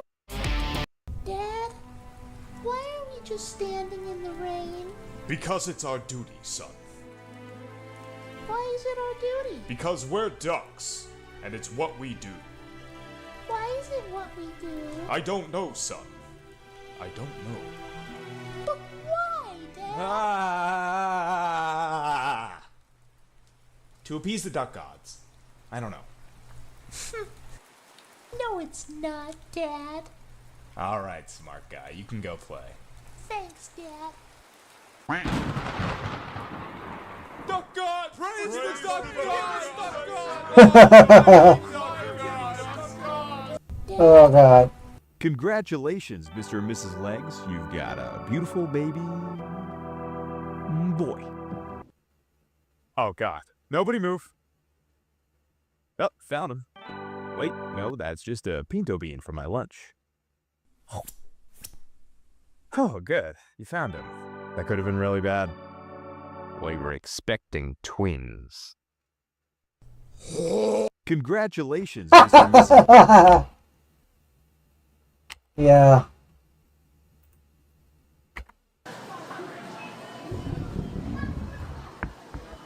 LMAO.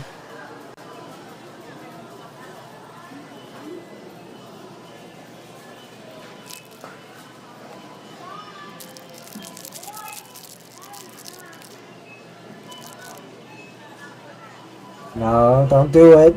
Don't do it. Oh, crap.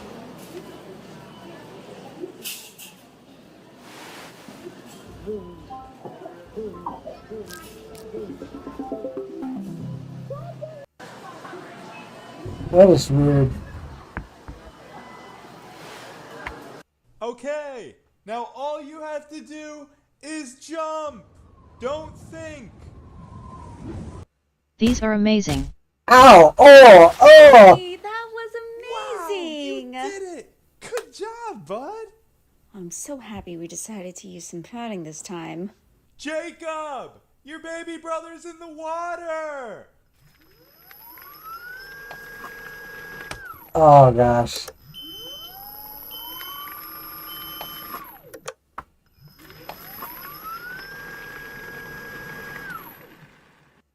Yay.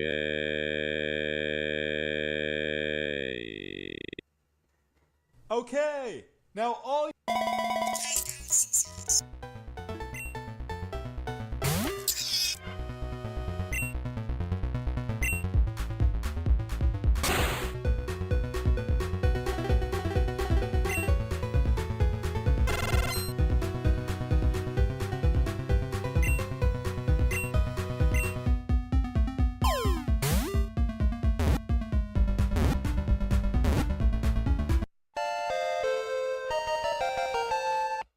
Yeah, if we're gonna Schrodinger, if we're gonna make a Pokemon clone, this is probably the way to do it. Instead of just having a Pokeball, we just have a box, and instead of it being thrown, it's just like pushed into it, like like the little box from Ghostbusters. That's how we would do it, and that way they can't sue us, because honestly, it's our Pokeball. We're not throwing it. Period. It's all about creativity at the end. So yeah. Like an actual trap. Yeah, like an actual trap.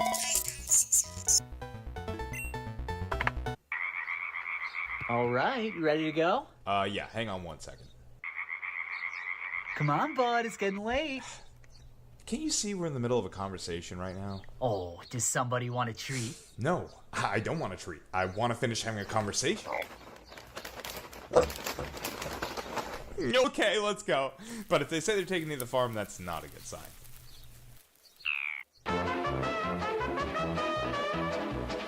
Oh yeah, that's actually true. They technically they're more like roommates from what I've heard. But yeah, some people see it as them keeping frogs as pets.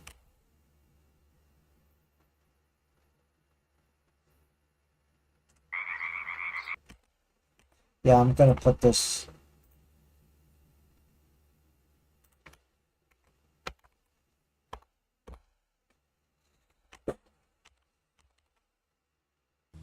about stickers. Oh my god. David? Oh no. Oh yes. As a thank you to all our fans for all your support, we're giving away free stickers to those who aren't in a position to purchase merch right now. Just fill out the quick survey on our store site to enter the raffle, and you might get some sent your way. Limited quantity available. Winners will be selected at random.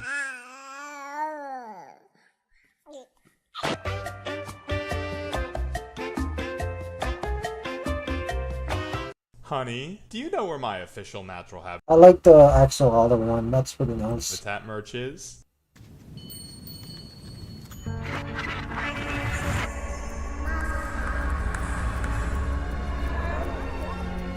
Get give me the 3 instrumental box.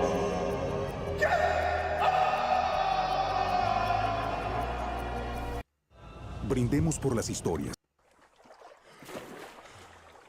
Dang it. How is he still holding his breath? All right, you win. How do you do it? How do you do it? Oh my God! Stop! Stop! You want me to teach you? You know, we could... Oh, by the way, if you look at the title of the video, it describe an animal fact related to the video. Species of turtles, like the painted turtle, can essentially breathe through their butts underwater. Yeah. You know what? I didn't want to say anything. It's like a jacuzzi. Yes, I was gonna say, it feels like a jacuzzi.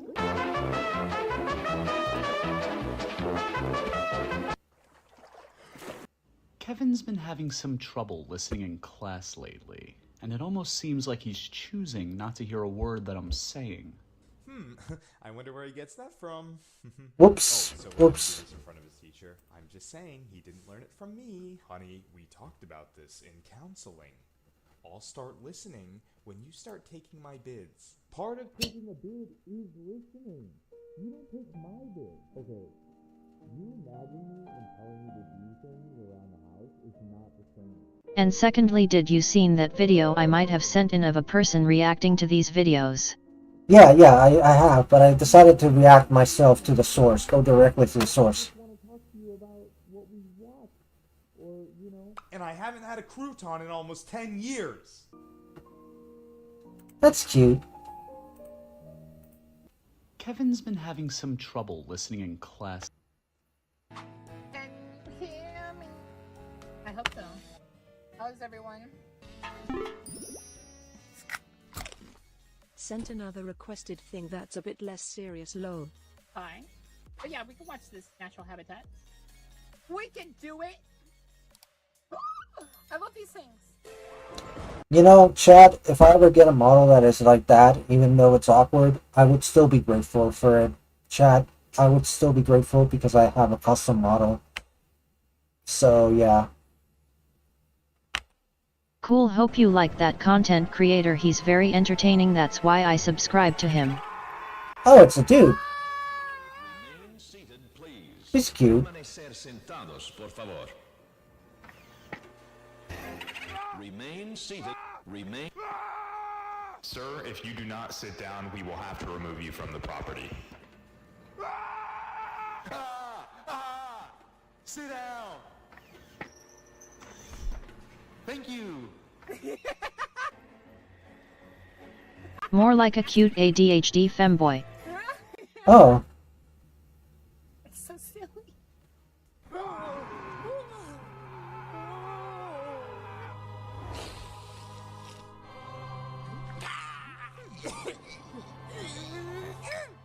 Quick! Guys, wait. I'm just messing with you. What? It's a very convincing costume, I know. But I'm not really a vampire. Well, if that's true, then why did the garlic hurt you? You throw a jar at my head. That's gonna hurt. Okay, what about Steve? Oh, yeah. I bit Steve. You know, That's a vampire bat. I might be a vampire because that holy water really messed me up. Oh, this is just tap water from my costume. What? Yeah, because everyone really liked my costume, and they really actually thought I was a vampire. Hey, Steve. And I thought that was really cool because then my friends... So, bro had rabies, essentially. That's what happened. Bro had rabies. Ladies and gentlemen, we've invited first class. Now we're inviting at group number 1. Please, ladies and gentlemen, have a boarding. Alright, there's no way all these people are in boarding group 1. The seats are all assigned. It's not like someone's gonna take their spot. Did they call boarding group 3 when I wasn't listening? What if the flight's boarding early? What if this isn't my flight at all? No, you can't let them get to you. For too long, lemmings have been seen as a symbol of blind conformity. We've endured the weight of misrepresentation that has painted us as mere followers, mindlessly rushing into the unknown. But today, they'll all see that lemmings can think for themselves. Lemmings can think for them. Flight did board early. You called boarding group 3 when I wasn't paying attention? No! No! Please! No! Alright, take care. Poor guy.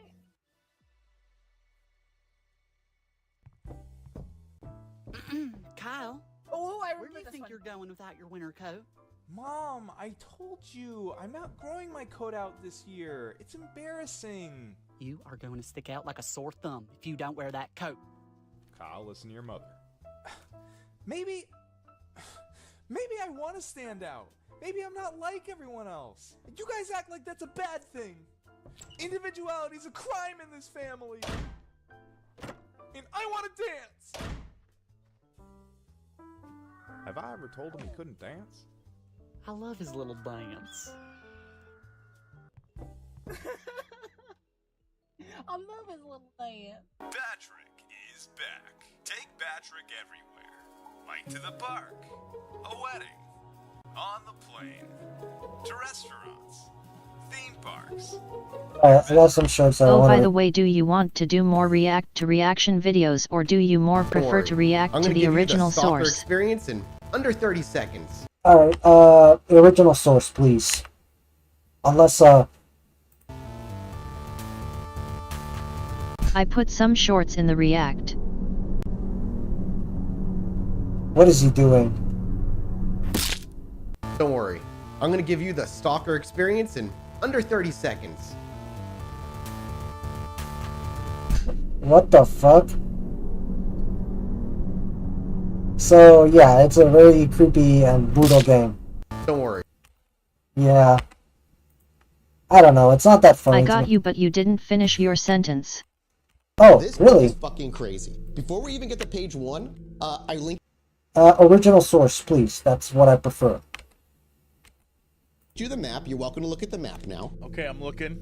Oh my, it literally, I've D&D campaign. actually played on RPG campaigns that look like this. Let me just send you really quick as a follow-up to that image. I'm just going to send you an image of the DC universe. Okay? Yes, please do, please do. It's the same thing. It's the same thing. Dude, that's so funny. You know what's great about that is in the DC universe, there is that sort of wall that no one can penetrate. Yeah, the wall of like souls or whatever you told me about. Well, there's all kinds of walls. Yeah. So really quickly, for those who don't see this, 178 worlds under the Great Dome. Oh man. There is a dome of ice that surrounds many other smaller worlds within many other domes. Again, it is straight up just like Planeswalker shit. Yes. It is, there's domes that look like Earths. This is the Baldur's Gate 3 map. This book is fucking crazy. Terra Infinita, terrestrial worlds and their civilization. The story told by the woman who was born in the lands beyond the ice walls. Before we even get to page 1, I linked you the map. You're welcome to look at the Chilluminati map now. podcast is another one I listen to a lot. Huh, nice. And yes, that's a real thing some people Any believe. jokes you want to? I thought it was just fiction, right? Like, you know, I normally am okay with it as long as people don't take it too seriously. Like, you know, it ends up becoming sus. Also, I can't wait to use this for, like, you know, I could actually do this and play a game. That'd be so nice. I love this model, honestly. I could just grab a controller and start playing Shovel Knight with that. That'd be nice.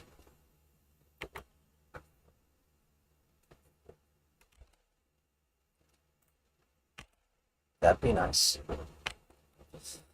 Throw in, boys. You want a joke? Please. A man goes to the doctor and he says, "Man, this has to be the smallest doctor's office I've ever been in." And the doctor says, "Get out of here, man. I'm taking a shit." Oh, that reminds me. Why couldn't the produce manager make it to work on time? He could drive, but he didn't avocado. These are dad jokes, aren't they? What would you call Pac-Man if he owned a chocolate factory? Ready? Willy Wonka Wonka Wonka Wonka Wonka Wonka Wonka Wonka Wonka Wonka. Solid dad. I literally want to go off a bridge just because of how cringe these jokes are. I'm joking, by the way, but it's like, I literally just want to jump off a bridge because of how cringe these jokes are. Oh my god. That joke. By the way, the guy who stole my diary went missing. What? Yeah, my thoughts are with his family. Oh. Yo, hey, what do you call a Alex French Faccione man is one of the funniest people alive. wearing sandals? Philippe Philip. So stupid. I don't even know what that means. Me neither. They're funny, but allow me to save you. Oh Any gosh. jokes you want to throw in, boys? You want to? I just want to jump off a bridge because of that. Okay, I'm kidding. I'm not that... I don't want to unalive myself. I was joking because of how cringe it was. Oh, yeah. Sonic Boom out of context. Nuestro equipo de compras consigue las últimas tendencias para que tú no tengas que hacerlo. And he started doing a Pokemon channel. Excuse me, I gotta be right back.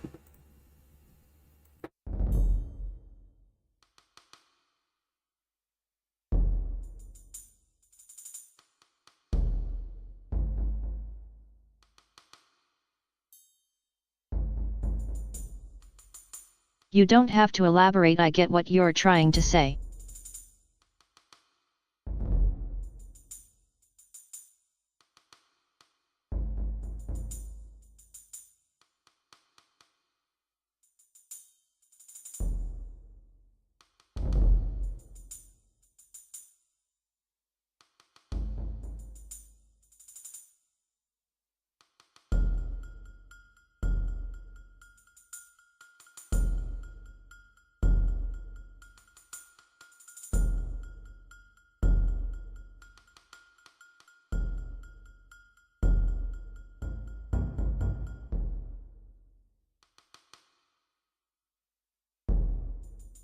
Hey Beatron.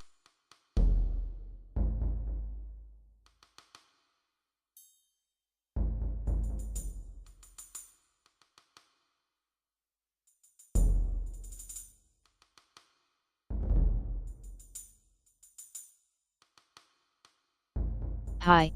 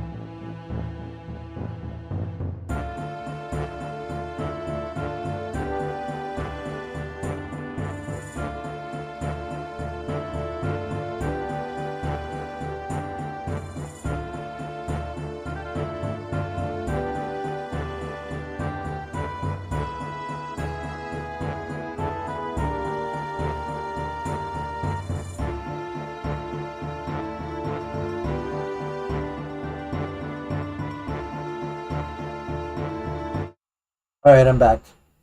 Got myself some Pepsi this time. Presentamos. Yeah.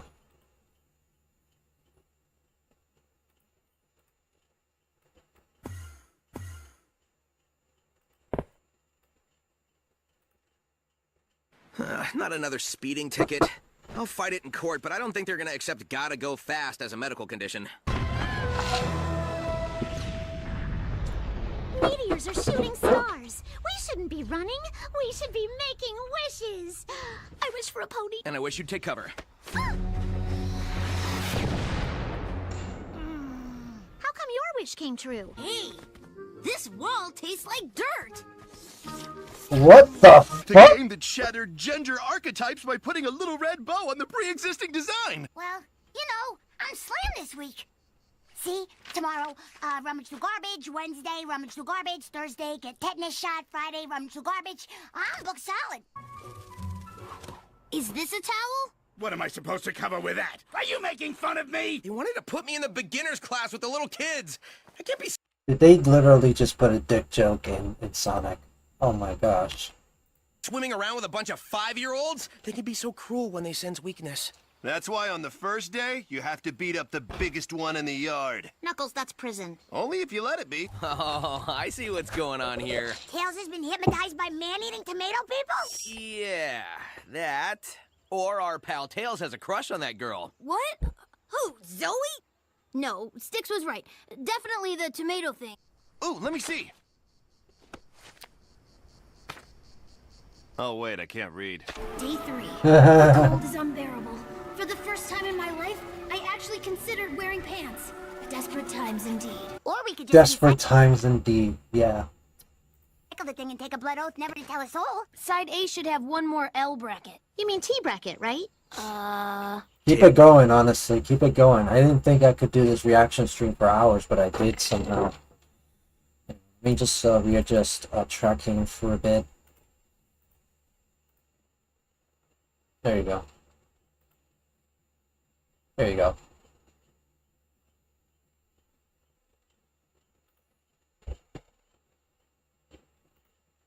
Tails, so help me. If you've been confusing L brackets and T brackets this whole time... Interesting. Did you try switching it to reverse? Hey, you're the tech whiz, not us. He whacked me with a pillow. Hard! I'm dizzy and I have serious short-term memory loss. Yo, for the love of... Not this train wreck again. Capable is my middle name. I thought your middle name was The. A proper lady requires an escort for the gala. Handsome looking face tracking, by the way. I don't want to embarrass myself in front of fancy folk. Oh, thank you. Fine, but I'm not wearing pants. Let's act out my Sonic fan fiction. Oh, fuck. I'll pick something family friendly. Oh my god, this is supposed to be Christian. No, not that one. Oh, definitely not that one. Not that one. Oh, here we go. How to say this delicately? You're a horrible roommate and nobody in this house likes you. Let's frame our statements with, when you do this, it makes me feel this. Fine, okay, let's see. When you live here, it makes me feel angry. Because you're a horrible roommate and nobody in this house likes you. My breakfast is plotting to kill me. When what I really needed was my friends. Actually, you needed me. Your friends just made things worse. I put some funny ones and some Star Wars fun facts. Oh no. The last thing we want is Amy expressing herself. We gotta do something! This is my male consort. We worked all day on that! You Oh, by the way, dogs will walk, but I'll BRB. All hedgehog kind. Alright. And for that, you shall perish. I can't watch this anymore. You got no game, kid. Let me help you. You? But you're our sworn enemy. Nonetheless, in situations this dire, the bro code trumps the enemy thing. I'm able to materialize three-dimensional manifestations of characters from video games. There is a certain princess in a castle I'd like to meet. I'm off to collect gum tree berries for my holiday wreaths. Exploding berries? Little grenades for when the holidays get out of hand? No, they just look nice on your door. But pretty things attract government agents and possums, and you know how horrible But real they quick, smell. what is with that blur that pops up? Coming in for a hard landing, Tails. You got me covered? Roger. The blur? He's talking to me. Thanks, buddy. Oh, right, that I sometimes alt-tab into another app, and it gets blurry. So for example, if I click on Discord, it ends up looking like this, right? So yeah, sometimes I alt tab to that and then I click back here. So it means that I can't see it. It all comes down to this one penalty kick. Can the young woman break the glass ceiling and prove once and for all that a female can be just as good an athlete as a male? You know, Amy, anytime someone calls attention to the breaking of gender rules, it ultimately undermines the concept of gender equality by implying that this is an exception and not the status quo. What? Just because I'm a meathead doesn't mean I'm not a feminist. Yeah, that has to be the hardest thing ever. They literally nailed it with that one. Honestly, Sonic Boom doesn't care. They just say it. Alright.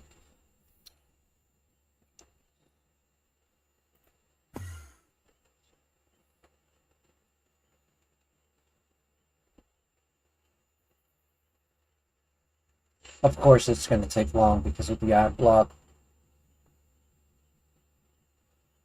A jellied meatloaf from 1931. We begin with a pound of ground beef. You don't want the sky beef, that would be scary. Who's D. Dylan Hall's All Bad Recipes Make a Horror compilation. now? Strain it and let it cool. It's not dinner time until you add a pack of gelatin to some water. Onion and celery. Celery. What is up with this guy? More than a knife, Mr. Onion? Rejection. Now 2 cups of chicken stock. Time to boil. Strain the stock into the gelatin. No veggies allowed. Thank you for your service. Now that this is thick, we add in the beef, pimentos, and then we mix. This is revolting. No. What a joy. To the fridge. Good morning. Oh!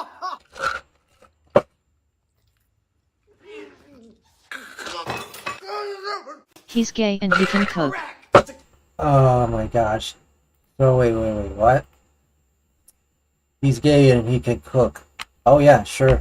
Definitely. Cat food recipe. Choke. Liver cakes from 1947. So the liver is an organ which collects and filters all of the toxins from an animal throughout their lifetime. I don't know. He just comes off as very threatening. He has a very threatening aura. I don't know. So why we prance about it, eat it, is beyond me. With that being said, I've never tried it. This guy looks like he has a lot of pent-up rage. Like, what the hell? Alright, let's see. Yes, 40s to 70s classic American cuisine. Add gelatin. Wait. Yes, 40s and 70s American cuisine. Add gelatin. Gelatin. Oh my gosh. To a 4x5 camera. We just took the round flash part off and then made it Wait. into a lightsaber. George was adamant that these things were really, really heavy, that we couldn't take a hand off. We always had to have 2. It was like Excalibur. It was 40, 50 pounds of weight. They were very powerful. They had a lot of energy in them. And so that was, you worked with them as if they were heavy. So because when they crashed together, they made these big explosions. I think it would be more practical if you actually made them heavy. That way you can get a feel for it more naturally. But maybe that's what they do with modern lightsabers. And all kinds of things. As we went on, we wanted to have the lightsaber fights become faster and more intense as Luke became more proficient in the art of sword fighting. And so we very slowly started moving away from the two-handed form, which is more oriental, to sometimes using a one-handed form, and it's progressed further and further into a more two-handed and one-handed form. But originally it was that you needed 2 hands to hold on to this lightsaber because of the amount of energy that is being swung around. I mean, you're basically carrying a giant modern battery. Lightsabers are like that. Back then the blades were literally like glass tubes, so they couldn't actually impact very hard. So yeah, the actors had to improvise in order to actually make it look as though it was heavy. That's actually very interesting. But yeah, I'm sure that the more practical solution is just to make them actually heavy. Make it made out of heavy metals, and you can actually feel it. Like, that's how you do it. I actually have a lightsaber. Fortunately, time has not treated it pretty well, and it's damaged at this point. So yeah.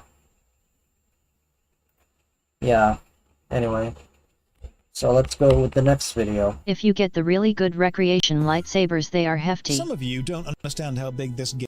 Oh my gosh, this game is huge. By the way, I'm gonna skip this one because I never seen a reaction video from Cooper.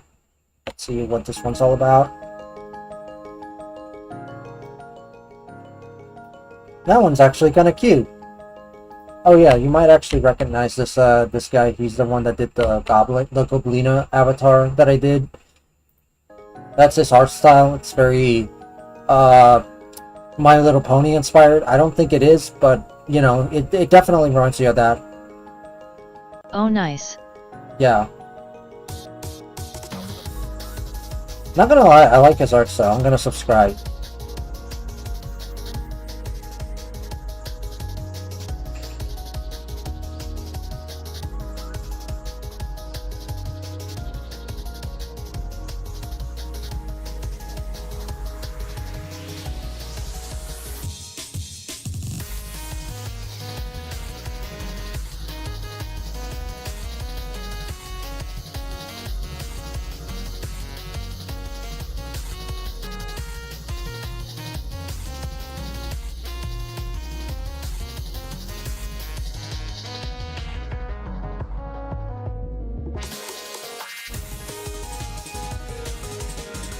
Not bad. I think the context behind this is that basically there's this game where you basically have a bunch of monsters and they all play like certain instruments in a song, and I'm guessing they appear as the instruments change. They appear and disappear as based on the instruments.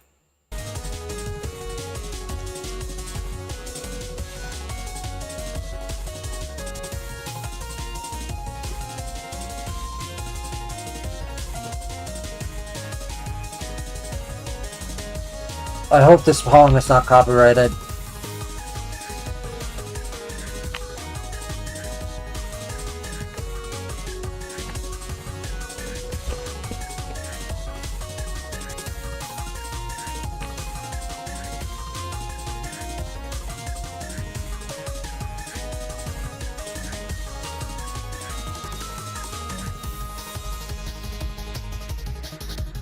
Cat dance.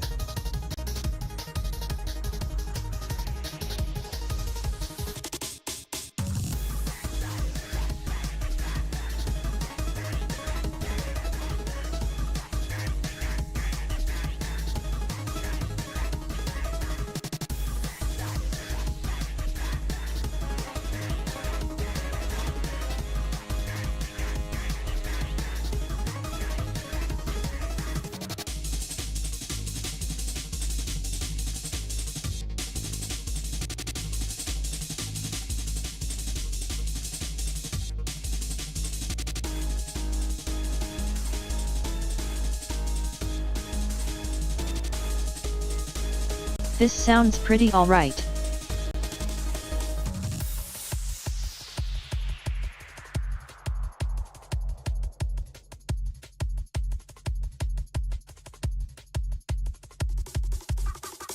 Sounds like Sega Genesis music. Yeah. I mean, it sounds more like typical techno music to me, I don't know. But yeah.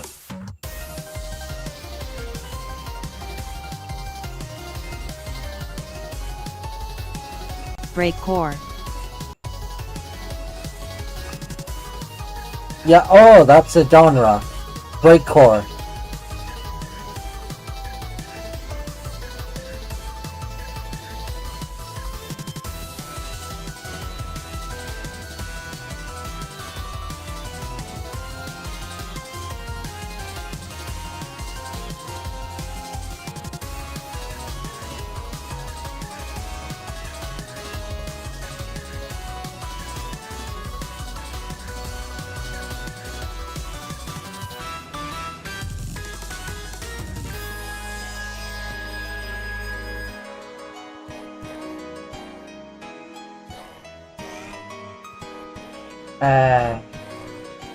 Not bad, not bad. I like it. I just subscribed, so there's that.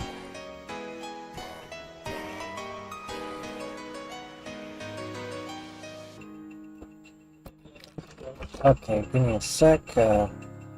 Alright, so yeah. THX homie. You're welcome. You're welcome.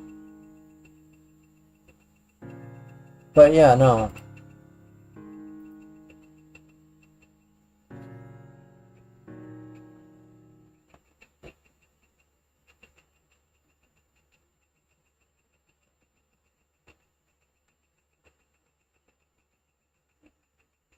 Feel free to send more of your videos.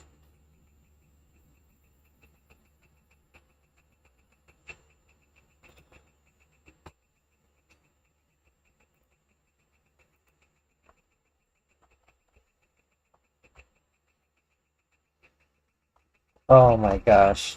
Okay, so I'm gonna go with the other video that I was originally supposed to react to this one. Game is. All of these, some of you don't understand how big this game is. All of these little segments of the map we can travel to, and they are all individual segments with huge amounts of adventure within them. You see this little island just here, called Bethany. That island is bigger than all of Skyrim, the game. If you overlaid the maps of these games, all of Skyrim would fit on that. The world of Daggerfall is just slightly smaller than Great Britain. You can choose to manually travel to places. Let me show you what manually traveling to a place looks like. Let's travel to this town to the right, a place called Charlie. When we click begin, we will begin running to that place. Here we go. If we were to run this at normal speed, the game just told me it would take 4 hours to do. And this green section, this isn't the game. This is one section of the game. Just that section. Daggerfall is huge. Some of you don't understand how big this game is. All of these little segments... That is huge. No, that is huge. And I'm actually thinking about playing that game just because that's how awesome this game is.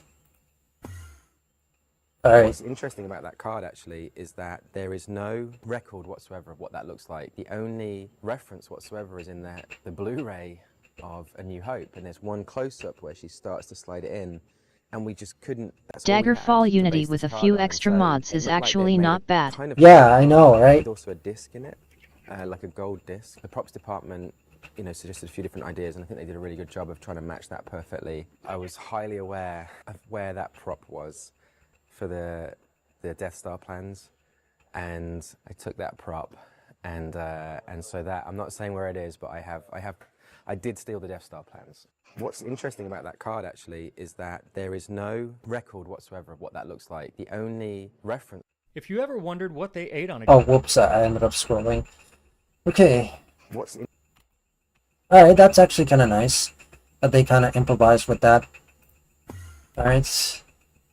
I think the fight with Liam against Darth Maul at the end of the first one, The Phantom Menace, was pretty amazing. And I think that one was probably the sort of the most extraordinary. They literally had to slow.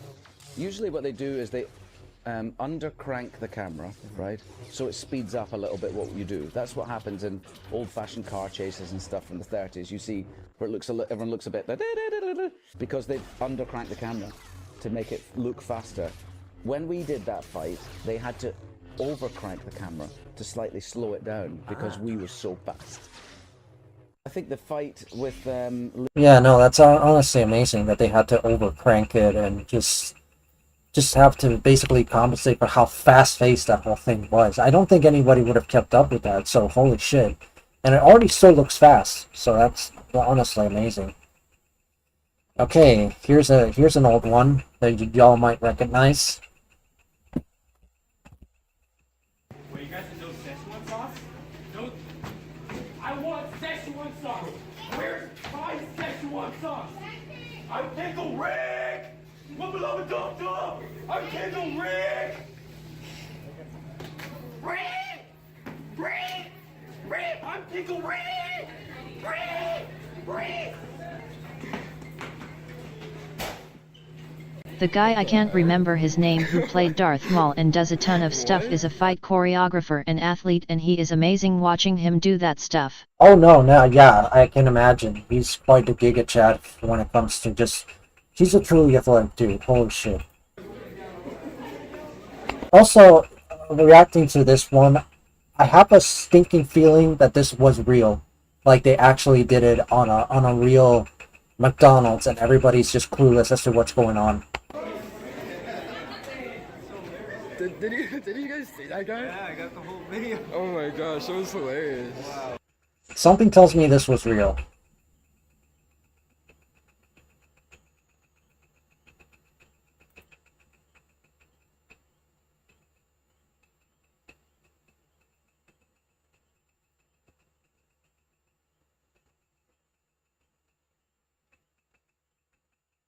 Einstein is nothing compared to him. The man who killed Rick and Morty.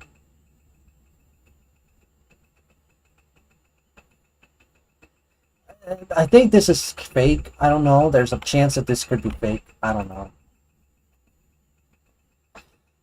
But yeah. Holy crap. Oh, I forgot this video.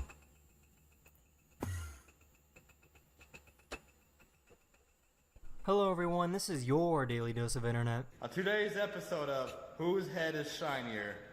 Ooh, I wonder how reflective. Oh my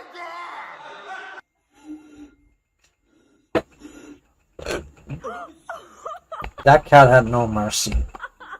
I have never seen a goat get so scared of falling off a 2-inch cliff. Oh no!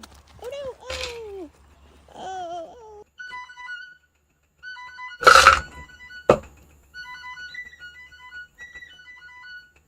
Hey, which train goes to Cottonville?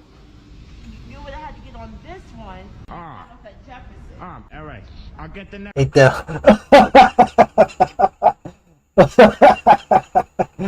oh god. Val already got the joke. Compute PC jump scare. Hey, Dell.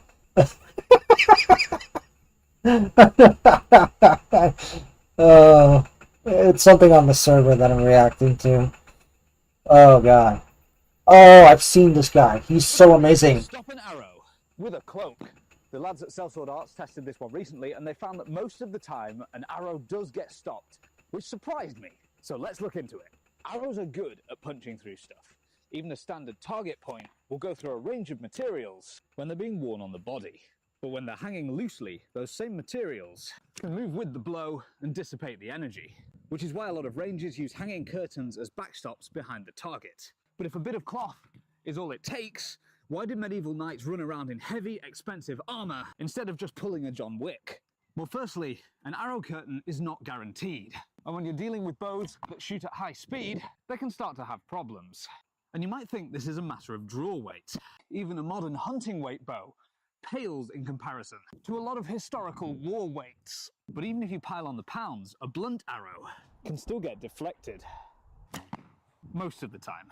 But in battle, people didn't use target points. They used broadheads or bodkins. And when one of these hits your cloak, the point quickly cuts through the material, allowing the rest to pass through with very little friction. Even if your bow isn't all that powerful. Now, there are definitely ways you could make a cloak that would stop an arrow. A regular cloak against an archer who's equipped for a fight isn't much different to a similarly administered placebo. Could you really stop an arrow with a cloak? Well, that's interesting. So, I'm guessing, I think the thing that he used here is essentially, like here, I think this is essentially what you call a padded, let me see if I can get to that. Yeah, right. Crap, it only appears for like a split second. There you go. So, this material right here appears to be what I think it's called padded. So, as you can see, it probably has like these little things right here, and it's also like riveted right there. So, I think it works like Kevlar. I'm not sure, but it's interesting because that's designed to essentially reflect bows, but normal cloaks can't do that. So, yeah. Cloak that would stop an arrow. Yet it's got like a leather exterior and a bit of padding, which is what most medieval soldiers actually wore. Yeah, padded armor. That's actually the most underrated type of armor. Because it was way cheaper but also quite effective. Yeah, exactly. And I think there's this guy called, I think it was, it wasn't Scallagrim, it was, what was his name? I forgot his name. It's, Shadowversity.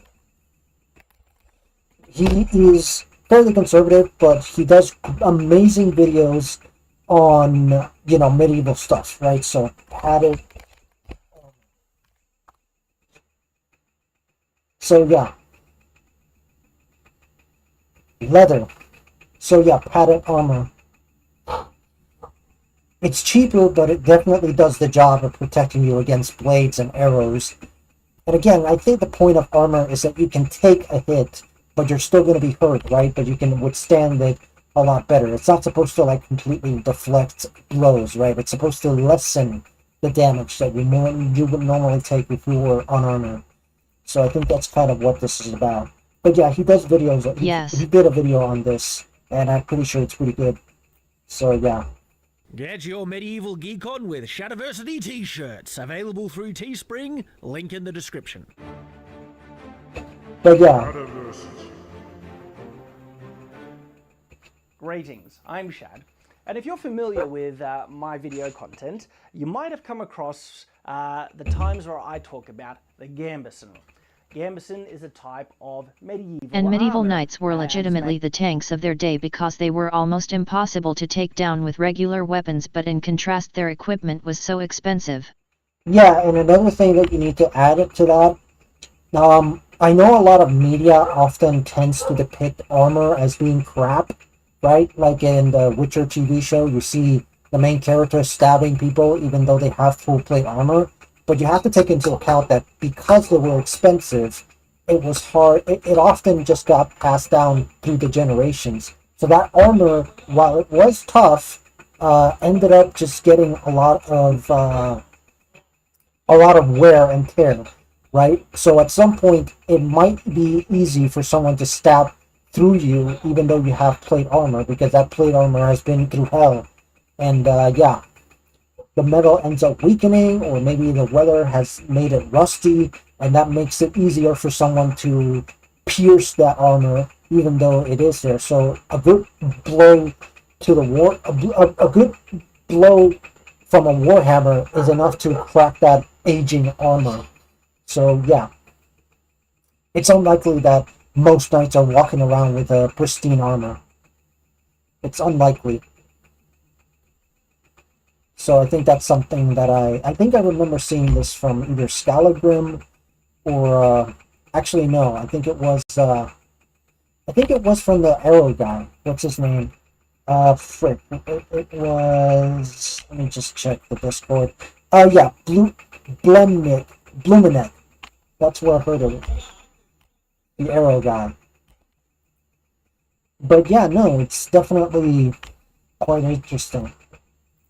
Made up of layers and layers of linen, and sometimes they would have wool kind of sewn in between. And I compare it to leather armor, and basically, you know, say in greater detail than this, that leather armor, as we conventionally think of it, as depicted in medieval movies and stuff, is generally a load of bull. It didn't actually exist in the way that it's shown. In this video, I want to talk about why a bit more. Specifically, why Gambeson is so much better than leather armor.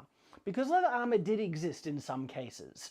I talk about it more in my original video, so I'll let you have a look at that so I can save time here. Well, the first thing, in just regards to getting hit, okay, its ability to stop cuts from getting to the skin, from all these tests that I've seen from experimental archaeologists and in full-scale documentaries made by the big documentary groups, Discovery, History Channel and stuff, to guys that do it in their backyard.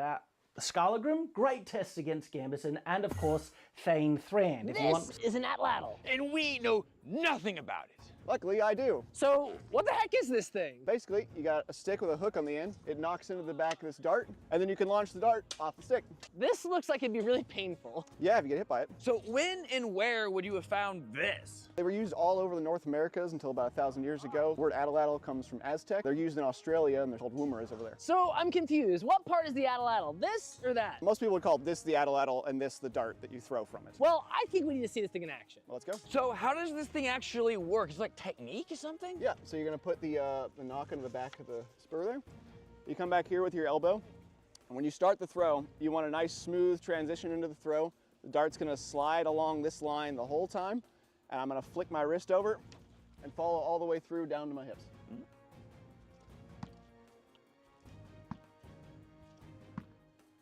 You know, it's disappointing that it's not like a sharp tip.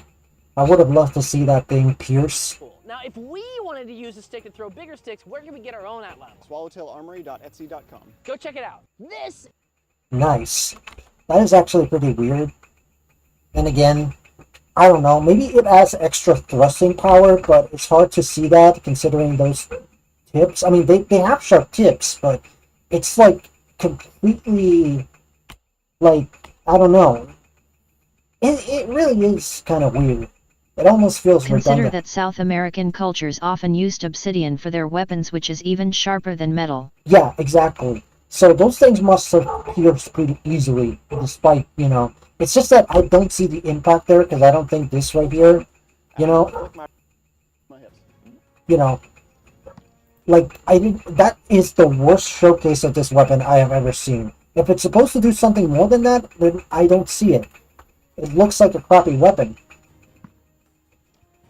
That was pretty cool. But yeah. That guy is also like a scrawny history major. Scrawny, yeah.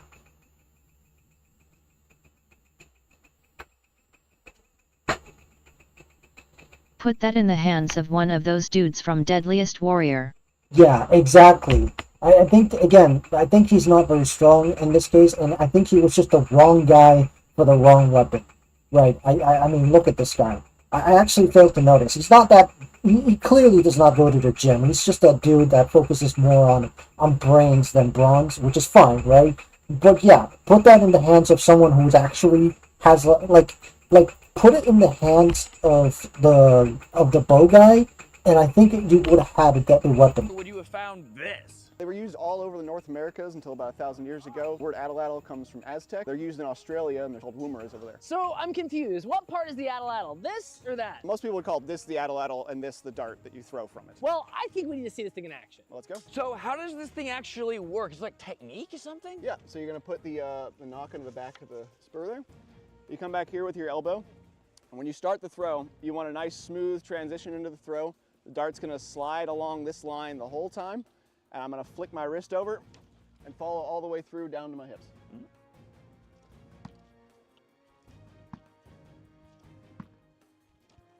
That was pretty cool. Now. Yeah, I can definitely see that being a weapon.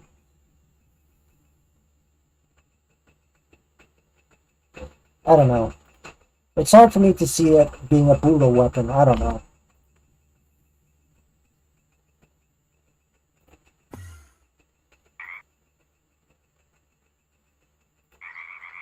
All right, you ready to go? Yeah, hang on 1 second.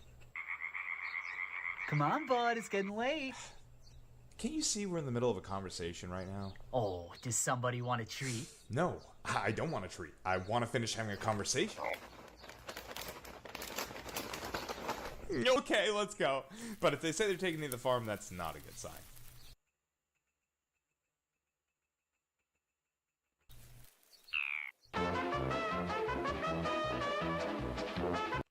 Yeah, I still love how, wait, there's actually another video.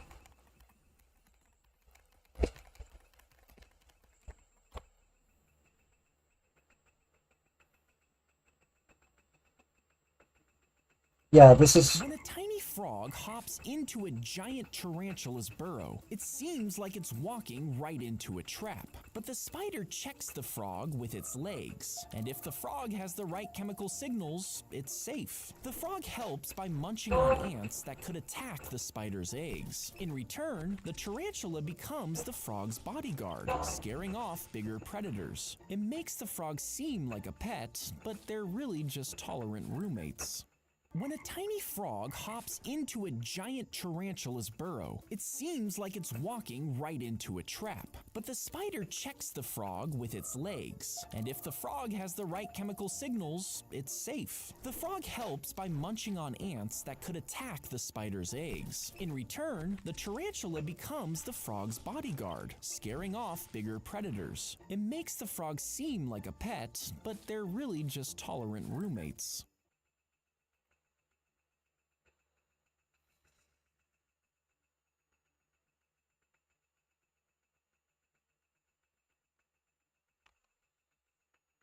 Yeah.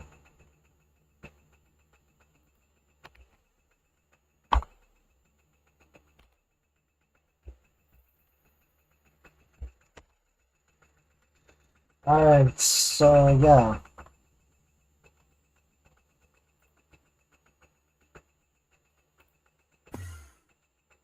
Great swords are actually not that great. Whether they're wielded by agile heroes or hulking monsters, massive swords look awesome. But while they were capable of devastating cuts and surprising speed, they were also difficult to use, expensive to make, and not that good at dealing with armor. So if you need to end a bunch of enemies, something like this is a more efficient way to do it. But if that's the case, why were there so many massive swords in history? The simple answer is because they look awesome. Because slaying your enemies is all well and good, but a better way to win a fight is to make them not want to take part in the first place. And seeing something like this guarding an access point or smashing through your pike formation might leave a less experienced warrior questioning their choice of trousers. After all, if you've only got one of these, then this looks pretty intimidating. So it's a psychological warfare type of weapon. Like, you're just scaring the shit out of your opponent into not doing that. So it's basically like bringing a shotgun, right? And the fact that they're hard to use isn't a lot of consolation when your enemy's swinging it round without much effort. So yeah, something like this might not be the best weapon, but never underestimate the value of something that looks cool. Great swords are actually not that great. Whether they're wielded by agile heroes or hulking monsters, massive swords look... Ripping until we're just... Alright. So Warhammers are the superior option for a practical big weapon. Oh yeah, no, absolutely. I can even... Yeah, because they can pierce armor, you can put it inside of... Okay, the handles for these are pretty short. I'm pretty sure they're inspired by Thor.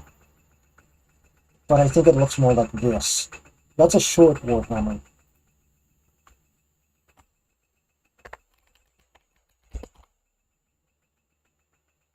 Yeah, like these.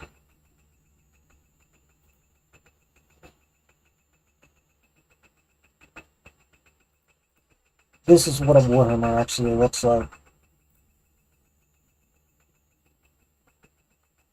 I think Skyrim also had a pretty good depiction of Warhammers. Like the Iron Warhammer. Yeah, this one on the left. Right, so this one on the left right here is actually pretty good. The ones that are long and that have a point at the end and a hook on one side are called lucernes, which are badass. Ooh, that's pretty darn nice.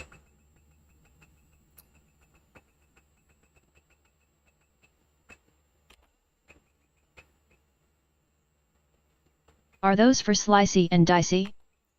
No, they're more for smashy and smash. They're literally meant to pierce armor. Like bend armor. Like, you know. It's like when you hit a car with a bat and the metal just sort of bends on the inside. Smashy smushy. Yeah, exactly. Smashy smooshy. They're not slicey and dicey. They're smashy and smooshy.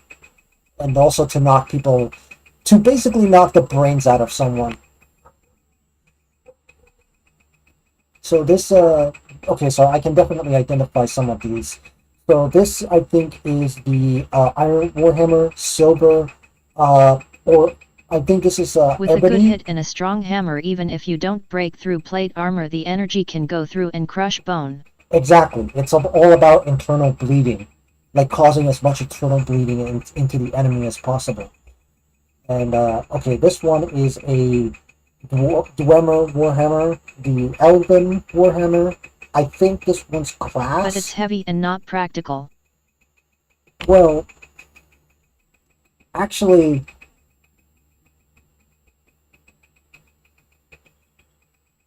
Plus I can go pew pew pew. I mean, we're talking about medieval times. We're not talking about modern day today. I mean... But yeah. Big hammers are much more practical than big swords. Exactly, because the problem with having a big sword is that if you're fighting an opponent that has armor, it's going to be hard They'll hide.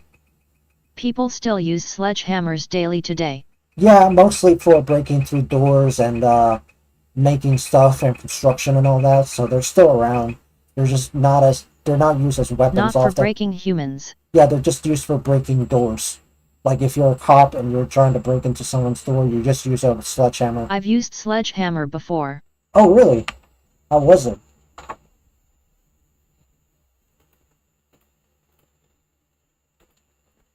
I broke a door. Oh. Yeah, exactly. They're for breaking doors. I don't have strong arms.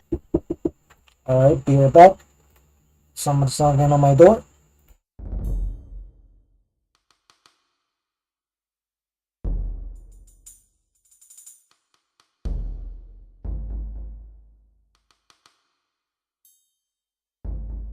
Tell them to use sledgehammer.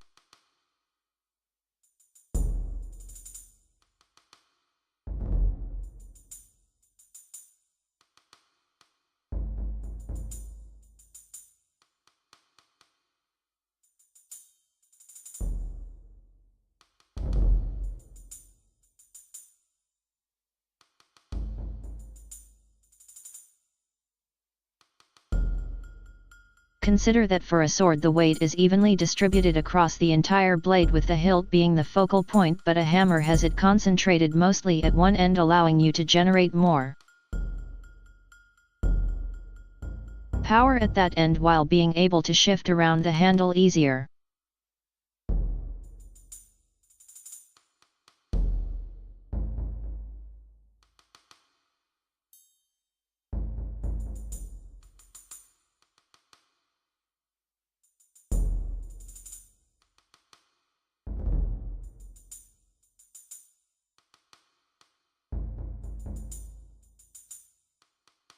What if I don't fight? Back then I wouldn't have rights.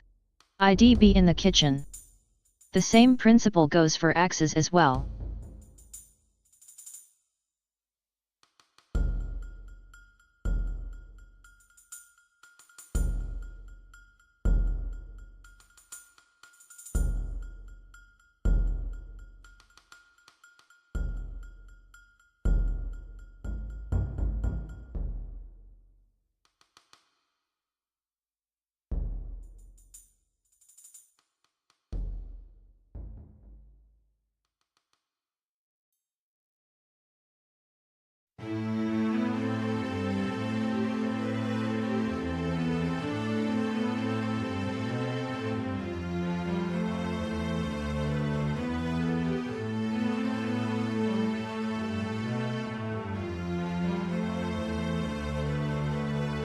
Was germ warfare banned in the medieval times yet?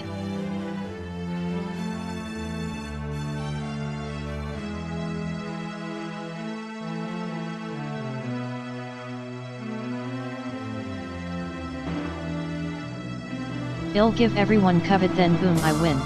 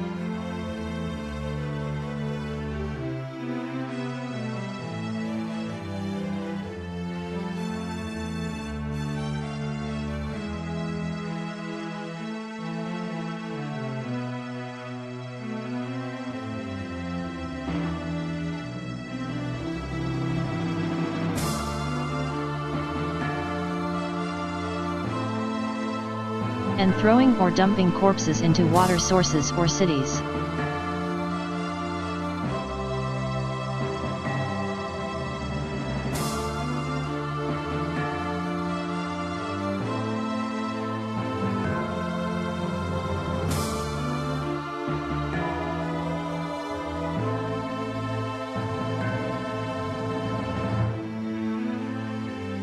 Is medieval like Roman Empire time?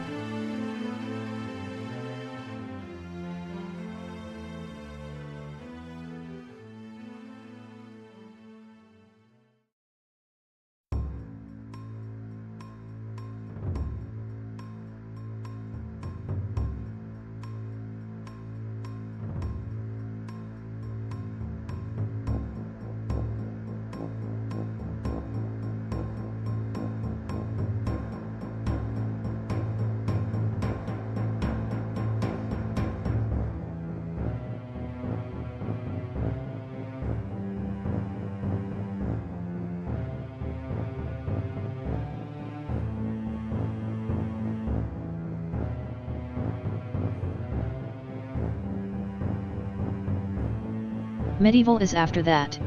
I think Rome, and before that is considered antiquity. Then there's the Dark Ages or so for the next few hundred years after Rome falls, because Europe is doomed without them.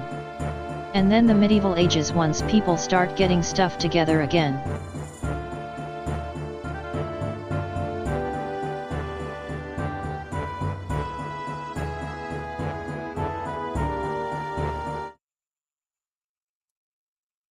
Back. Gonna do some eating right now, so I don't know if oh I yeah, can... it talks ABT that in the Bible. Looks like you guys are having a bit of a conversation there. So I'll be back in a few minutes. I'm just gonna go ahead and eat, and I'll be there in a second, okay? Alright. Be right back. I'm letting my history nerd and studies out.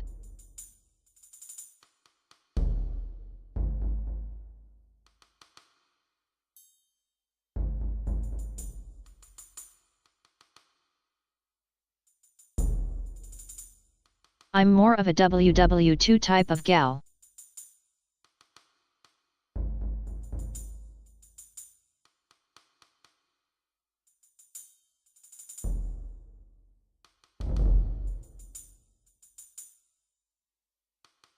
I've read a lot ABT German guy's life.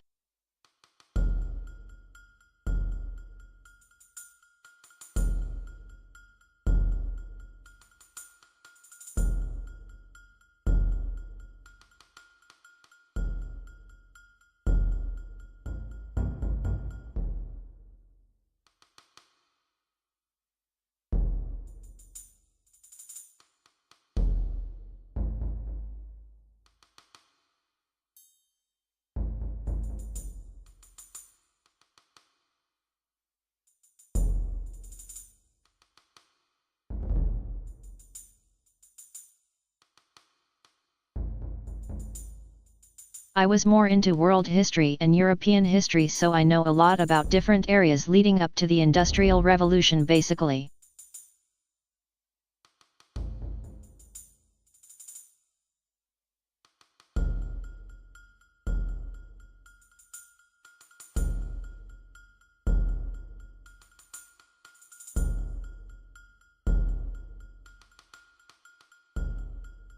Beatron 70, did you study Chinese? I learned ABT that in school, but I found it so boring.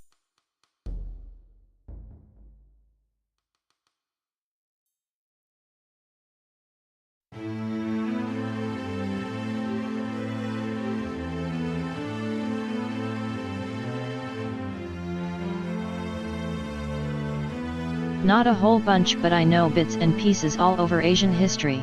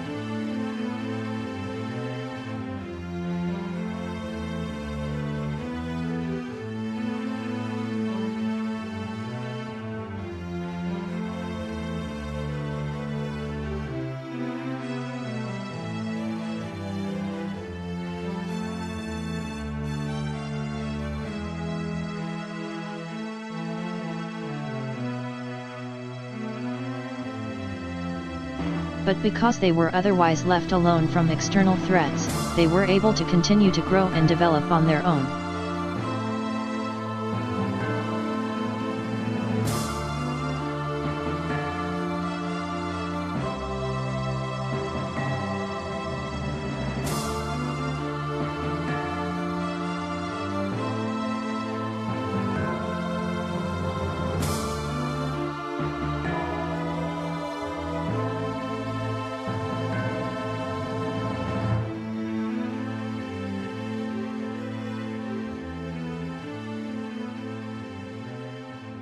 There's a food theory episode that a society can't live without grains.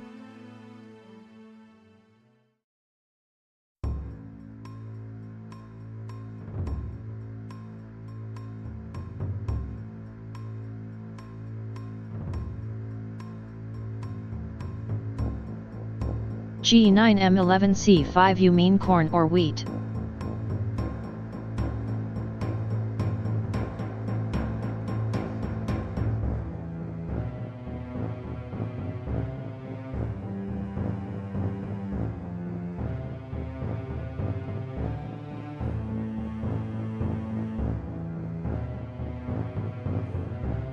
Corn, wheat, or rice. You should react to the VIDFRFR.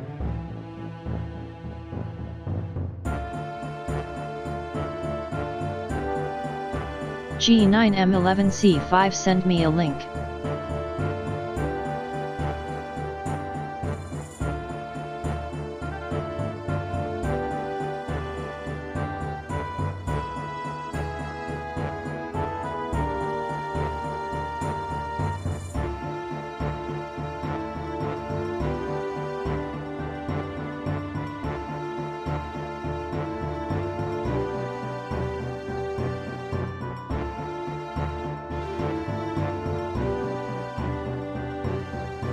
Farm.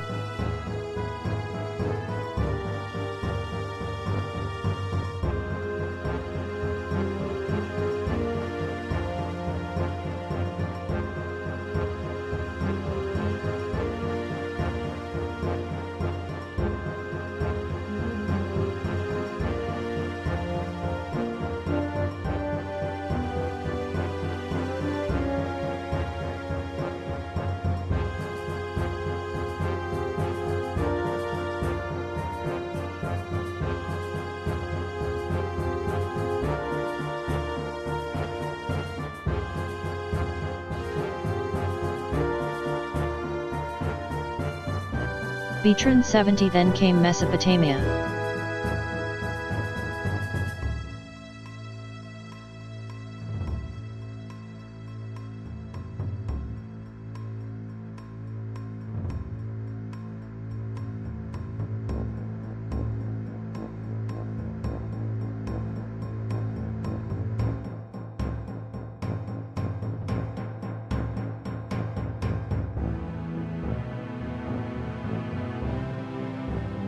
That's also why, like Mesopotamia, which literally means between rivers, all the early major civilizations were based around water.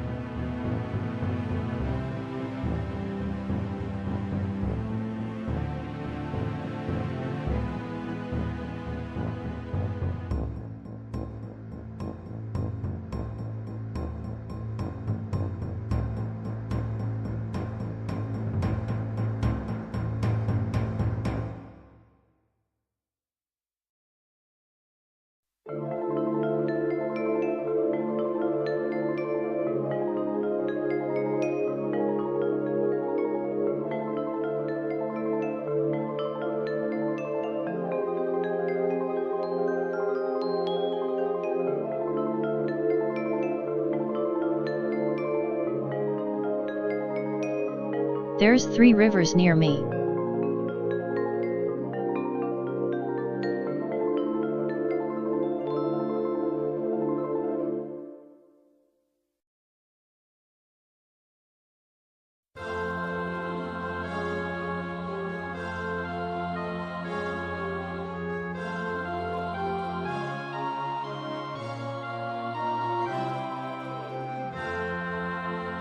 China actually had an advantage in its staple being rice, because uncooked rice lasts a lot longer than grains and stuff and can be stored for longer, which helps explain how they got so big.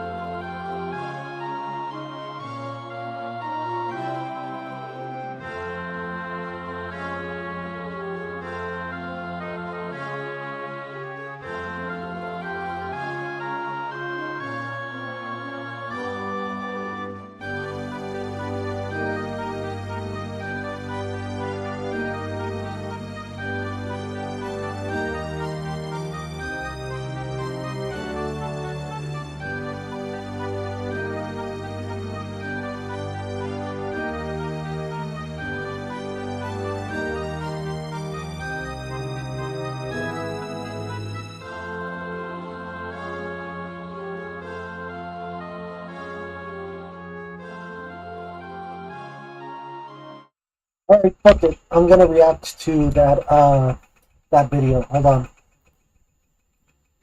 History of the entire world according to bread.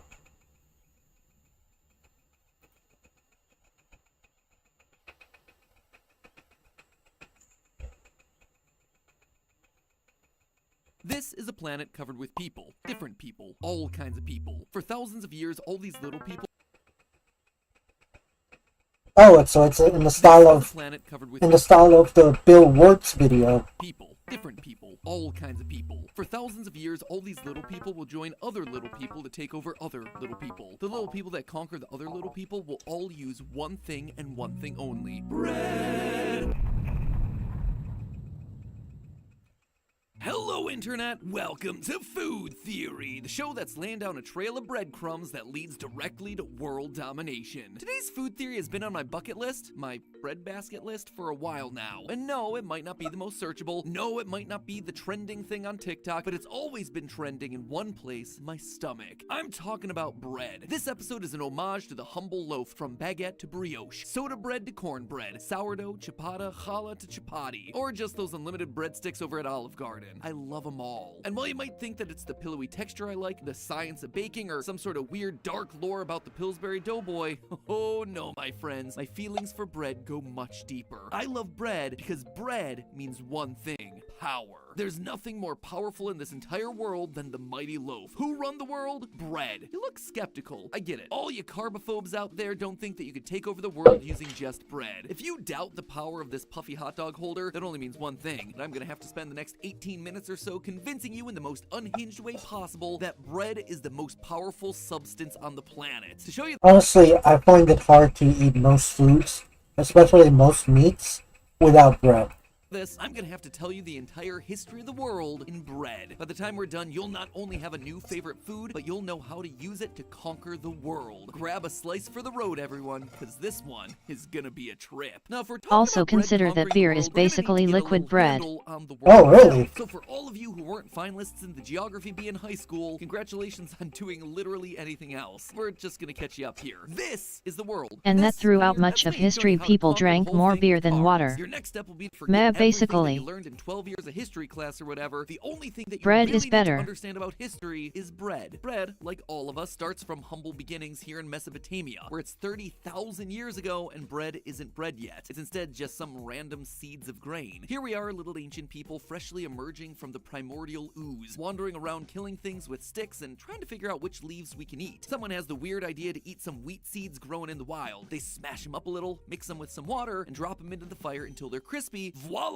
Bread. It's not much to look at. It is a weird, pulpy little cracker, but we love it. Because, let me tell you, it is better than eating bugs and leaves. The record of ruins from this time shows that bread is first found in ceremonial and sacred places, meaning that we thought it was pretty cool. A special awesome little cookie of carbs, and we love these ugly little wheat slabs so much that we're like, hey, what if we stopped wandering around and just waited for more of these wheat seeds to grow? And so that's exactly what we did. When you learn history, you think people just stopped being nomadic and then humans started to develop agriculture. But really, it was the other way around. We were like, hey, bit of bread addiction happening here. This is the best thing since sliced itself, so we're just gonna sit here until more of it grows. And thus civilization was born because people wanted to eat more toast. From there, the popularity of bread, like any great celebrity, goes from fact to legend. For ancient Mesopotamian civilizations, wheat becomes deeply entwined with mythology. The Sumerians developed Nisaba, the goddess of grain and writing. She's a very big deal. Over time, bread hits the road, carried by the people who are still wandering nomads, all the way over to ancient Egypt, where there are some cool new kids in town calling themselves the pharaohs. Turns out the Egyptians have a little annual event that's pretty helpful for growing wheat. They all live next to this enormous river, the Nile, which is full of crocodiles and baby Moseses, and was also very good at doing one thing every year, having a flood. The yearly flooding of the Nile, which is part of the natural water cycle of the region, ends up leaving behind a massive area full of well-watered crops with no hauling of water necessary. No digging fancy irrigation lines that no one's invented yet to grow these crops, at least until bread comes around. Turns out, people are gonna do a lot of things to get themselves more bread, so they invent elaborate irrigation channels, canals, dams that'll be used all over the world for thousands of years, all inspired by everyone's love of growing more bread. The Egyptians are also conducting wild scientific experiments to find more ways to eat bread, kind of like the Alton Browns of the desert, experimenting with grinding up the wheat and actually mixing it with other stuff. Up to this point, most people were just kind of toasting up wheat seeds. Oh yeah, I forgot to. I was actually gonna eat the meat that I was eating with bread.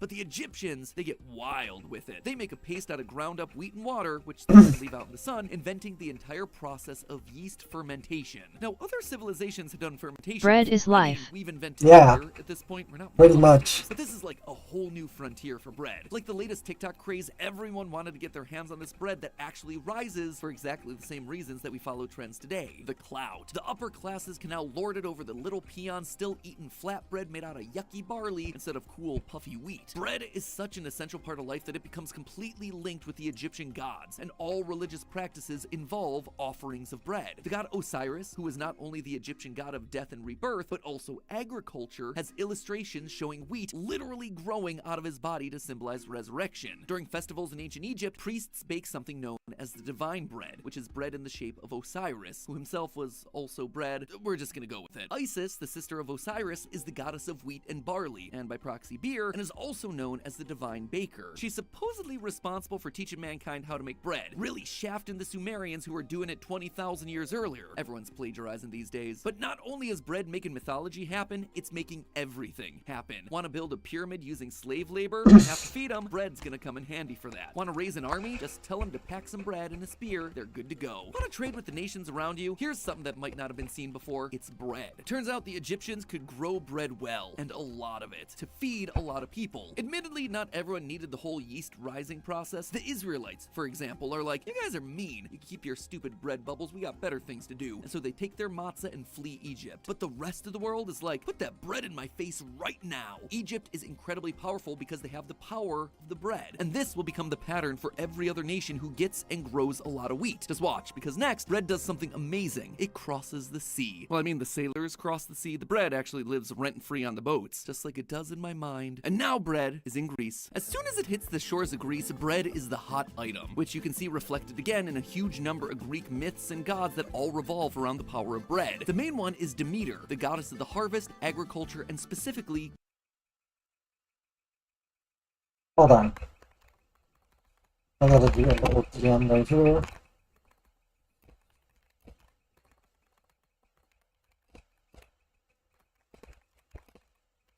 Holding.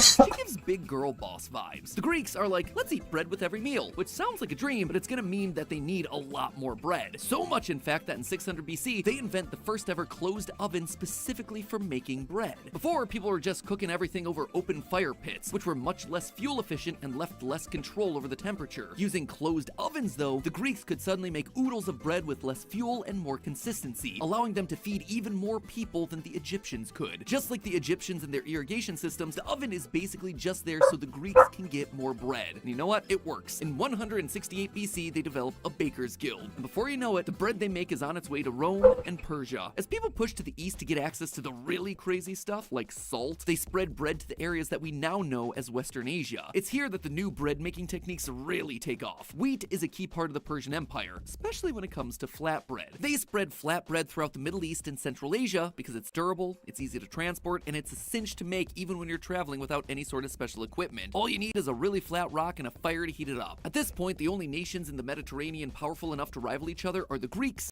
Wait.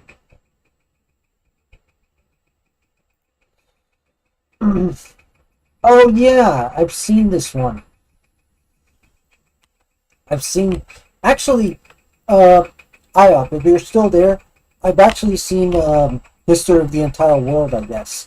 I really have seen it so many times that I don't know if I can even make a reaction video about it. Anyway, oh crap, I forgot.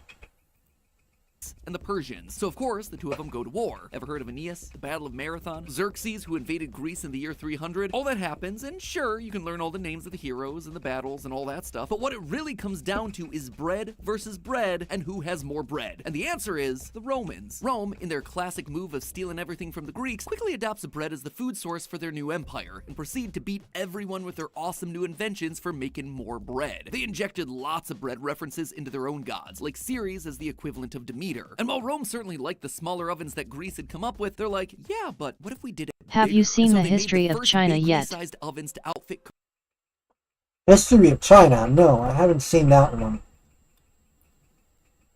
You should send me that one, because I've already seen Bill Work's original video, and I've seen historians react to it, so it's going to be hard for me to even give a reaction since I'm not a historian, and I don't know. Just send that to me. commercial and government bakeries to supply bread to the masses. And with that, here comes bread's latest play for world domination, politics. See, the Romans don't win over 2/3 of Europe and that big chunk of Asia and like that massive top section of Africa for nothing. They also don't do it by keeping a massive standing army or holding everyone under martial law. That would be impossible. No, the way they do it is with bread. The Roman Empire knows that everyone's really into the stuff, so to keep populations loyal to them, they set up government-sponsored welfare in the form of Kyora Annonai, or a grain dole that provides grain or bread to hundreds of thousands of Roman citizens. You ever hear about all those great roads that Rome built back in the day? They did it to transport bread, or at least the wheat to make the bread, which they imported from Egypt, Sicily, and other places across the empire, and then distributed to all the poor of Rome. Guess who's not gonna rebel against you? People getting shipments of food from you. Remember, bread is the most efficient, portable, and tasty form of nutrition the world has ever seen. All the cool kids have it, which means that everyone else wants to be a part Yep, of the think of in-crowd the and phrase get in on bread those and hot bread circuses. trade routes. The populations who receive bread from the empire grow from about 40,000 The to two about staples of Roman rule. 200,000. And guess what? They stay loyal. Rome's play to win over the world with bread is best known by the phrase panem et circenses, bread and circuses, a phrase still used to this very day because there are Wait, no, that's history of Japan, not China. What are you talking about? I haven't seen that one a lot, but I think I've seen it once. Like maybe a few times. But the history of the entire world, I guess? Yeah. I don't know. It's Japan, not China. Although, then again, Japan's history is tied to China. So, I don't know. So, yeah.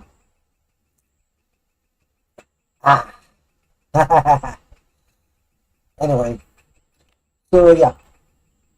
two things Also, in the world Gina, that you you can need stop to all keep day. the lowly masses placated. You give them bread and you keep them entertained. Why? Because bread wins, and when the bread runs out, so Yeah, does I your guess. empire. Back in old Rome. You know, I also have to say something about the welfare system, right? Not to get too political here, but I've seen so many right-wingers oppose welfare, and a lot of those same right-wingers probably love Rome, and you can just troll them by saying, hey, the Romans also had welfare. They basically fed the poor bread. They literally did that for practical reasons too, because, you know, if you don't want a rebellion, you just basically take care of the poor by giving them bread. So, yeah, I don't know. It's kind of ironic that even Rome, you know, a part of history that a lot of right-wingers like, they ended up doing something Yet that it they turns don't. out keeping your citizens happy is a good idea. Yeah. It's, Crazy. yeah, crazy. Am I right? It's like it's almost as it also. Republicans don't want the government; they want a small government so communities support each other. That's questionable in my opinion. I mean, that could be unstable in its own right. I don't know. Again, I'm not going to get into too much into the details behind that. But yeah, it's ironic, isn't it?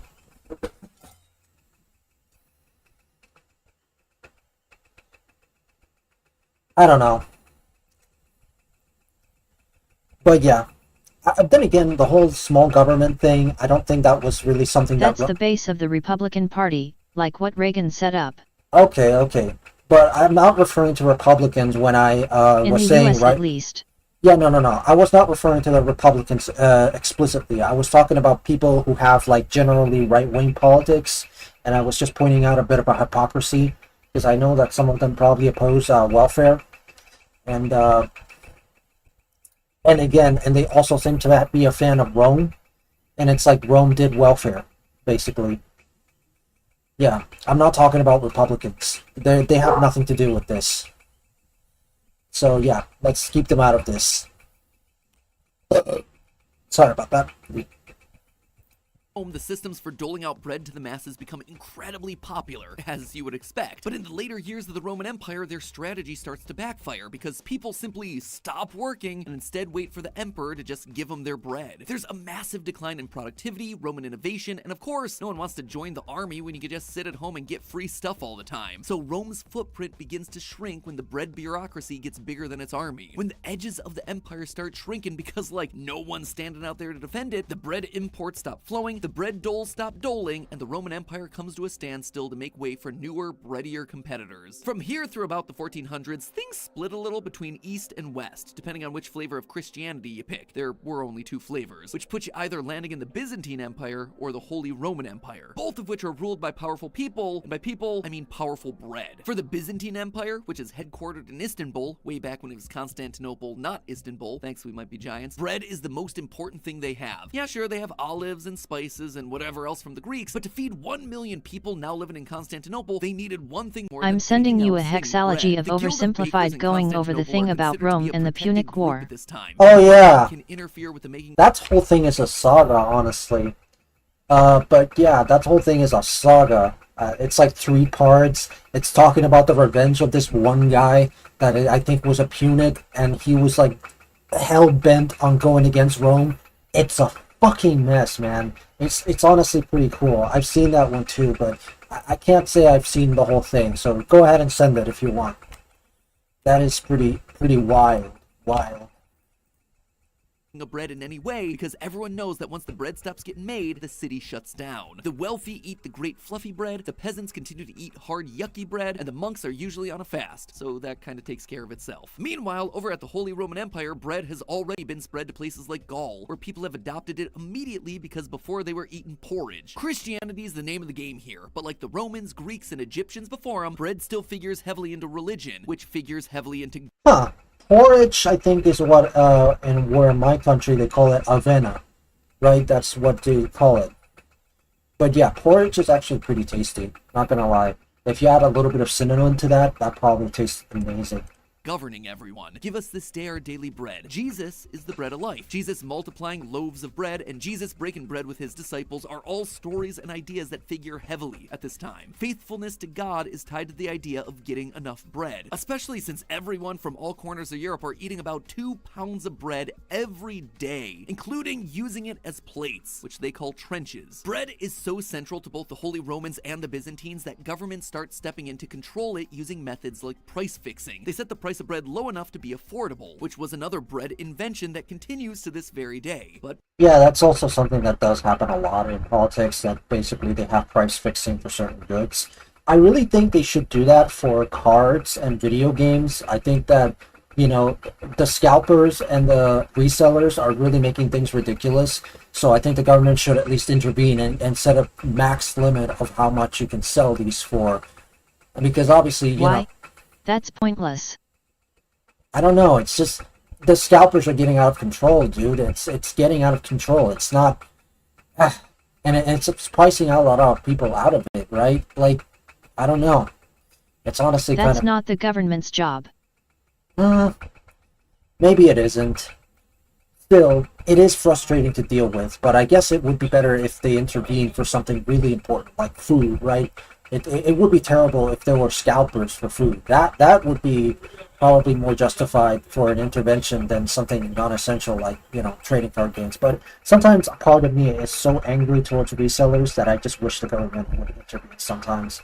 Probably a bad idea for all I know. Okay, so yeah. Okay, so... Don't buy stuff like that then. I don't know. It's just frustrating to me. I'm just kind of venting out my frustrations about the... Alright, hold on. As soon as you lose the bread, you start losing the power. After a couple centuries of bad plagues throughout Byzantium, the vulnerable empire's left open, and some neighbors start conquering Beef jerky the lands prices that are produce the grain. horrible. And you know the story Kill by this cows point, it's cheaper. the beginning of the end. Slowly, the business... Wait, what? That sort of thing is the basis of command economics. Yeah. Wait, that's actually something I never heard about. Command economics. I've heard a lot about weird things about economics, like, you know, shares and dividends and all that, but I've never heard about command economics. Never heard of that. Byzantines become disorganized and fall to the Turks, who, surprise, surprise, control the grain-making areas of Eastern Europe and the Middle East. So you get it, right? We've been through, what, 5 empires now? I think you're starting to get the picture that bread is responsible for the history of the world. But you know what? I can hear your skeptical comments. Yeah, Matt Pat, but that was then. The world has gone gluten-free at this point. We don't fight with polearms anymore. Modern people stopped caring about bread long ago, right? Wrong. Throughout the centuries of Gaul, which became what we now know as France, the biggest uprisings and rebellions But all obviously centered it is around heavily shortage of reliant bread. on the government being not terrible. Wait.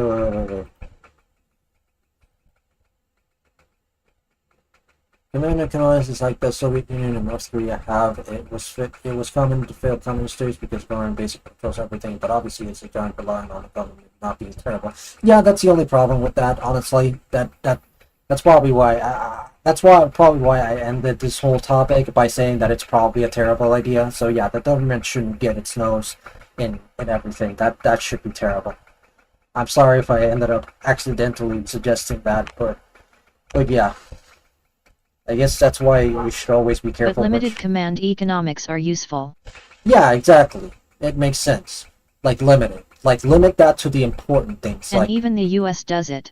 Exactly. Like limit that to the important things, like food, water, and electricity, right? That's another thing. And maybe if you want to be radical, you could also say internet, right? The internet also should probably have some price fixing, because if you price someone out of the internet, you're basically pricing them out of having an education or awareness or general awareness of the world, right? The internet is so essential right now that it's at the border of becoming a human right, you know? So I think that's probably one of those things that needs regulation a bit. And yeah, that's about it. Anyway. What loophole have we went down? Good question. It's a bit of a huge tangent. Let's leave it at that. Around Roubaix and Lyon in 1529, poor grain harvests lead to the working peasants Half having of no the world bread, doesn't so have thousands of them break internet. into the city's granaries Oh, to really? take back the grain from the government. 1590, there's a siege in Paris, where normally Parisians are eating 1.5 to 2.5 pounds of bread a day. They become so desperate for bread during the months-long siege, they grind human bones to make bread flour, which ultimately leads to the king surrendering and France changing religions. Fast forward to the 1760s. Wait, what?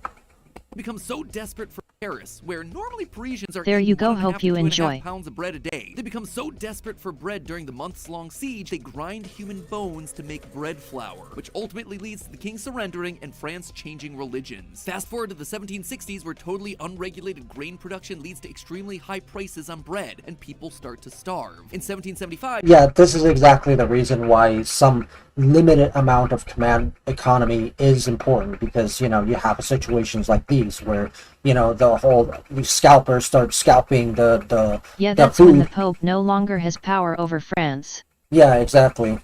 And basically, you know, you have situations like these where people can't buy food because you have scalpers and and resellers kind of making things worse. These So, popes are also horrible. oh yeah, I've seen a fair share. I've heard about a fair share of bad popes, including one that. Bone flour is a real thing, BTW. You gotta be kidding me. Honestly, that's honestly unbelievable that bone flour is even an edible thing. It's downright cannibalism at this point. But it's usually used for fertilizer.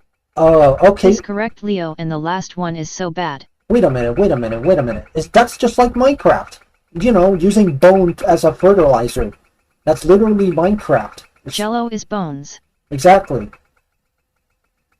Basically, you're just using bones in order to Exactly. Exactly. It's just like Minecraft. You just pulverize the bones and then you use it as fertilizer for your plants. So yeah, nice. Bones taste good. The marrow does taste a little good. I've never really gotten into bone marrow. It's mostly just a sign that I'm still hungry if I end up like sucking on the bone marrow or something. You don't like Jello? I like Jello. I don't eat it often for some reason. I guess my parents don't bring it over. And I don't know, it's not my favorite thing. I just enjoy it. And yes, the basis for natural gelatin is bones. Jello is bones. You gotta be kidding me. People start rioting for bread. Which This are isn't rich called in the French collagen like in Revolution at the hair. time, it's called the Flour War because people are seriously hangry without their baguettes. You 1789, didn't know? think the storming of the Bastille was all about getting weapons? It was about getting bread. Sure, the mobs had their torches and their pitchforks, but you know what they were looking for? The royal store of grain. They were literally starving. Marie Antoinette is painted as a villain when she hears about the flour shortages and famously says, "Qu'ils mangent de la brioche," which doesn't mean let them eat cake. It actually means let them eat brioche, which is a luxury form of enriched bread. Okay, that's actually new. I never actually thought that was the actual thing Marie Antoinette actually said. Let them eat brioche, right? Let them eat brioche, not let them eat cake, right? People still use the let them eat cake reference anyway. But yeah, let them eat brioche. Yeah. Because bread is still considered to be the be-all, end-all of eating. She probably didn't even actually say this, but the power of a statement about bread is the single most famous and inflammatory quote Cake to is come out overrated. of the entirety of the French Revolution. But maybe it's just France, right? They're a bit nutty for their bread. No, not by a long shot. Time to check in on another famous empire, the British. Sorry, Tom, she's included here as well. The British Empire, famous for taxing early American colonists on tea, are actually plagued with another big problem in the years leading up to the American Revolution, bread shortages. Well, not as famous as the Boston Tea Party, in 1775, thousands of poor American colonists protest from Philadelphia to Salem about the shortages of grain and the incredibly high bread prices, most of which are controlled by the British government. In an article by Barbara Clark Smith, she writes, quote, "Thousands were reported clamoring for bread, and crowds escorted a merchant, a butcher, and a speculator accused of raising prices to the city jail. As had happened in Boston 2 years earlier, crowds assumed the power to identify..." Wait, you skipped a bit. Crowds did more than temporarily suspend the rights of retailers by taking their goods. Instead, they assured the power to identify and punish enemies in the patriot cause. And punish enemies to the patriot cause. Once again, the enemy of the bread is the enemy of the people. And wouldn't you know it, one little revolution later and things really start taking off for that new country of America. And why is that? Because wheat is produced in almost every state in the entire country. Heck, we have a specific region called the Wheat Belt. We're always singing about our amber waves of grain. I think it's an accident that the US became a global superpower over the last few hundred years. It shouldn't be when you look at how much bread we have. Today we export almost 50 million tons of wheat every year. Let's just say that policies around producing wheat can get pretty heated, so I'm not going to be going into all that, but to give you... Yeah, exactly. I can imagine the politics of bread can get pretty messy. An indication, the U.S. government has paid out over $48 billion in wheat subsidies since 1995, all to support wheat production in this country because, once again, say it with me, bread is power. Whew, and with that, we are at the present day. Whew, that took a lot out of me. I hope I've convinced you now that the entire history of the world comes down to bread, and all you have to do is follow who has the bread at any given time. But if you've been watching this channel for a while, you should probably be asking yourself one thing. Why bread? Like, why? Why not any other food item in the entire world? world. Sure, bread's delicious, but so are baked potatoes, and you could grow those pretty easily. So are beans, and no, beans suck. But you can grow them, so why not something like the legume civilization? That's a question that was on the mind of one particular cultural anthropologist, Dr. James C. Scott of Yale University, who went and wrote an entire book observing that if you wanted to build an early civilization, you needed to have a grain-based economy, because grain was the only way to have an economy in the first place. If you notice something throughout this episode, it's that people used bread to get what they wanted. Sure, they ate the bread, but they also traded bread to get everything else they needed. You see, at the end of the day, bread isn't just the food source of all these civilizations, it's also the currency. Sure, they may have had gold coins or fancy little francs or whatever, but that's all bogus if everyone is starving. Bread is power because bread is literally money that you can eat. And the rulers of all these empires, they know that. Remember, most of these empires relied on giving free bread to people. Grain was the basis of taxation in all these empires because in order to give food to people who don't have it, you need to take it away from the people who do. And why are you taking grain? Well, grain like wheat is special for 3 big reasons. First, it's transportable. You need it if you're gonna have a big empire with a huge transportation network for food. And what— You know, I always wanted to grow my own food, to be honest. I've actually thought about it for quite some time, but I never got myself to do it. And I need to do more research in order to actually be able to eat that, honestly. I really would love to get my own food. And I live in a pretty tropical place, so my food... I love gardening. Yeah. I doubt I'm going to be able to get something like, wheat. I don't think that's something I can grow. My house is pretty small in terms of, like, land. But we can probably do something like maybe a tree, like a couple of, like... Get watermelon. Watermelon? Watermelon is easy to grow. Oh, really? We are growing a few things. Corn is easy. Yeah, and tomatoes.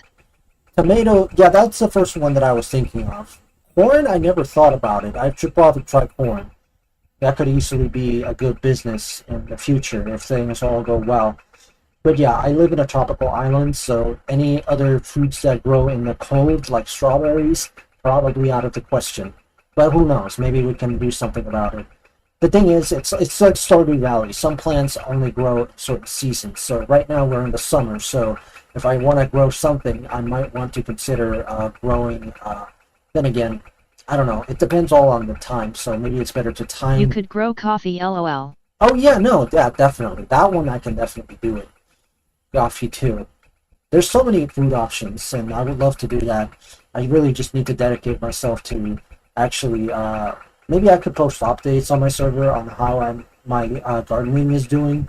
Maybe then I can do that. I've grown tomatoes and watermelons and cucumbers and zucchini and eggplants and radishes and sunflowers and peppers. Nice. So you have a lot more experience than I do. Okay. Holy crap. Nice. But yeah, I definitely would love to grow something like wheat, just so that I can have my own food. Make something easy to transport. Number 2, being light and dry, so it's not gonna rot and you won't be careful. And if I win the lottery, I could buy myself some land and start planting stuff there and turn it into a business. God only knows. That might actually work. Anyways, this is why I like history. There are so many lenses to look at it through, big picture and small, which is why I like podcasts like Chill Immunity, which often goes into myths and legends. Oh, really? Rent land. Nice. Which are a whole other way to look at cultures over time. Rent land. I didn't know you could actually rent land. I thought the only land that you could rent were apartment buildings and houses. Like, I thought that was the only land that you could rent. But I didn't know you could actually just rent normal-ass land with nothing on it. I didn't know you could do that. But yeah, maybe that could be an option. I could just rent the land, start growing stuff on it, and then I can probably pay back the landlord with the profits that I make. Well, I have a community garden where you can rent spaces, and I've seen land for rent. Oh, nice. Okay, that's actually kind of nice. Yes, it's called sharecropping. It used to be way more common. also meant that they weren't able to easily divide up something like a potato. Nice. They're very divisible. I'll look for that. Out down to the 1/10 of an ounce, so you know exactly But how yeah. much you're getting or how much you're giving away when you're portioning out doles to the peasants. It also grows number 3 above ground, which doesn't seem like it should be that big of a deal, but it's everything to these empires. Remember, the entire idea of a central government only exists if that government's able to collect taxes from the citizens. Again, these taxes aren't money, they're crops. When someone's growing wheat, they can't hide it. You can literally see the wheat growing months before harvest season. So You know, I don't know. I find it fascinating that gold, even though it's no longer as big of a deal as it used to be, it's still useful in a lot of tech industries, right? Gold is an essential component for a lot of electronics. Usually they put gold because it's a good semiconductor. So it's interesting that gold is still used in some form, shape, or way, despite that. And also platinum and all that. So yeah, it's interesting that A lot of currencies are based on gold. Yeah, that's how it was, honestly.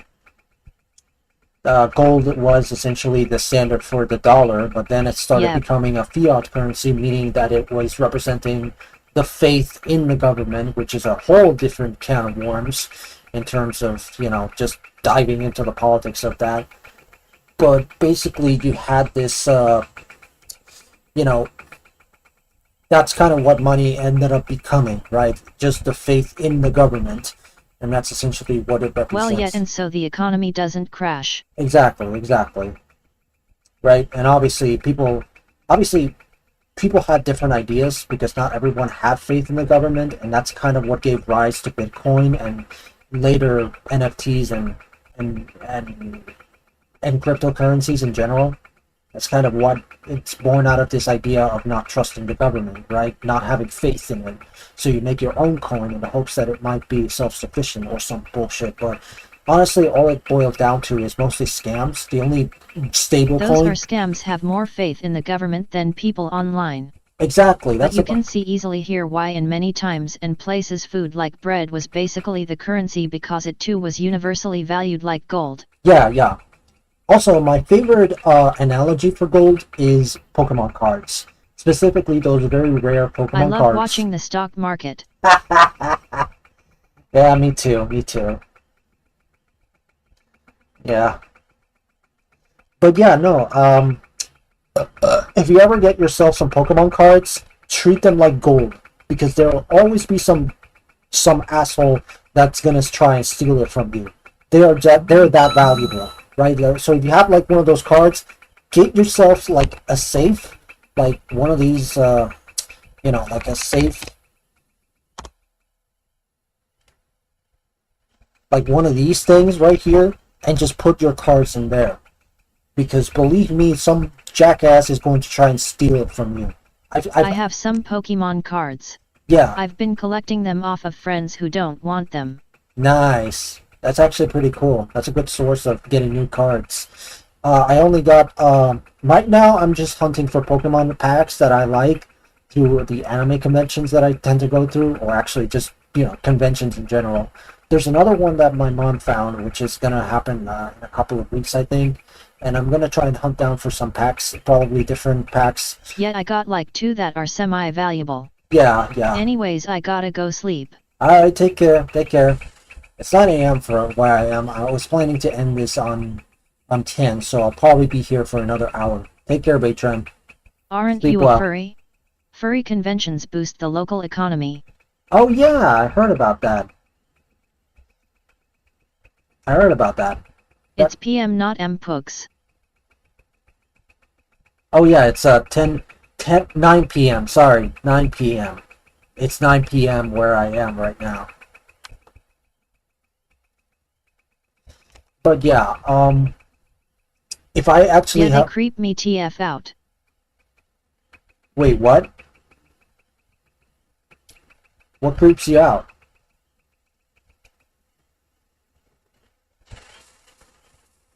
The furries? Is that what you're saying? I mean, that's okay. It's like everybody has their opinion, which makes sense. So, the furries give you like this uncanny valley sort of thing, isn't it? Right? People in furry costumes just walking down the street. Oh yeah, right, that makes sense, right. I personally don't find them all that creepy. I think they're kind of cool and fascinating. But yeah, I can see how that might be a little bit uncanny. It's like those animatronics from Five Nights at Freddy's, right? They're kind of uncanny. I can see how they can be uncanny.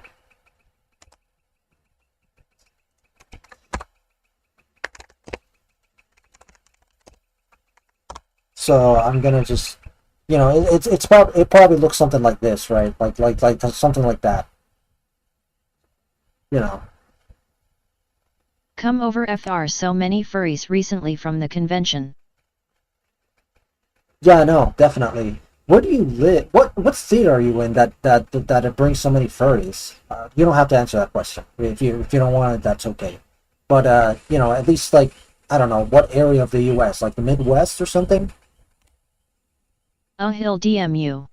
Okay, yeah, I think that would be best.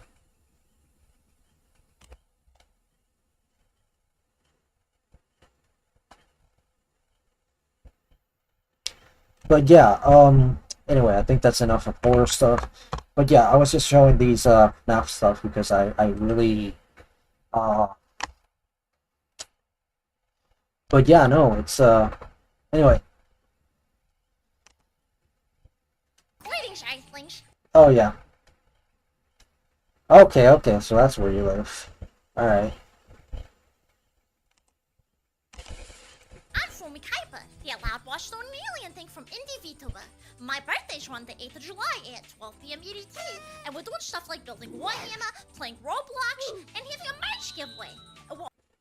Birthday's on the 8th of July at 12 p.m. EDT, and we're doing stuff like building Warhammer, playing Roblox, and having a merch giveaway. Oh yeah, and I have the accent. The accent of that place, huh? Yeah, I'll try and censor myself. I'm not gonna reveal what it is, but yeah, the accent of that place. Alright. Yeah. Am I allowed to say that? Who knows? What happens on the birthday stream stays on the birthday stream, okay? And I have insane goals, like the top 20 donators being part of my second outfit forever. Yeah, it's gonna get weird. We have lots of silly guests, which may just include one of your Oshis. Be there, or you're getting What's this girl's accent? I don't have time for this. I gotta go. The show's starting soon. Be there, okay? This girl's accent, I think that's New Jersey, if I'm not mistaken. I think that's a New Jersey accent. So an alien thing from Indie VTuber. My birthday's on the 8th of July at 12 p.m. Yeah, it's the New York, New Jersey. Oh yeah, def. Yeah. It's New Jersey. Like the talk like that. They talk like this, and the O's sort of stand out, and it's very Italian, if I'm not mistaken. Oh yeah. And we're doing stuff like building Warhammer, playing Roblox, and having a merch giveaway. And we're also going to... Am I allowed to say that? Who knows? So are you going to show up to her birthday? Oh yeah, absolutely. This sounds like fun. Absolutely. They stream okay, and I have insane goals, like the top 20 donators being part of my second outfit forever. Yeah, it's gonna get weird. We have lots of silly guests, which may just include one of your Oshis. Be there, or you're getting probed. Unless you're into that sort of thing, then I don't have time for this. I gotta go. The show's starting soon. Be there, okay? Nice. What are Oshis? Also, I can't really hear. Wait, you can't hear me? What the heck? Or is it the video? Might want to increase the volume. I mean, the volume's already high, so I don't know. What's going on?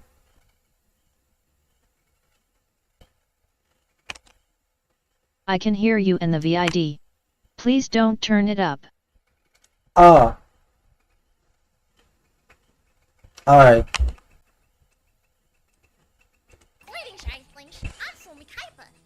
It's the video. Oh yeah. My birthday's on the 8th of July at 12 p.m. EDT, and we're doing stuff like building So you can't hear the video. and having a merch giveaway. And we're also going to... What are Oshis? Good question. Who knows? What happens on the...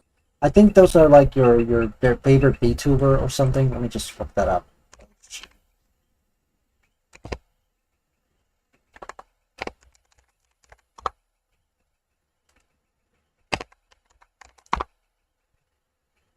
In the context of VTubers, Oshi refers to a person's favorite VTuber idol or character that they actively support and promote. The term comes from the Japanese meaning push, and it is commonly used among fans to express their loyalty to a specific VTuber. So yeah, basically, for example, IO fan considers me his Oshi. So yeah, pretty much. I should really play Warframe just like Dram. Dram's already doing something. But yeah. But yeah, no, it's Who likes streamers that much? I don't understand this. yeah.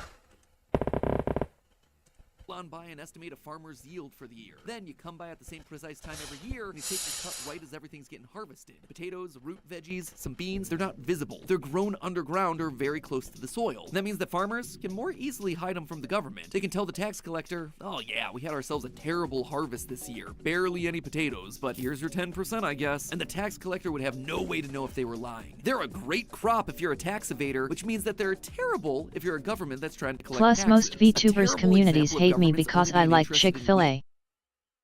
Plus, most VTubers communities hate me because I like Chick-fil-A. Is it because of the whole controversy they got themselves in? That they're like conservatives and whatever? I don't know about that. I don't keep up with that. Then again, it's all alleged, so, you know, innocent till proven guilty, as far as I'm concerned. Is it that? I don't know.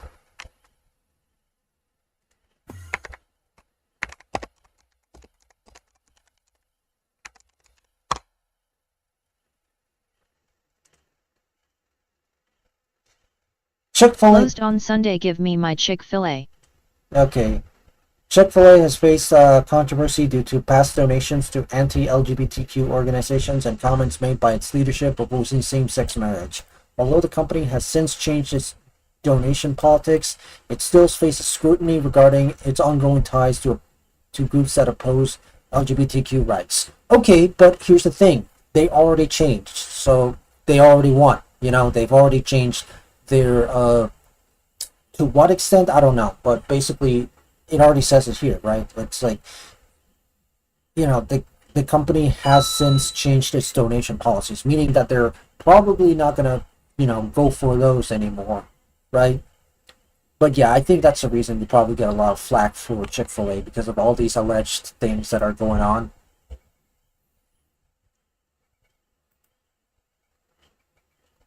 Yeah. I went into this guy's stream who I used to talk to before he got like 50 viewers and he's coming to America. I told him to come to Chick-fil-A and the whole chat just picked on me and the mods times me out, but he untimed me out. What a giga chat. Yeah, what a giga chat. Or giga girl, I don't know. Was it a female streamer? He's chill. Oh yeah, so he was a giga chat. Yeah, he was a real giga chat. Like, yeah, I'm not a fan of collective punishment, so I really think that this right here is completely separate from me rating them based on as a food company. People are just too quick to jump to conclusions, and they're like, oh, you must be an homophobe for that. No, I'm not. I just like their food.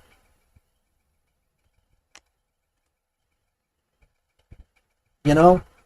I just like their food, okay?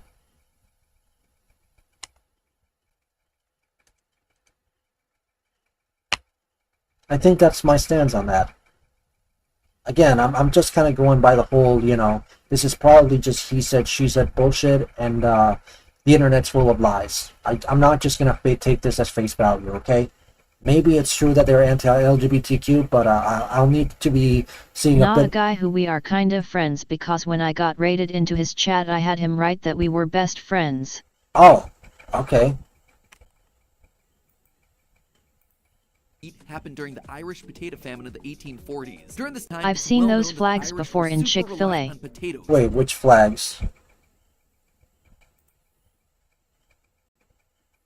Chick-fil-A... Okay, let's see. Oh, The Forbidden Rainbow. Oh. Oh yeah, the LGBT rainbow. They've been there. Like they just fly it normally. I don't know.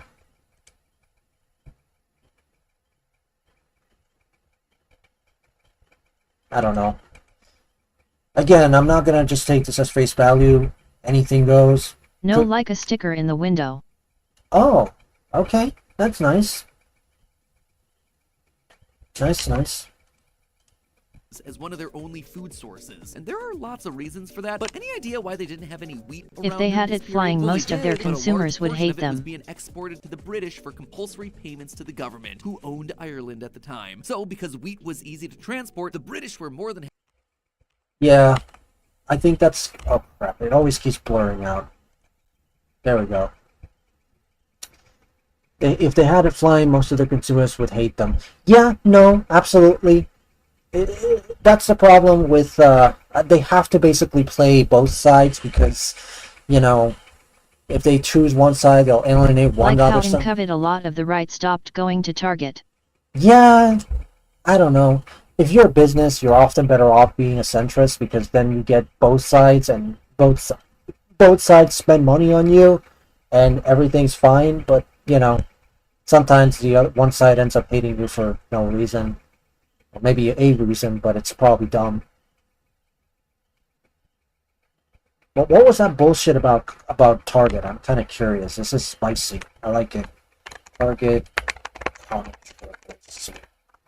When was that? When was that though? Was it like this year?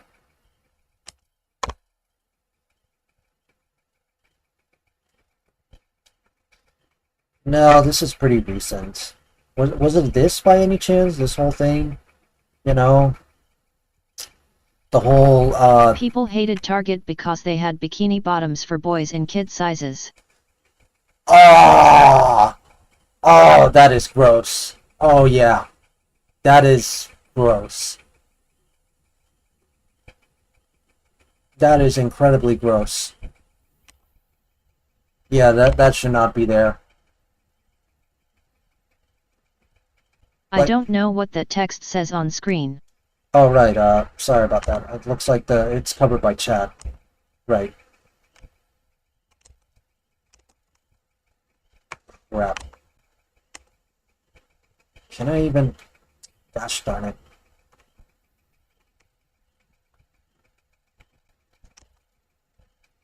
Gosh darn it.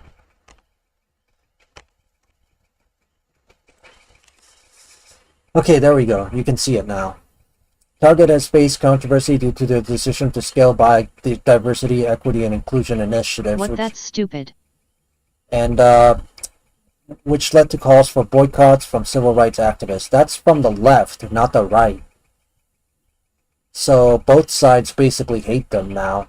Do you see how it is? They always like find excuses to hate them. But if that whole thing about the bikini bottom is true, which they had more American stuff to not anger the Rigjade more. Yeah, and here's the thing though, if that whole bikini bottom allegation is true, that is disgusting. Right. That is disgusting. I have no words to even express just a... I want to vomit. I just want to vomit to even thinking about that.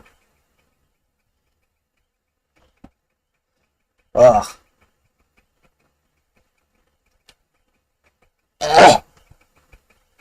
Sorry about that. I'm just gagging at the... I'm just gagging at the thought of that. But again, it's all false unless proven to be true. I don't think I'm just going to take that at face value because... Yeah, they were promoting trans clothing in kid sizes, which like a lot of people didn't like. Of course they wouldn't like that. It's stupid. Yeah. Look, I'm just going to say this. It only makes sense to transition if you're like 18 plus, because at that point you're an adult. So I don't know why they keep shoving it in front of kids. That's honestly stupid. I really don't understand. This is honestly very stupid. And then, oh, by the way, based take on Chick-fil-A. Yeah, no, definitely. You know, it brings me a lot of sadness because, you know, a lot of trans people often wonder why they get accused for being, you know, like predators and all that, and it's because of bullshit like this. But then again, I don't think rain had anything to do with it. So, you know, that's the problem. I don't know. Then again, this is very messy, right? I don't know. It's sad that things like that are allegedly happening, but honestly, that really sucks. I think furries are also like stereotyped for touching minors. Yeah.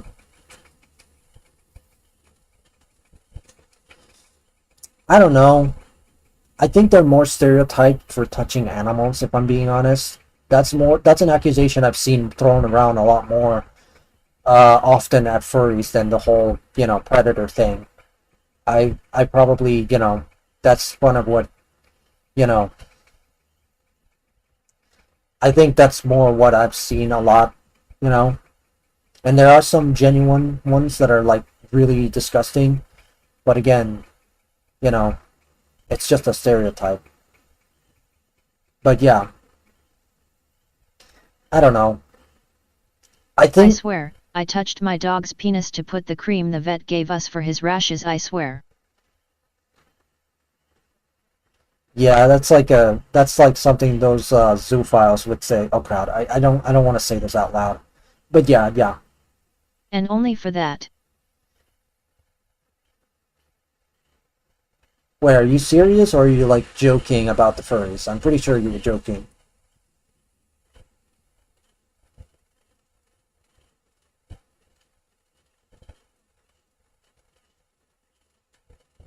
Wait, that was actually something that you did to your dog? I was serious ABT furries.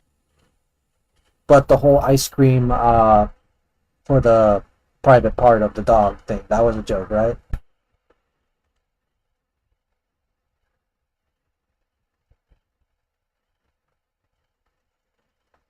Okay. There we go.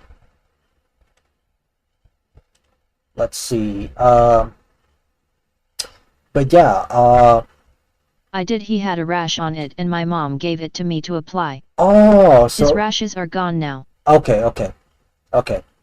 So it was real. Yeah, it sounded like something that could have been real because, you know, it gets awkward that you have to put a medicine on your dog's TP. Yeah, it must have been disgusting, I imagine. That must have been very disgusting. You know.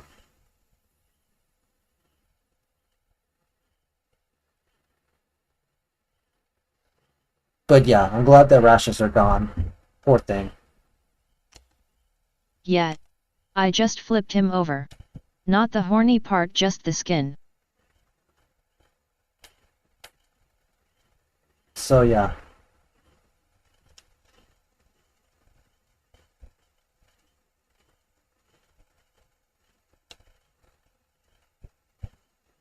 So yeah. Shit happens. But yeah. Okay. But yeah, that has to be the most basically the whole Pride Month thing related to Target. I think they accidentally made like this stereotype for trans people for touching children and all that. That's terrible. I don't get it though. He humped me to show dominance, but when I hump him back in the bad guy, I'm telling him I'm the alpha in his language. That is weird.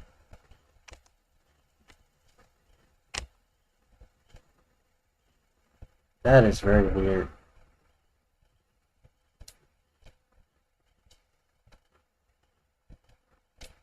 Yet I'm normal, trust. Yeah. I trust you.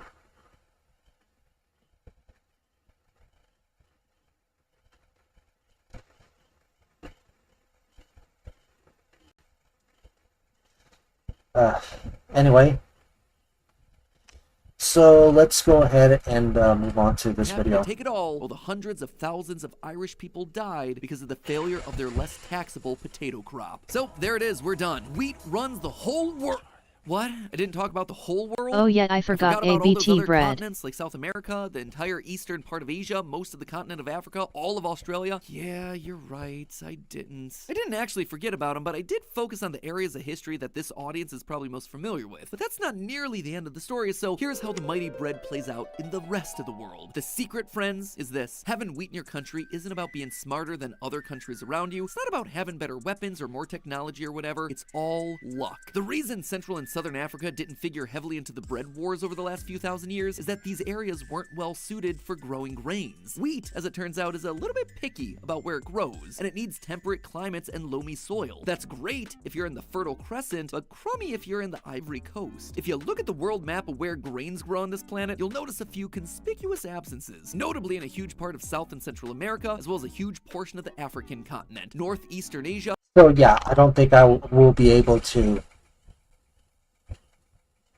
I don't think I'll be able to grow bread or any wheat around here. Maybe there's an exception. Maybe there's some farming technique I don't know about. Also, I was thinking about playing Stardew Valley. That'd be nice. Nice.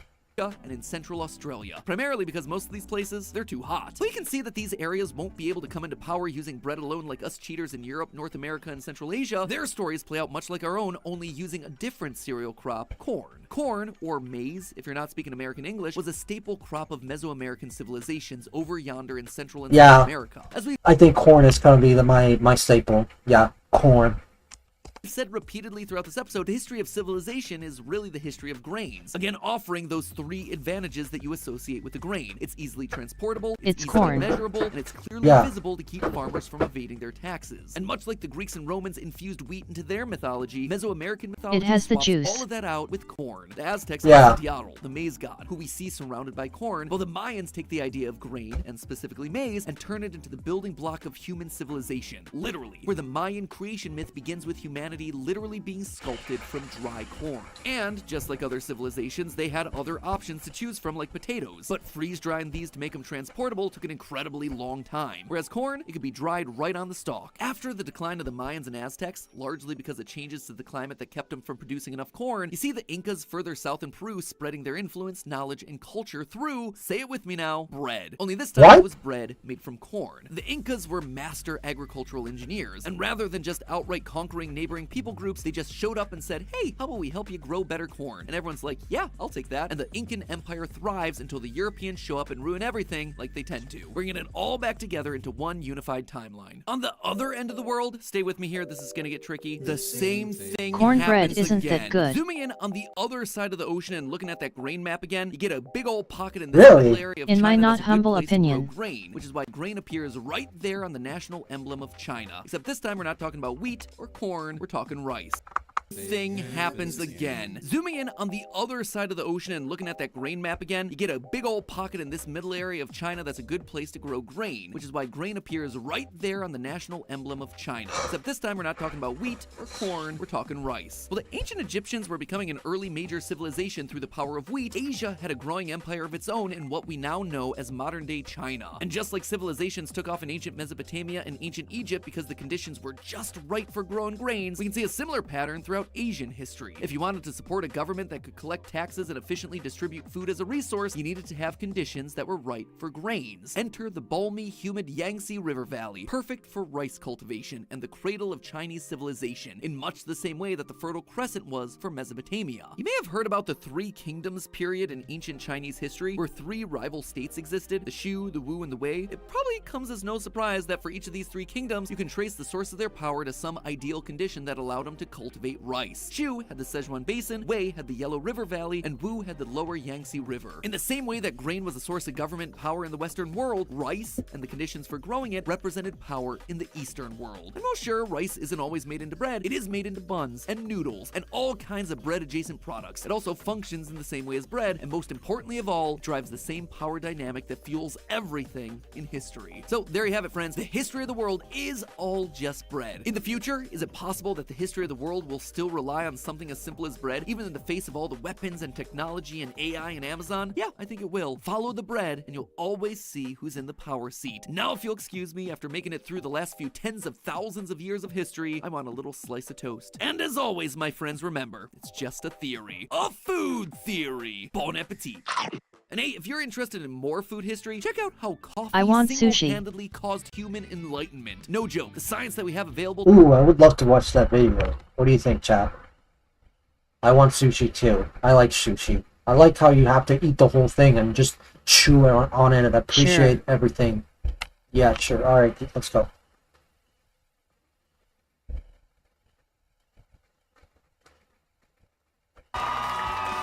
Ross, we have bad news. More bad news? This really hasn't been my day, or week, or month. Or even your year. Ross, we're kicking you out of the Friends group and replacing you with Sir Isaac Newton. We met him here at the coffee house and he's better than you in, like, every possible way. Oh yeah, the Giga Chat of science. Also probably on the I love spectrum. gutting it and slurping the insides before separating the rice and nori. Nori, is that like ramen? Nori. Oh wait, you're talking about sushi. Right, of course. That's one of the components of sushi. I love slurping the insides before separating the rice and Nori is seaweed. Yeah. I just eat the whole thing like it's meant to be. Just put the whole thing in your mouth and just chew on it and appreciate every layer of it. I like that. It's pretty good, chewy. Nice. Best food I've ever ate. I should probably make sushi myself. I love the picked ginger. Picked ginger. Oh yeah, they also put that there too, and also they put wasabi. You can put wasabi in that. That also makes it taste good better. Put that on top and bam. From your handshake, I'm guessing you're a paleontologist? Yeah? How'd you know? Soft handshake. Soft science. Could he be any better than Ross?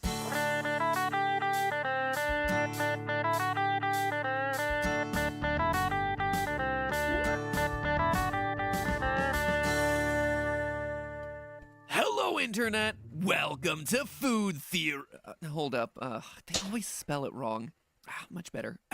Welcome to Food Theory. Today we've brewed up an episode about coffee. Ever heard of it? It's only Western civilization's caffeinated beverage of choice, that's all. The world consumes an estimated 2.25 billion cups of coffee every day. Every day! It's a $100 billion a year industry. Sorry if it's too early to be getting pelted with coffee factoids, but what can I say? Coffee is so hot right now. Talk!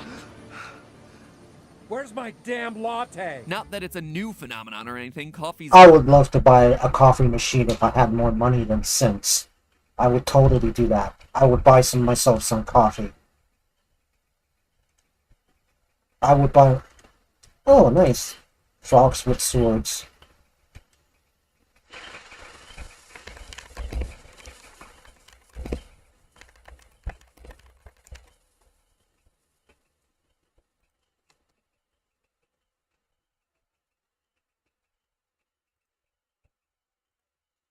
I'm gonna send a reply.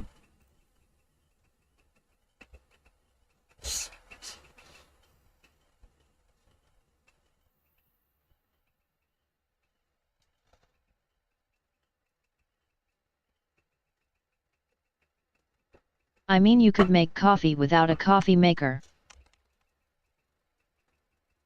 I don't know, it's more like one of those machines they use for baristas to froth milk and all that. That kind of thing. I wanted to make like a latte or a cappuccino. I think you can make it without the machine, but the machine would make a huge difference. It's been hot for centuries, ever since it Oh, started I've never making had its way that out of before. Ethiopia in the 1400s via trade routes. Yeah, they look like this, right?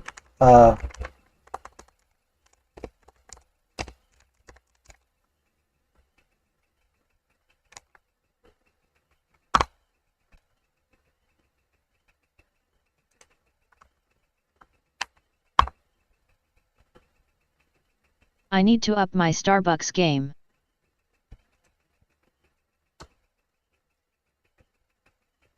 espresso machine. That's what I was talking about. Yeah, that's what I was thinking about. This thing right here. That's what I was thinking about. This little thing that allows you to make coffee and, you know, actually something like this. You know, there's a little tube that you use to... You like espresso shots? Maybe. I've never tried them before. I should probably try them. But essentially you can make all kinds of coffee with espresso shots. So, you know, like latte, cappuccino, macchiato, that sort of thing. So, yeah. You basically put the little... You have a little mug with, like, barista milk, and then you put it right there. You can poison yourself with caffeine. Oh. Really?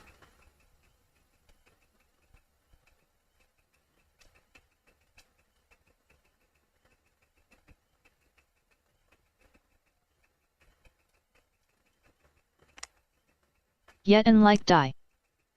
Oh yeah, too much coffee. If you have too much. Yeah. It's just like alcohol. You can poison yourself with it if you drink too much. It's just like alcohol.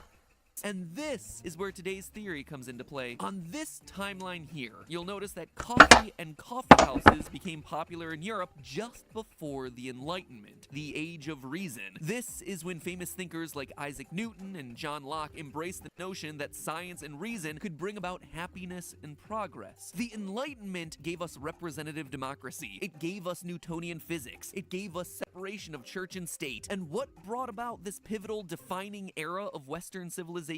Well, your history teacher will probably tell you that it's complicated. After all, check out all these movements and eras that laid the cultural and scientific groundwork in Europe ahead of the Enlightenment. You have the Renaissance, the Scientific Revolution, but I'm not here to untangle the complex web that's Western Civ in a 15-minute YouTube video. I'm here to suggest that for once, just once, it's not all that complicated. All we gotta do is follow the food. Coffee and coffee houses caused the Enlightenment. And if you think a beverage can't change the very course of human history, buckle up, because it can do far more than that. Coffee can and has been changing our brain since its inception. And at 2.25 billion cups a day, you better believe it's changing a whole lot of brains in our world right now. You've heard it before, you are what you eat. Well, same goes double for what you drink. Before the Enlightenment, alcohol was Western civilization's legal and readily available drug of choice. Alcohol was everywhere, sort of like in college, except instead of getting an A on your astronomy paper on heliocentrism, you got put on trial as a heretic and put under house arrest, or, you know, burned at the stake. And when I say that alcohol was the drug of choice, I'm not joking around here. Until the Wait, what? Your astronomy paper on alcohol was everywhere, sort of like Arson. in college, except instead of getting an A on your astronomy paper on heliocentrism, you got put on trial as a heretic and put under house arrest, or, you know, burned at the stake. And when I say that alcohol was the drug of choice, I'm not joking around here. Until the 18th century rolled around, it wasn't uncommon for people to drink beer almost continuously throughout the day. All day, every day. People would straight up begin their day with something called beer soup. Move over, Wheaties. I think we found ourselves the real breakfast of champions. Some suggest that the reason for this was a matter of water purity, because the water... Yeah, that was basically the whole thing, that basically the water was so impure that you had to basically drink beer because the bacteria would not survive inside the fermentation process or something like that. Water was so often polluted in those days, distilled alcohol became the most reliable source of liquid refreshment. Boil the water. Now, this water pollution theory... Yeah, that's another way they could do it. They just boil the water. Is highly scrutinized as untrue, but whatever the reason, it was around this time that coffee took over, and Westerners' day-drinking hobby went the way of dinosaurs and feudalism. And this shift in beverage had tremendous effects on Western society. For centuries, the beverage of choice in Europe had been alcohol, a depressant. But then coffee comes along, and suddenly society finds itself inundated with caffeine, a stimulant. But why did this gigantic depressant to stimulant shift occur in the 17th century of all times? After all, coffee is a naturally occurring plant, and humans have had alcohol at least since 7000 BC. I can easily understand Rice wine has been consumed in China for at least 9,000 years. Why a society would prefer a coffee lifestyle to a beer soup lifestyle, but why... I'm definitely more of a coffee person than an alcohol person, and since I'm already on meds, the alcohol might reduce the effects of my current meds, so That's kind of why I'm staying away from alcohol for the most part. In another life, I might have already been into alcohol, especially the ones that are like in mugs, like, you know, those medieval style kind of alcohol. But I can't do that. I was a bit insane on the membrane, and I had to get some treatment. So yeah. Didn't it I happen don't any drink earlier? either. Like thousands Yeah. and thousands of years earlier? The answer is shockingly simple. It took humans a ridiculous amount of time to discover that coffee beans could be roasted. Like an embarrassingly long time. Guys, we didn't figure out how to roast coffee until the 1400s. I mean, come on! Humans figured out how to build rockets back in the 1200s. Yet we couldn't figure out how to roast a naturally But I do occurring have meds bean that for are another stimulants 200 and the other years. one Oh, that I can't spell. What was that?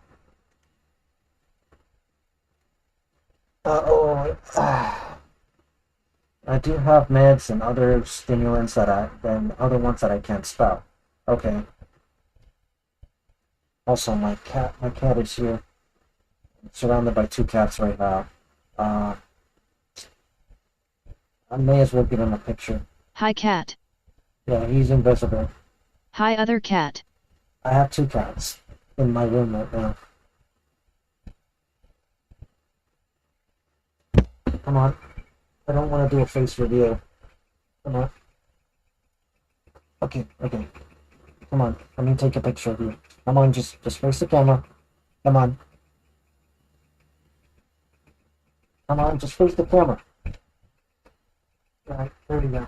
Oh, crap, my phone. Come on. Alright, that's good.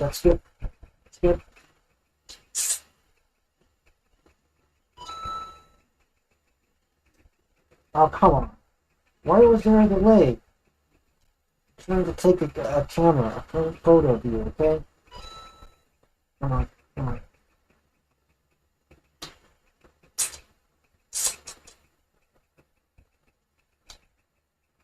Okay, here's the other cat.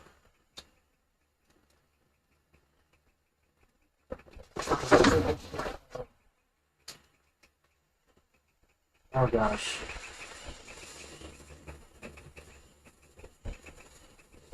Okay, let's see if the pictures turn out alright.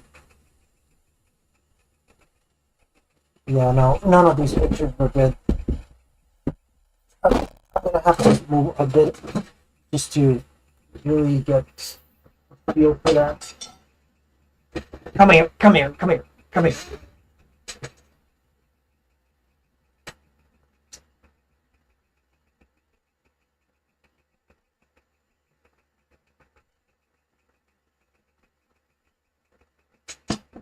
A VTuber I used to watch did a face reveal because he got doxxed. His community was just me and one other guy. Oh. He accidentally completely doxed himself to me, nudes and everything. That's a funny story. Oh my gosh.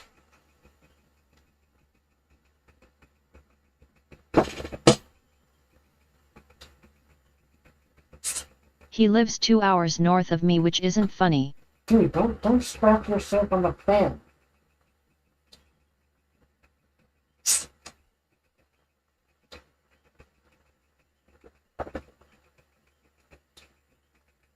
Held a message for reason, misogyny. Allow will post it to chat. Oh come on. Let me look at that. I'll take a look. Give me a second. That's Twitch. Where's the Twitch? Alright. Hildemus, stupid pussy. Alright, I'll allow it. Why does Automod have to announce it like that? Yeah. Cats are patronizing, that's why.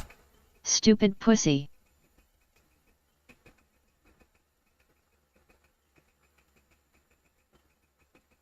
There we go. Cockroaches. He. Yeah. I'm evil. Yeah, pretty much. Carrot.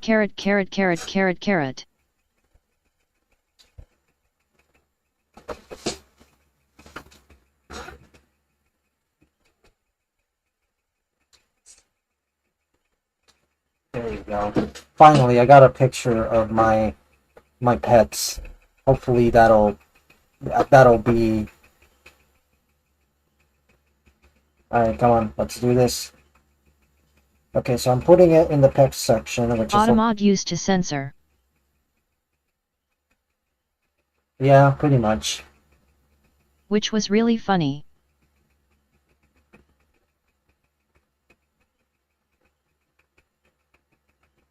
You gotta be kidding me. I didn't get a good picture of this guy?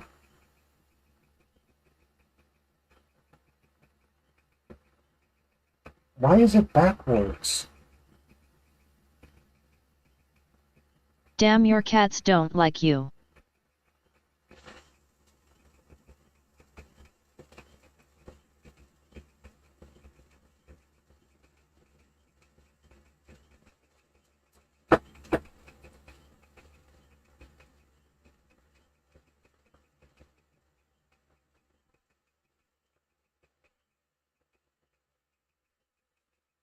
Okay, there we go.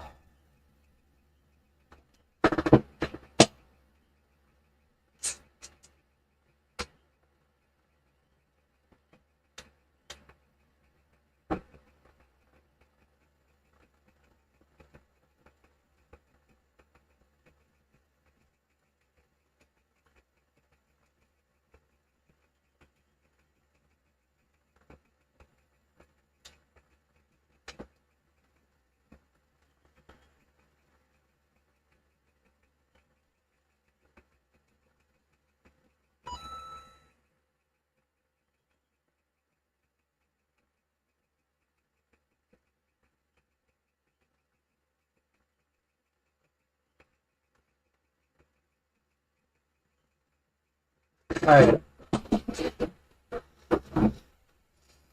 Okay. I sent a bunch of pictures of my cats there.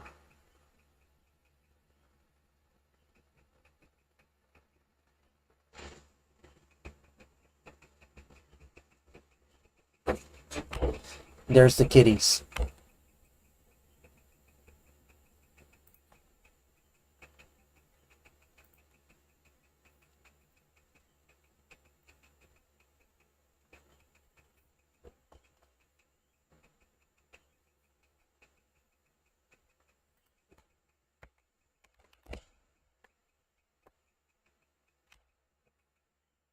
Yeah, those are the cats.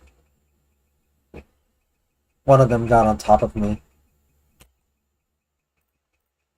And never mind the fact that it took us yet another century or 3 to figure out how to transport coffee beans long distances without them spoiling. And that's important to keep in mind because the Enlightenment began in Europe, but coffee doesn't grow anywhere near there. It only grows in specific climates near the equator known as the bean belt. So coffee's journey from Ethiopia to Europe wasn't fast, and it certainly wasn't easy. As transportation methods slowly improved though, coffee was able to creep its way through the Middle East in the 1500s, but the beverage was prohibited, even criminalized in many of those nations when it first came on the scene. Who knows? Perhaps Turkey could have been the epicenter of the Enlightenment if the government hadn't punished repeat coffee offenders by sewing them into leather bags and tossing them into the ocean. Watch out, Starbucks baristas. What the heck? It's a dangerous game. By the mid-1600s, transportation methods were finally at a point where Europe had access to all the caffeine it could Valid possibly crash handle. out. Now, a shift Wait, what? Valid crash out? For the coffee? Turkey could have been the epicenter of the Enlightenment if the government hadn't punished repeat coffee offenders by sewing them into leather bags and tossing them into the ocean. Watch out, Starbucks baristas. You play a dangerous game. By the mid-1600s, transportation methods were finally at a point where Europe had access to all the caffeine it could possibly handle. Now, a shift in beverage preference may not seem like that big of a deal, but it was. Depressants and stimulants affect our brains in very different ways. And when an entire society undergoes a simultaneous change in their brains, well, that's when you get yourself a cultural shift like there never was before. Essentially, a depressant acts to slow down or depress the activities in your brain. Doctors typically prescribe depressants to relieve anxiety or help with sleep problems. Adjectives that pop to mind include relaxed, sedated. The word motivated does not. Think of it this way. If depressants were a person, they'd basically be the dude from The Big Lebowski. Well, you know, that's just like, your opinion, man. Meanwhile, stimulants do the exact opposite of depressants. They speed up, stimulate activities in the body. This means heightened alertness, concentration, more energy. If stimulants were a person, they'd be this guy. Coffee time! Coffee, coffee, coffee, coffee, coffee, coffee! Generally speaking, the effects of stimulants mean increased productivity. Of course, tea can contain a fair amount of caffeine as well, and tea became readily available in Europe around the same time as coffee did. So why aren't we talking about tea? Well, it's because tea was very expensive at the time, prohibitively expensive. As a result, only the upper crust of society consumed it, but not coffee. Coffee was a drink of the people, and that's a Dump huge tea in the reason why harbor. coffee caused the Enlightenment, because it wasn't just about Europe getting stimulants. I think part of American history is apparently somebody dumping tea into the harbor. I don't know what that was all about. I have no clue about that. All I know is that George Washington was a Giga Chad of the Revolution, and they made him a president. You don't? No, I don't. I know about the reasons why the American Revolution kind of started. No but taxation without representation. yep, I'm clueless about that. I have no idea what the hell was that all about. Like the DC listen plate. Yeah, no. I'm a Puerto Rican, okay? I don't know that much about American history. At least they don't teach it over here. They just teach about, like, crap. I think it was more... The British were taxing us and we had to representation. Yeah, like, I don't know the details about that. So essentially they were taxing us, but they wanted representation in Parliament. That was kind of it. But I don't remember any part about it being throwing tea into the Isn't Puerto Rico a territory of American? Yeah, but it used to be part of Spain, so we're taught Spanish history for the most part. You know, Christopher Columbus and what he did over here, and basically the colonies that ended up popping out because of Spain, and not much about. And then later into history, they were teaching us about America coming over here after they blamed the U.S. To protest, they opened crates off of the ships and dumped it into Teehee Harbor. Into the harbor. So wait, they threw tea into the ocean to protest the whole taxation without representation thing? Oh, by the way, Yeah. Wait, what?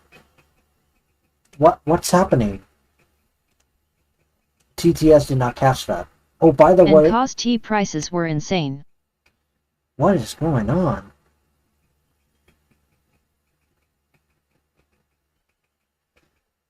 Okay, oh, by the way, George Washington was a Giga Chad of our first president, also a slave owner. What's happening on YouTube side? No idea. Let me double check. Slavery was common. Washington.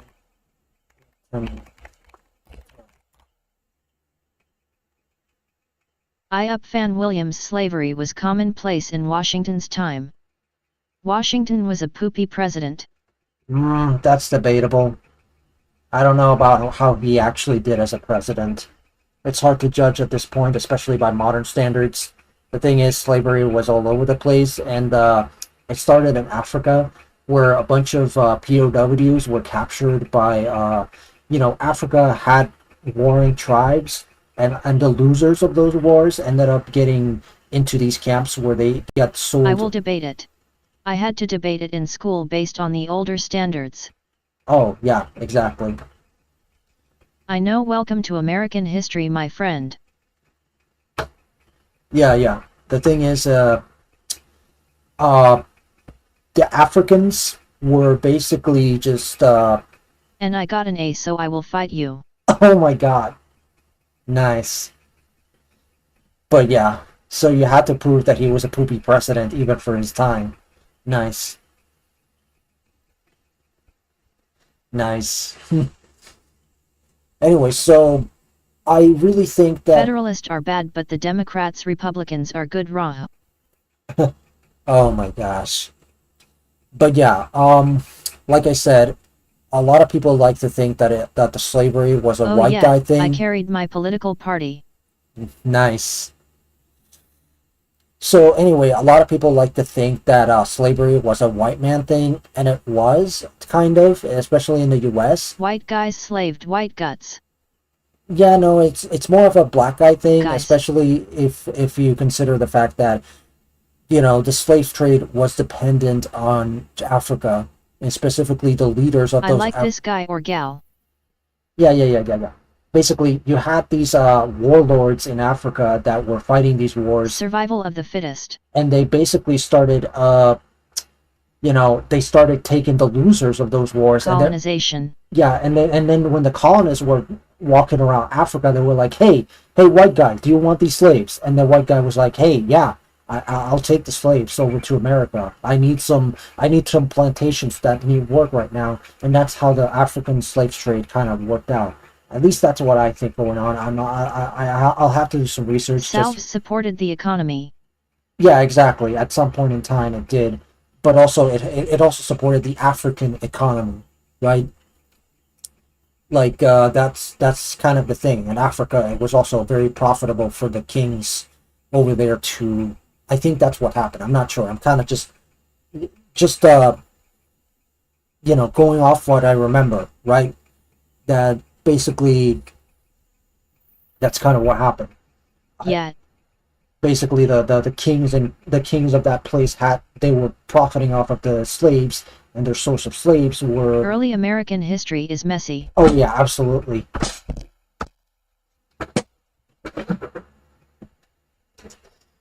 And yeah. Also, there was that big can of worms where essentially they were going through cognitive dissonance, where basically it's the Like land. I hate Hamilton. Oh yeah, no. There's probably plenty of reasons to hate him. I mean, it's early American history. People there were not like nobody was perfect. Yeah. Anyway, so Thomas Jefferson. Jefferson. I've heard about that guy, but I don't remember much about him. Let me see. If I see his face, I might remember. Let me see. Thomas Jefferson. Wait, is that the guy that did the whole kite thing? No, that's not him. But I see his face a lot. He's such a bad person. Hating on Jefferson while saying we shouldn't hate politics. Dog, do you not use USD money? Yeah, I do. You're thinking of Ben Franklin. Yeah, Ben Franklin. I love Jefferson. Ben Franklin, this guy. He's on the $20 bill. So, yeah.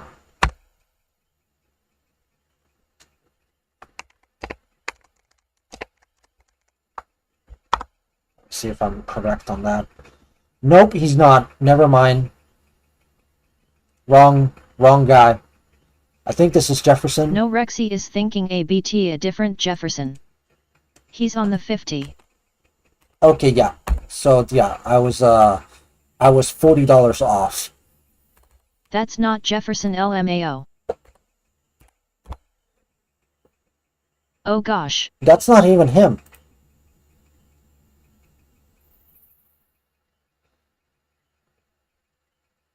Five.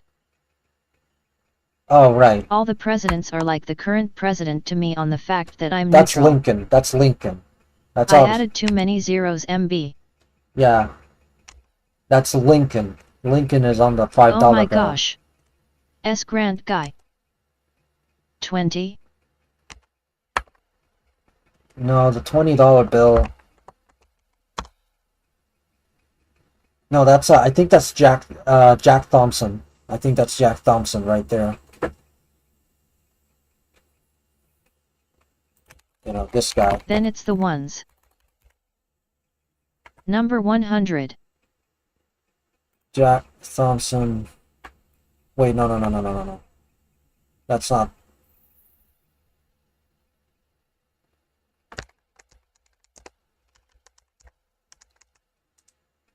$100s, I think. Wait. If it's not, I'm rage quitting. Yeah, I think you're on the money for that one. No pun intended. Yeah, there we go. There he is. Yeah, I see him a lot in like gangster movies because they always have like these $100 bills. Yeah, that's Benjamin's. Fuck YWAH. Yeah, Benjamins. So yeah, you're dealing with big Benjamins.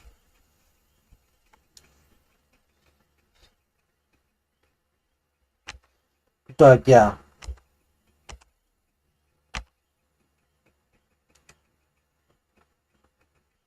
I like collecting pennies the most, and they have Abe Lincoln. Oh crap! Got to get the money, dollar bill, y'all. Oh lord, I had this can with like. Oh. Ronald Reagan is my favorite president ever. Oh my god! I had this one coin that was like a dollar coin. Oh my gosh! And I lost the whole.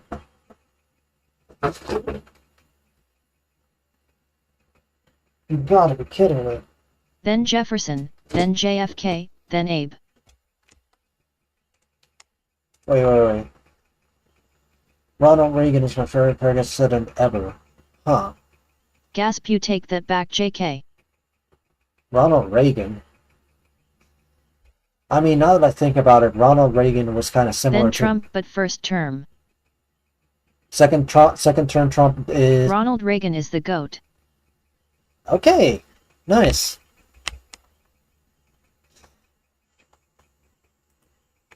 So yeah, I think Ronald Reagan and Trump are very similar in the sense that they were both celebrities before. Second term Trump is top 40.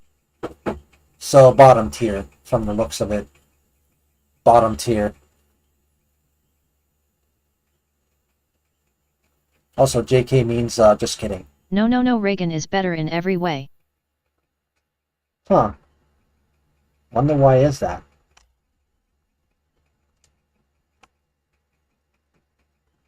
Oh, speaking of politics.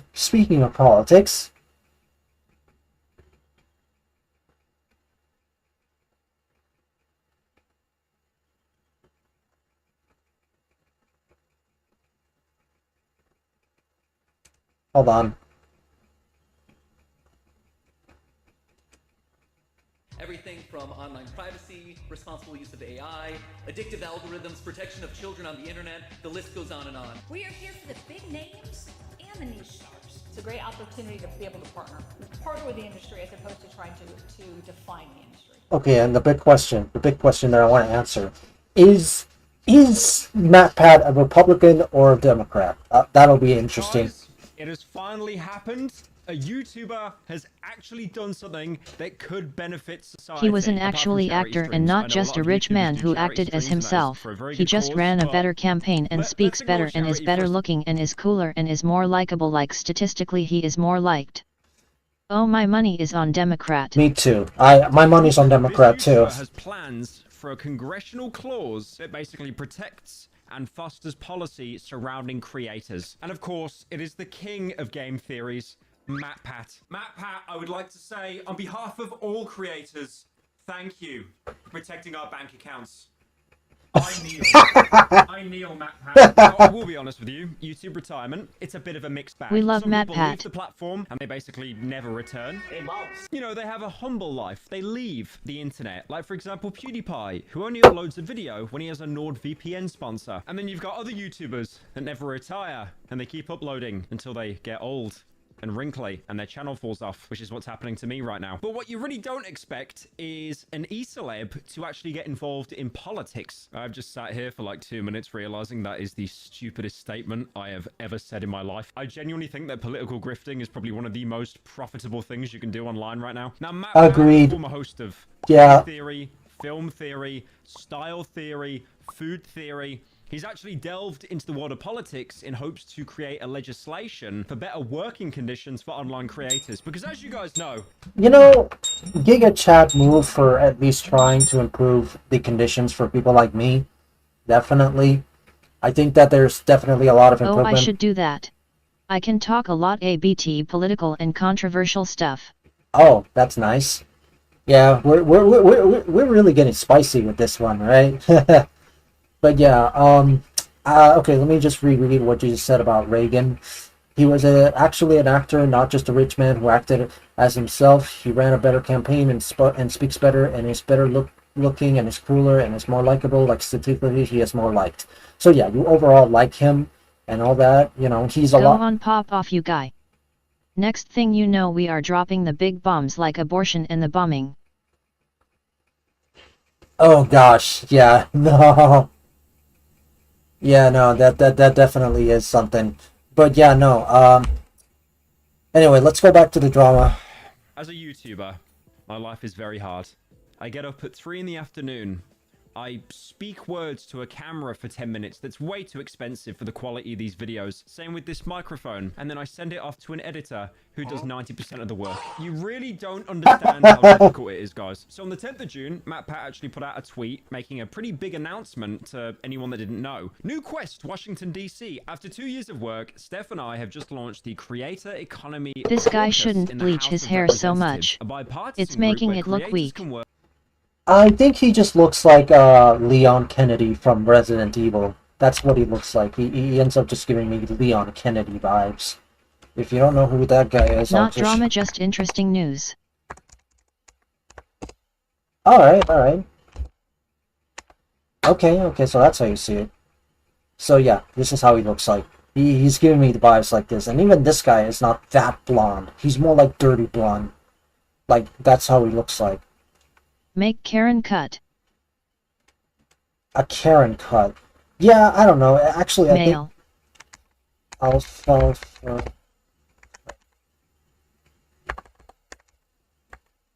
actually, what was it? Bowl cut? No, it wasn't a bowl cut. It was 90s male. What was that haircut? Fuck. It was something like this. No. Fuck. It's something like this. No, not even close. That's not that bad. There, this one, right here. It's like a longer. I rather that than the lettuce. You know, I think this is longer. Yeah. EWWW. Yeah, it's like a longer version of this haircut. That's what he's sporting. Like, that's essentially what he's doing right now. Red flag right there. So, like, that's a red flag for guys for Dan you? TDM is the GOAT. Dan TDM? Who the heck is this guy? Wait, Dan TDM. Oh, wait, TDM. We can't be friends. Wait. This guy, I never heard of him. I guess I haven't heard of him in a while. He looks pretty good. He's my childhood. Oh, really? Well, my childhood was a lot different. We can't be friends. Yes, we can. Come on. I can get to know Dan TDM, okay? I'm just a little older, okay? So my childhood was a little different. I don't know. My childhood was mostly about... Watch his stuff from 7 years ago. Actually, you know what my childhood was? It was this guy. This guy right here. This guy. Nostalgia Critic. That's who I grew up with during my middle and high school days. This guy. He was the only YouTuber I was allowed to watch. Him and SB737. SB737. Okay, that's a new one. SB737. Oh, I know him. Yeah, the Nostalgia Critic. That's the guy that I grew up with.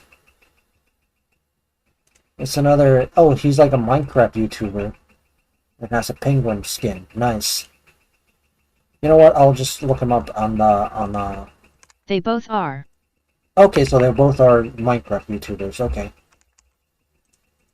I'm sure you probably heard about Techno King or Techno. What was his name? Techno King. What was it? Dan retired of Minecraft. No. The King. The King, the Technoblade. Technoblade. There we go. Technoblade. It's just that I thought Techno King because he has this regal appearance. Technoblade never dies. Yeah, exactly. He never dies. I personally did not. Technoblade. I never really stumble across Technoblade's content, and I'm not like into the lore. I just, you know, I kind of just stumbled into the news that he passed away, And I just felt sad because I have empathy for people, and I'm like, I don't know this guy. Cancer didn't kill him, he's just sleeping. Yeah, he's in heaven. He's in heaven just still being the king of Minecraft. He's up there watching us. He's up there. But yeah, I do feel bad for his dad. I really do. I hope he's okay. You know? So yeah, I really do hope he's okay. Also, Dream is making a comeback, which sucks. You know, the less I know about that guy, the better. There's just so much weird shit that he done that I don't even know. Let's see, there was also, what was his name?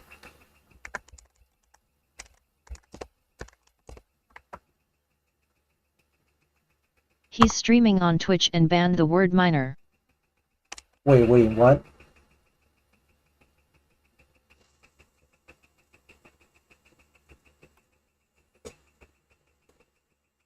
He's not live RN. I know. Also, you probably seen him, right? It's Captain Sparkles. Right? Captain Sparkles. Of course. But I asked him if he still liked minors and it got auto-modded. Well, yeah, that is a very weird but question. He has like so little mods. Weird. Why would you ask him if he likes that? I don't get it. Oh yeah, I've seen him.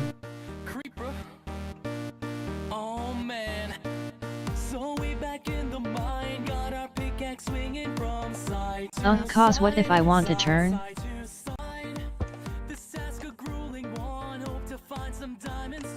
What do you mean a turn? I don't get it.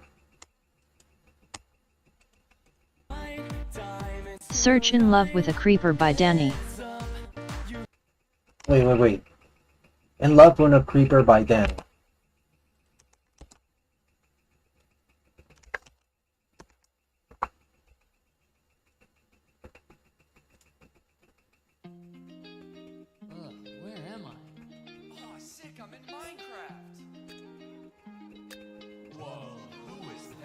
Let's go. With the creeper on the low, I'm trying to fuck bad as hell. She's a keeper. I just hope I'm enough. I got a diamond pickaxe, I'm gonna kick ass. She's twerking in the cave to get cash. She got a thick ass. I'm in love with what the fuck? I'm in love. Creeper, I hardly know her. You know I'm a grower and not a shower. How did you get so thick with no curves? You a whole snack like an hors d'oeuvre. She's hissing like a Yeah, it's amazing. His songs are good but goofy. Yeah, no, absolutely. Hey, let me explode in your cave. Not trying to be too lewd, but my sword's got level 3 protection. Feed you wheat to get you in the mood. My blaze rod's got a little erection. I can't get you off my mind. Oh my god, this is so NSFW. I did not expect you to suggest this. Oh my gosh. But yeah, I know, and it's probably just humor and all that. Oh my gosh. I'm trying to stay safe for work, and you bring me this. Jesus Christ.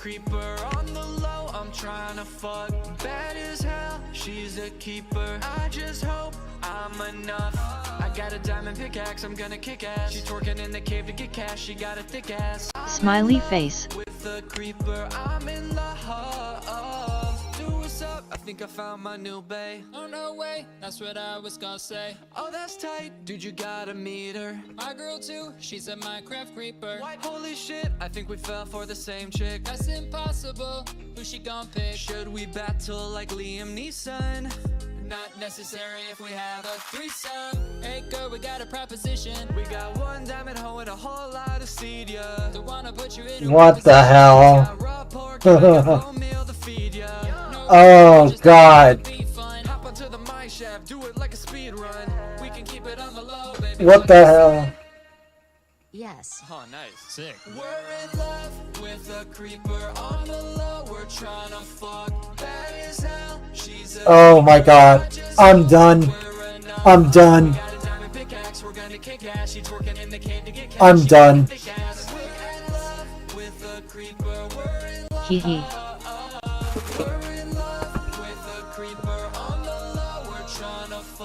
Hope that she doesn't blow up, that would really fucking suck. We got a diamond pickaxe, we're gonna kick ass. She's working in the cave to get cash, she got a thick ass. We're in love with a creeper, we're in love. No, she blew up! I knew it! I lost all my stuff! I had so many ingots! Oh my gosh. I love the ending. I'm Going to Kill Santa Claus is a good Christmas song by him. Okay. Whoops, forgot to copy.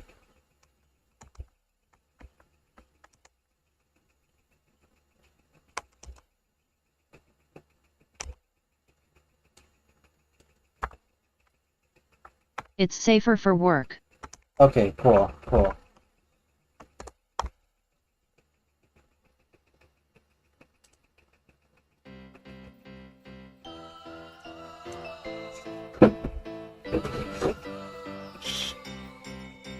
Oh yeah.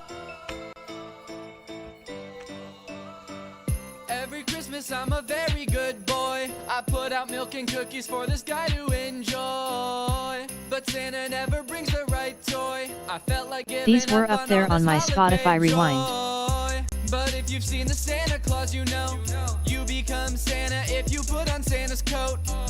You can kill him, leave him dead up in the snow. The elves don't even care about you murdering their bro. And so, this Christmas gonna be special to me. I ain't gonna ask for a car with a key. I ain't gonna write to Santa asking him please. Cause what I want for Christmas can't fit under the tree. I wanna be Santa Claus, so I'm gonna kill Santa Claus. When I hear those reindeer paws, I'm gonna break the law. This Christmas, don't got a wish list, I got a hit list. And at the top of it is old Saint Nicholas. Nothing against him, it's just business. I ain't the Grinch, but I'm gonna steal Christmas. I made a list and checked it twice for all the fucks I give about ending Santa's life, and I found none. I'll travel at the speed of light. If I'm Santa now, does that mean that I sleep with Santa's wife? Cause I'm down, son. Fire in my fireplace. Not talking about his flying ship when I say I'm a sleigh. He gon' die, son. I'ma wake up Christmas Day with all the dopest presents that I forced the elves to make. They're my prisoners. I'll never understand why this is the way that they decide who the next Santa Claus is. How do people not believe that Santa exists? In this world, aren't adults concerned about all these gifts they didn't buy? I wanna be Santa Claus, so I'm gonna kill Santa Claus. When I hear those reindeer paws, I'm gonna break the law. This Christmas, don't got a wish list, I got a hit list. And at the top of it is old Saint Nicholas. Nothing against him, it's just business. I ain't the Grinch, but I'm gonna steal Christmas. Nice. It's even in Spotify. Yeah. But yeah, I don't know, my childhood was a lot different. I did not grow up with these 2010 stars. I was more into just Nostalgia Critic. You know, let me just play his intro. You know. Yeah, this guy. Okay Broski, my childhood was the 2010s. I mean, I was a teen by the time I was in the 2010s. So I kind of, childhood was a lot different.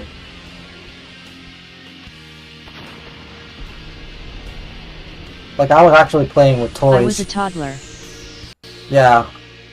I was a kid by the 2000s, and yeah. Basically... I did play with toys. Oh yeah, nice. Here's the toys that I actually did play, which was, let's see, it was Max Steel. Yeah, it was these things right here. Well, these are the modern ones, so... Oh yeah, you were in the 20th century. Yeah, vintage. Okay. That's modern Max Steel. There we go. That's more like it. This is more, yeah, Max Steel. I actually, Whoa. Monsters, actually. These were my favorite, the Monsters. Wait.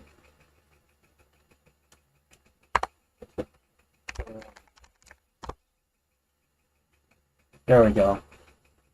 These, oh fuck, it's such a small image.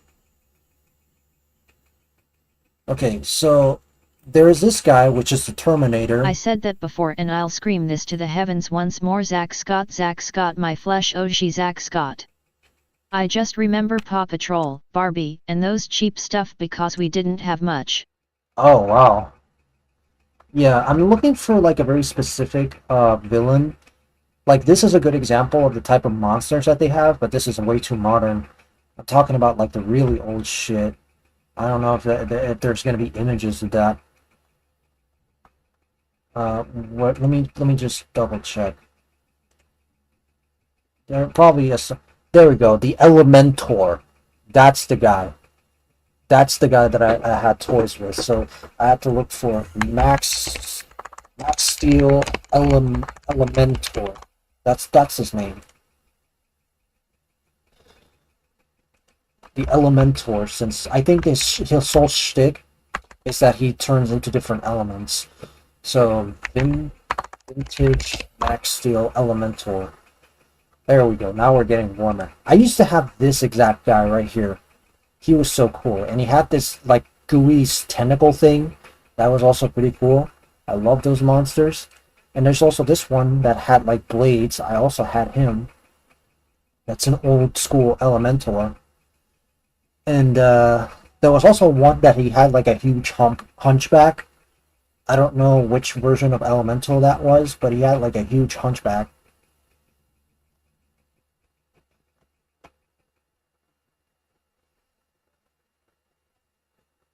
There we go. There he is. So, Metal Destructor Elementor. And this is probably in Spanish, so there's that.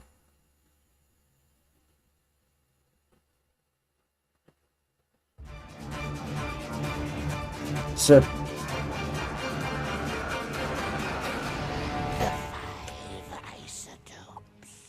2005, qué gran época para Max Steel. Después de haber terminado con... Okay, there he is.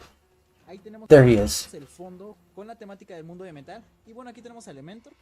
Lo vamos a poner de este lado. That's the toy I used to have. He was so fucking cool. Quiero mostrarles el mecanismo antes. Bueno, quería mostrarles que la parte de arriba tiene un orificio por donde sale menos para exhibirlo. Es una manera bastante bonita. Oh, let me take a screenshot of that. Esta caja es replicada. So, yeah.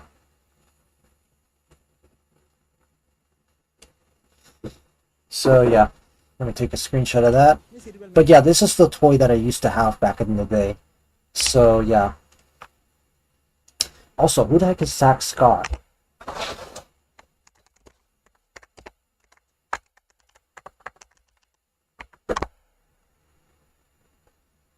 Zack Scott Games? Zack Scott Games, is that it, I-Up Williams? Is that who you're talking about?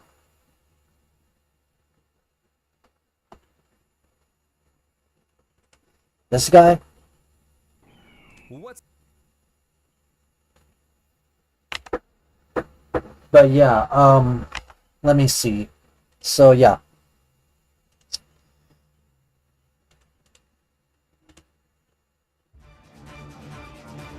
Yes, sir. Un misil en el que Also, it's ma'am. yo todavía no lo he conseguido, pero pronto. I prefer ma'am. Y pues los Yeah, thank you, disparas. thank you. No hace ningún sonido cuando lo disparas, pero pues está bien, no importa. De este lado Yeah, tienes yeah, la yeah. parte en la que tú hacías esto y I think if I have to bring up nuance, if you say yes sir, but with like without the space, then that's okay, because that's like a phrase. So I know it's weird, but yeah, I think that's more. Yeah, like this. Yes, sir. Yes, sir. Yeah, like that. Se accionaban las garras. Era algo bastante espectacular en el que tú accionaban las garras. Era algo bastante espectacular en el que Let me just take a screenshot of that. se accionaban las garras. Era algo bastante...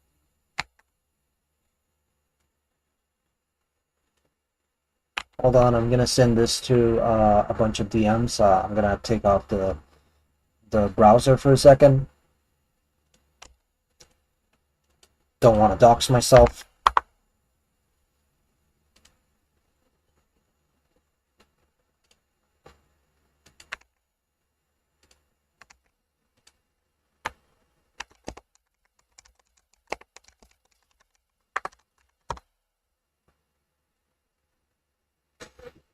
I'll be right back. I want to talk to my parents. I want to touch some grass, so be right back.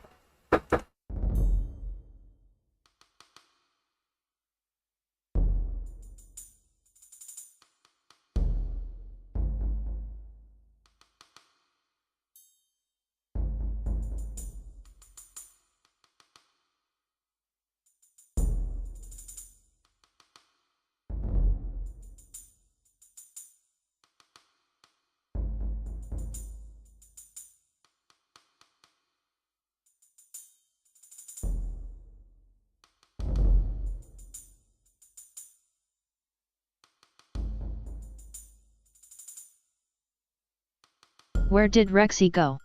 I was vacuuming.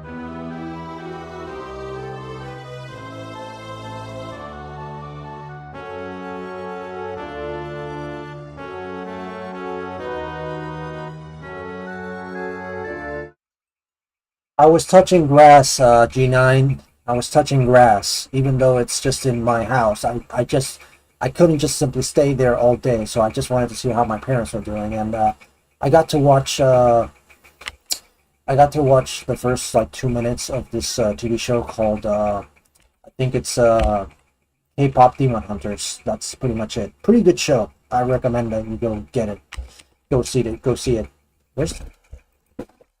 Oh crap! My cat was in.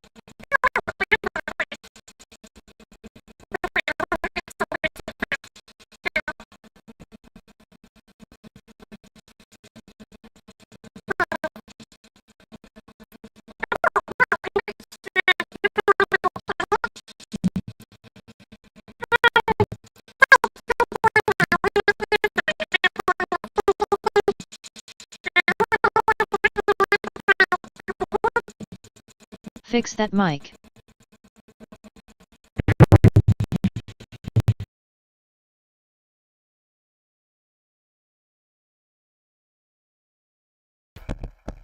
What do you mean fix that mic? What's wrong with the mic?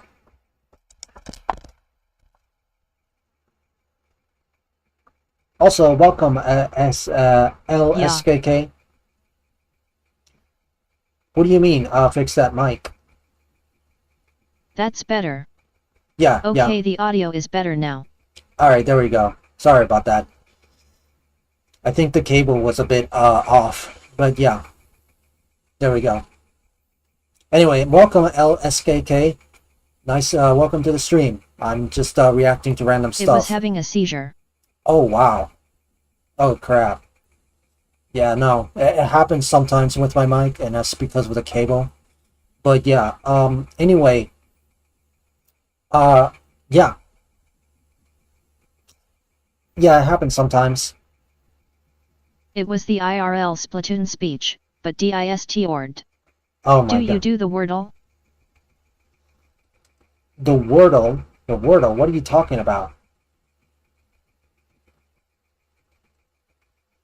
The quote my flesh OG what's up guys Zach Scott here.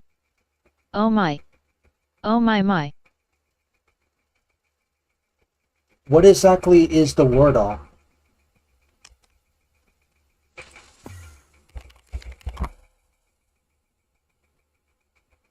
Oh, this thing? Google Wordle and just that. Okay, so it's like a game by the New York Times. Also, I heard that from a friend. Do it, it's hard today. Bullshit. How hard can it be? It took me all 6 tries. Guess the word in 6 tries. Each bar must be a 5-letter word. The color change will ties how close you are to the word. Okay? You are currently 6 viewers strong, by the way. Oh yeah, no, definitely. Wait, for real? It says that there's only 4 right now. I didn't actually know there were 6. Holy shit. Nice. E-R... Wait. There's 2 on Twitch. What am I supposed to do?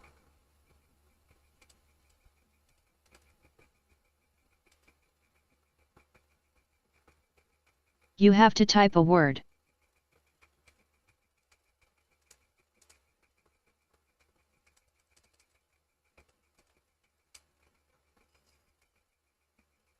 Okay, so that's clearly not it.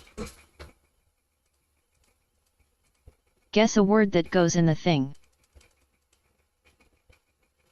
They are gray, so none of those letters are in the word. Wordle 1478 6/6 black large square black large square black large square black large square black large square black large square black large square what the black hell? large square black large square black large square black large square. Oh my. Yeah, you broken the I am TTS. sorry. That's alright, that's alright. It was an accident. No.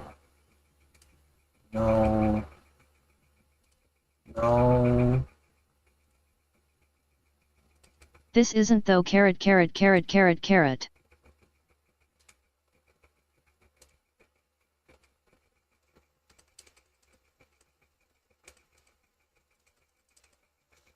Oh my gosh, it's already getting hard.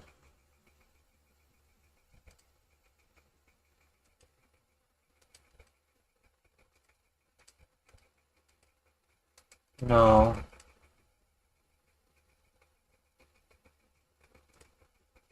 Type think, that's my second starter eord. Word.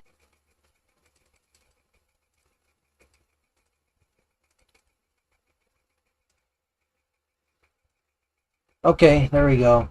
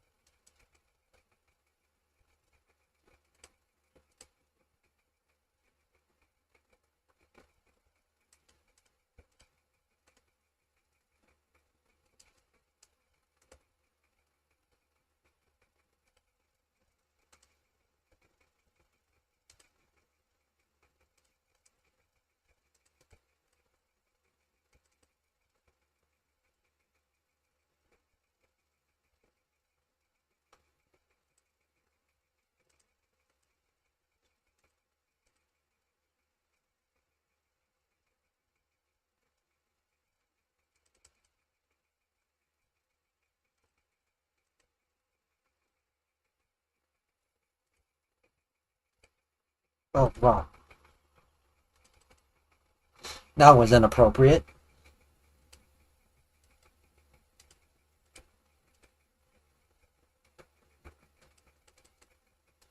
Are you better at math than with words? No, I'm not.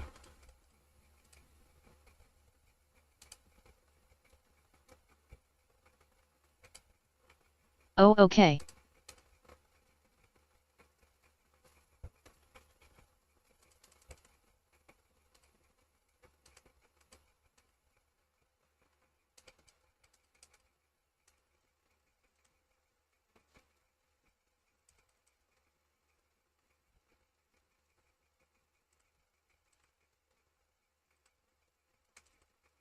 You can use your keyboard BTW. I know, I know. Let me just write. Math wizard.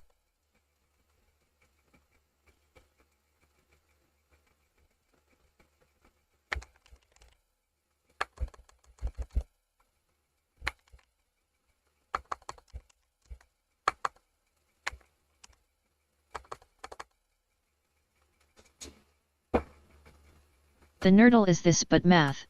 Also done by a different person though.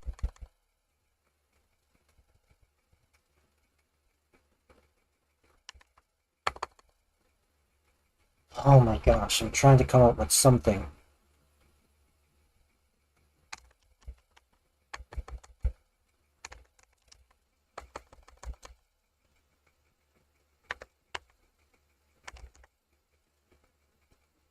Just try to get letters.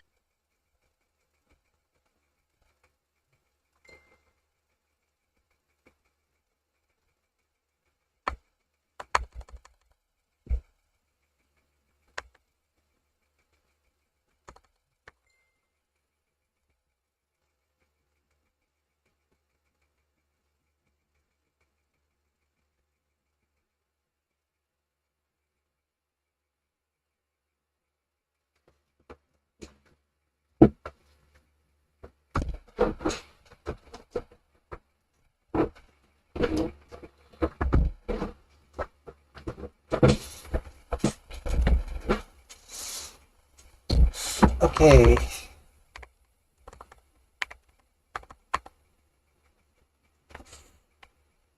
Are you okay? I'm alright, yes, I'm alright. I'm just thinking. I'm just trying to get some word that isn't included on this one, so...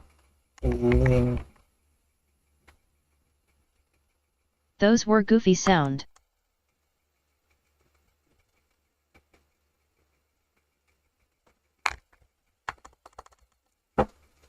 Okay, let's try a different word. E-A-C... not K, no. Has to be a 4-letter word. From. 5.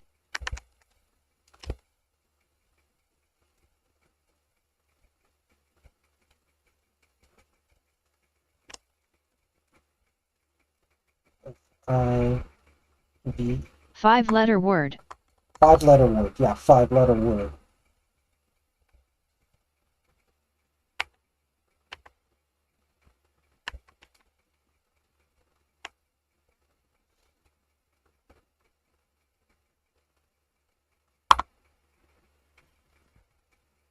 Okay, so we got ourselves... Do it. Alright, there you go, right. KETS go. Trim.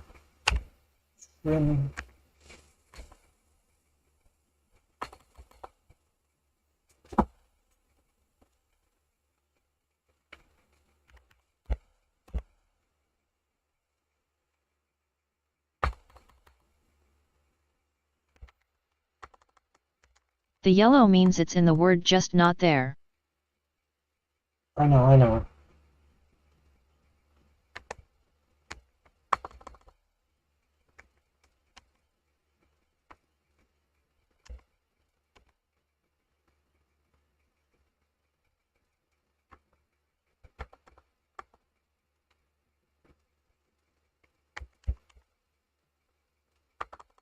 Oh my gosh.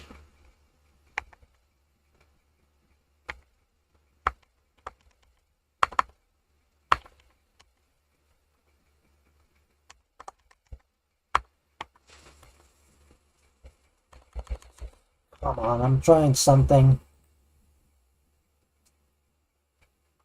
Holy crap.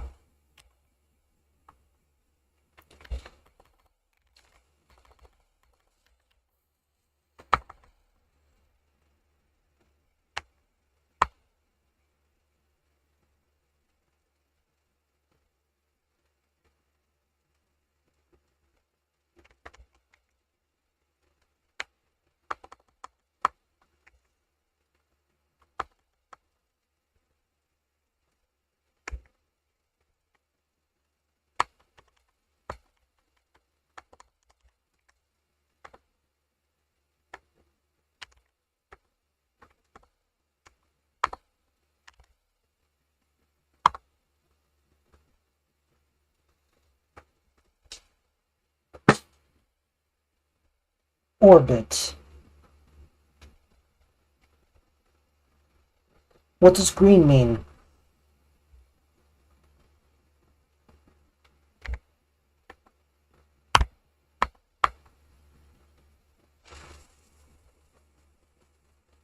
Green means the letter goes there.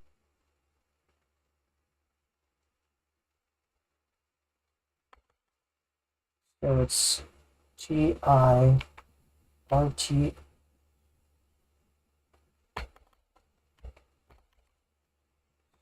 So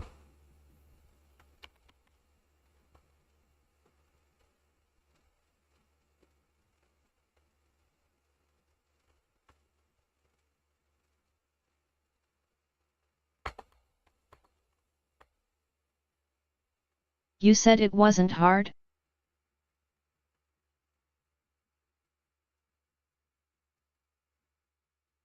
I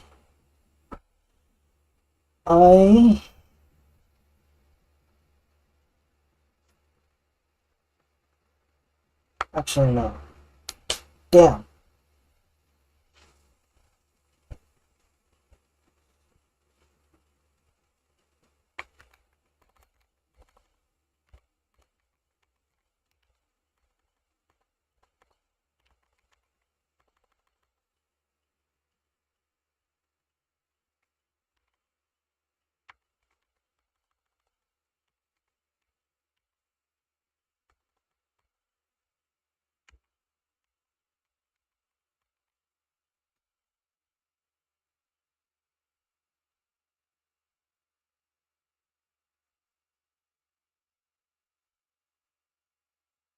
The O is not there.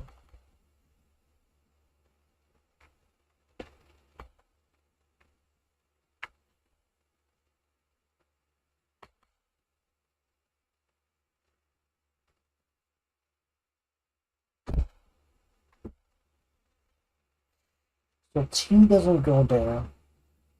Mehi, I feel evil. Evil.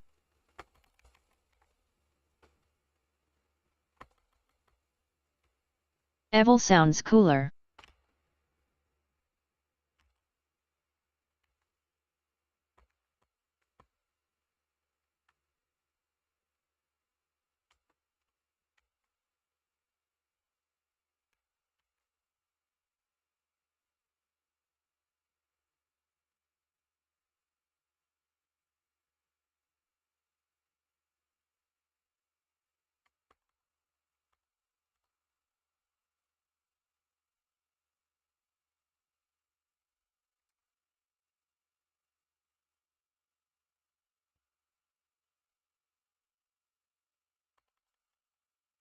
Sushi sounds good, RN.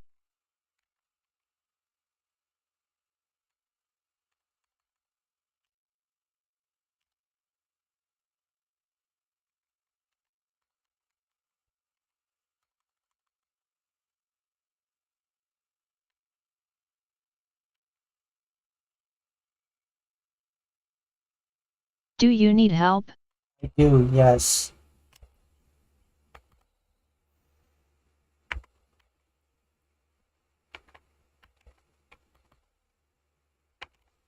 The missing letter is A. A. A. It could go anywhere at this point.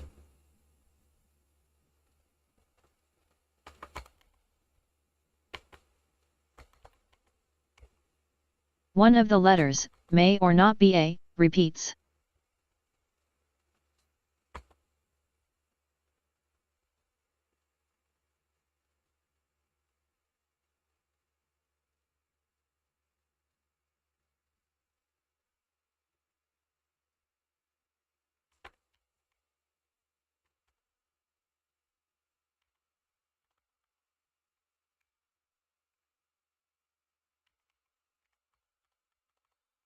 And you basically know where T goes.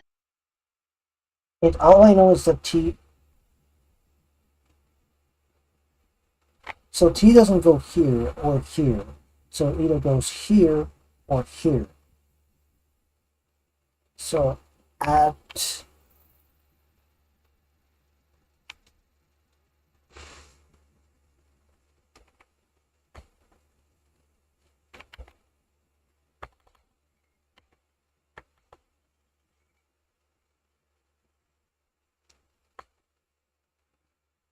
Look down and spell attic.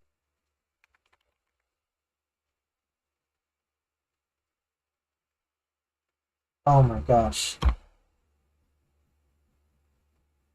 Not on Wordle. Out loud. Look down and spell attic. A.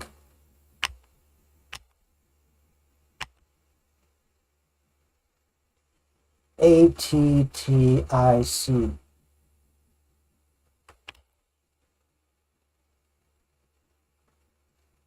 LMAO. A-T-T-I-C. Oh my gosh.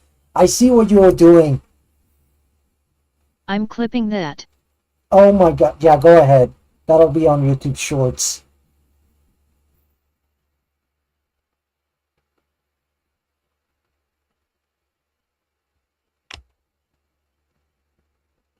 At least I got a clue here. So A goes here, T goes here.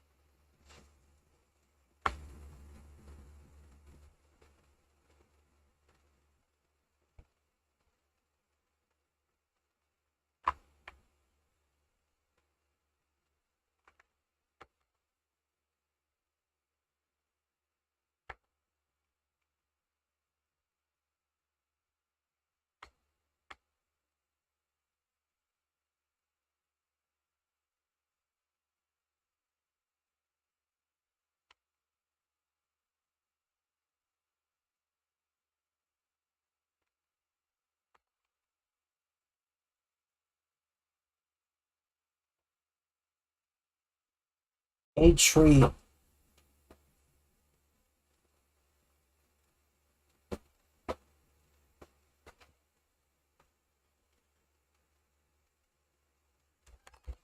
Atlas. No.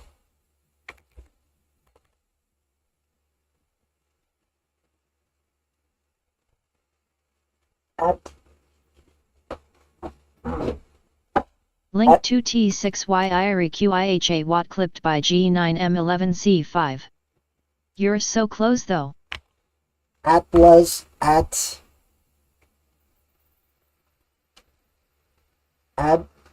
Bill. No. At Atlas.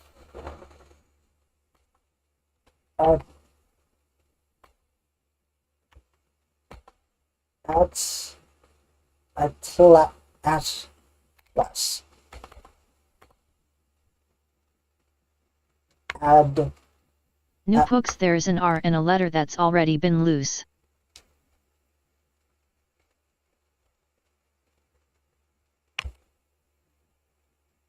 So it probably ends in R, right?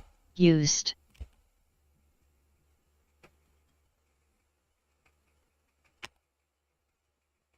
Oh my gosh, my brain is farting. Why? Okay, let me get that clip.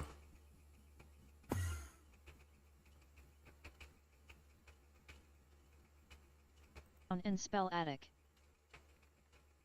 It K thinking isn't working. Oh my gosh. Not on Wordle. Out loud. Look down and spell attic. A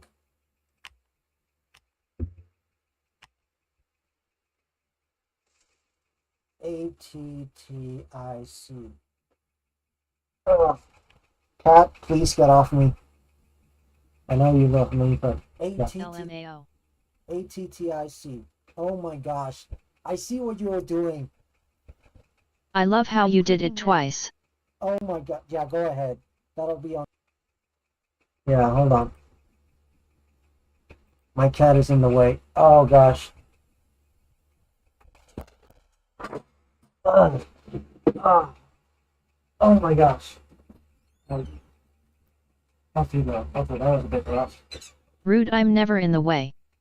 No. It was my actual cat.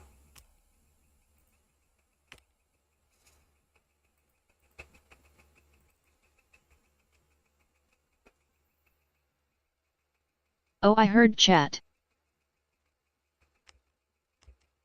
Look down and spell attic.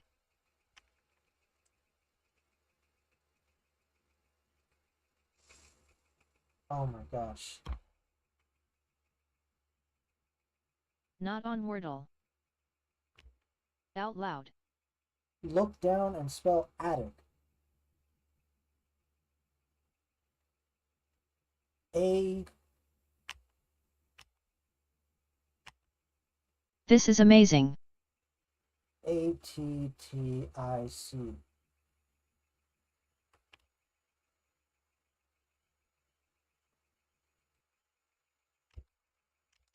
Alright, hold on. Next time Huffle is live, I know what I'm going to do. Yeah, do it.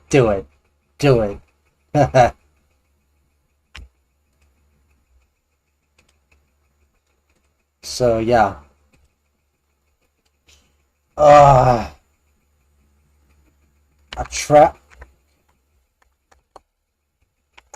Today someone else I'm following on stream is doing the Wordle. Oh my gosh. A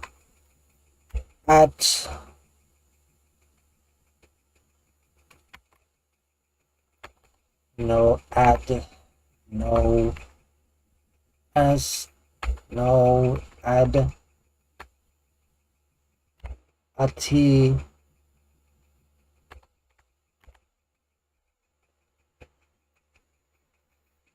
You're not getting it.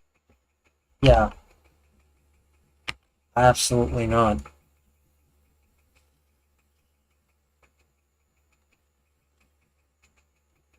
Tiff.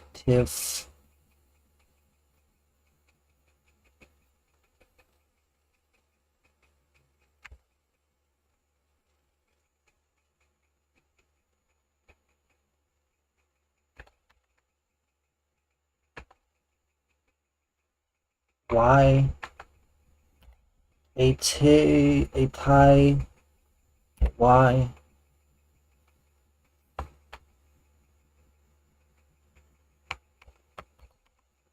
I is not there.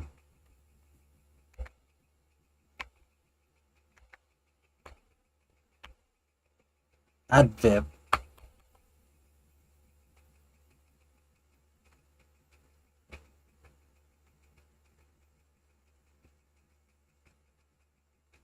Oh my gosh, what do I do? What do I do?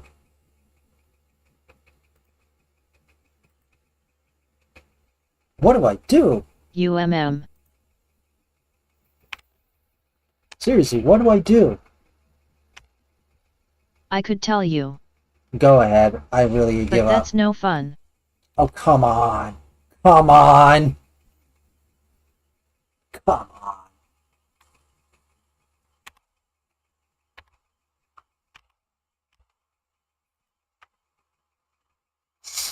Fine, fine, it's Atria.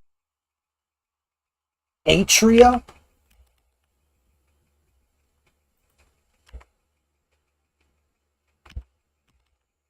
Yet. Our...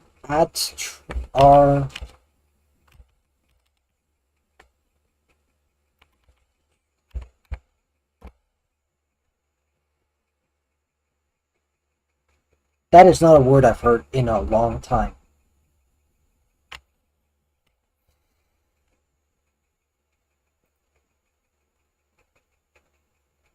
Atria. I don't know it was the word.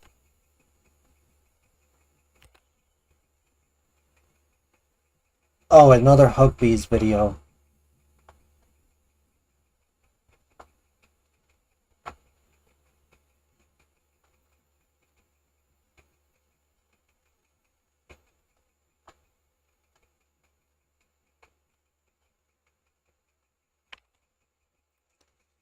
Oh my gosh, it's already 11 o'clock. We're already been here for an hour. I think it's better that I start ending the stream right now.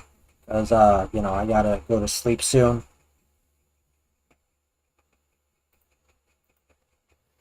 Anyway, thank you all for being here. Really appreciate it. Really do. Well, my screen time is up. It ends at 11. So yeah. IGTG and CUTMRW. Alright, see you later. Take care. Thank you for being here. I'll just probably drink my pills and chill and sleep. But yeah, you guys take care. Really appreciate it. Apple is cutting my privileges off, so bye. Oh my gosh.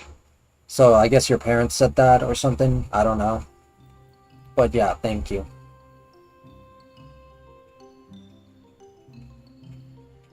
William, I hope you wet your bed. Ha ha! Feels like that got filtered.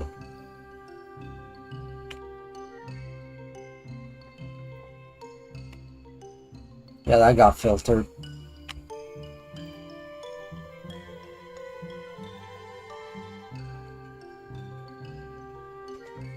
Anyway, thank you all for watching. I appreciate the views. We peaked at least 6, which is a huge achievement for a small streamer like me.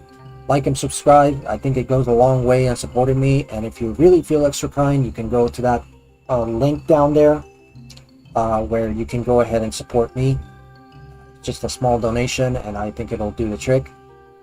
Sorry if my profile picture changes a lot. I'm just kind of deciding what I'm going to use, but yeah. You guys take care, okay? Bye.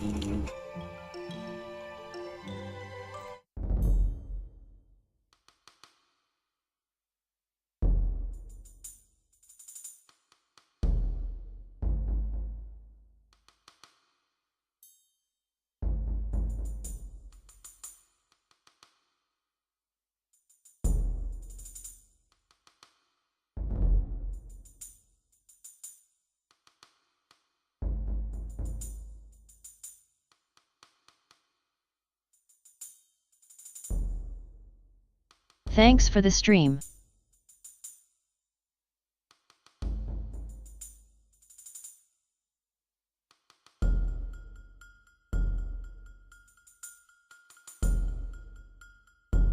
You're welcome, Schrödinger Valentine YT.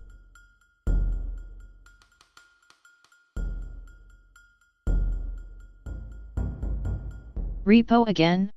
Schrödinger Valentine YT.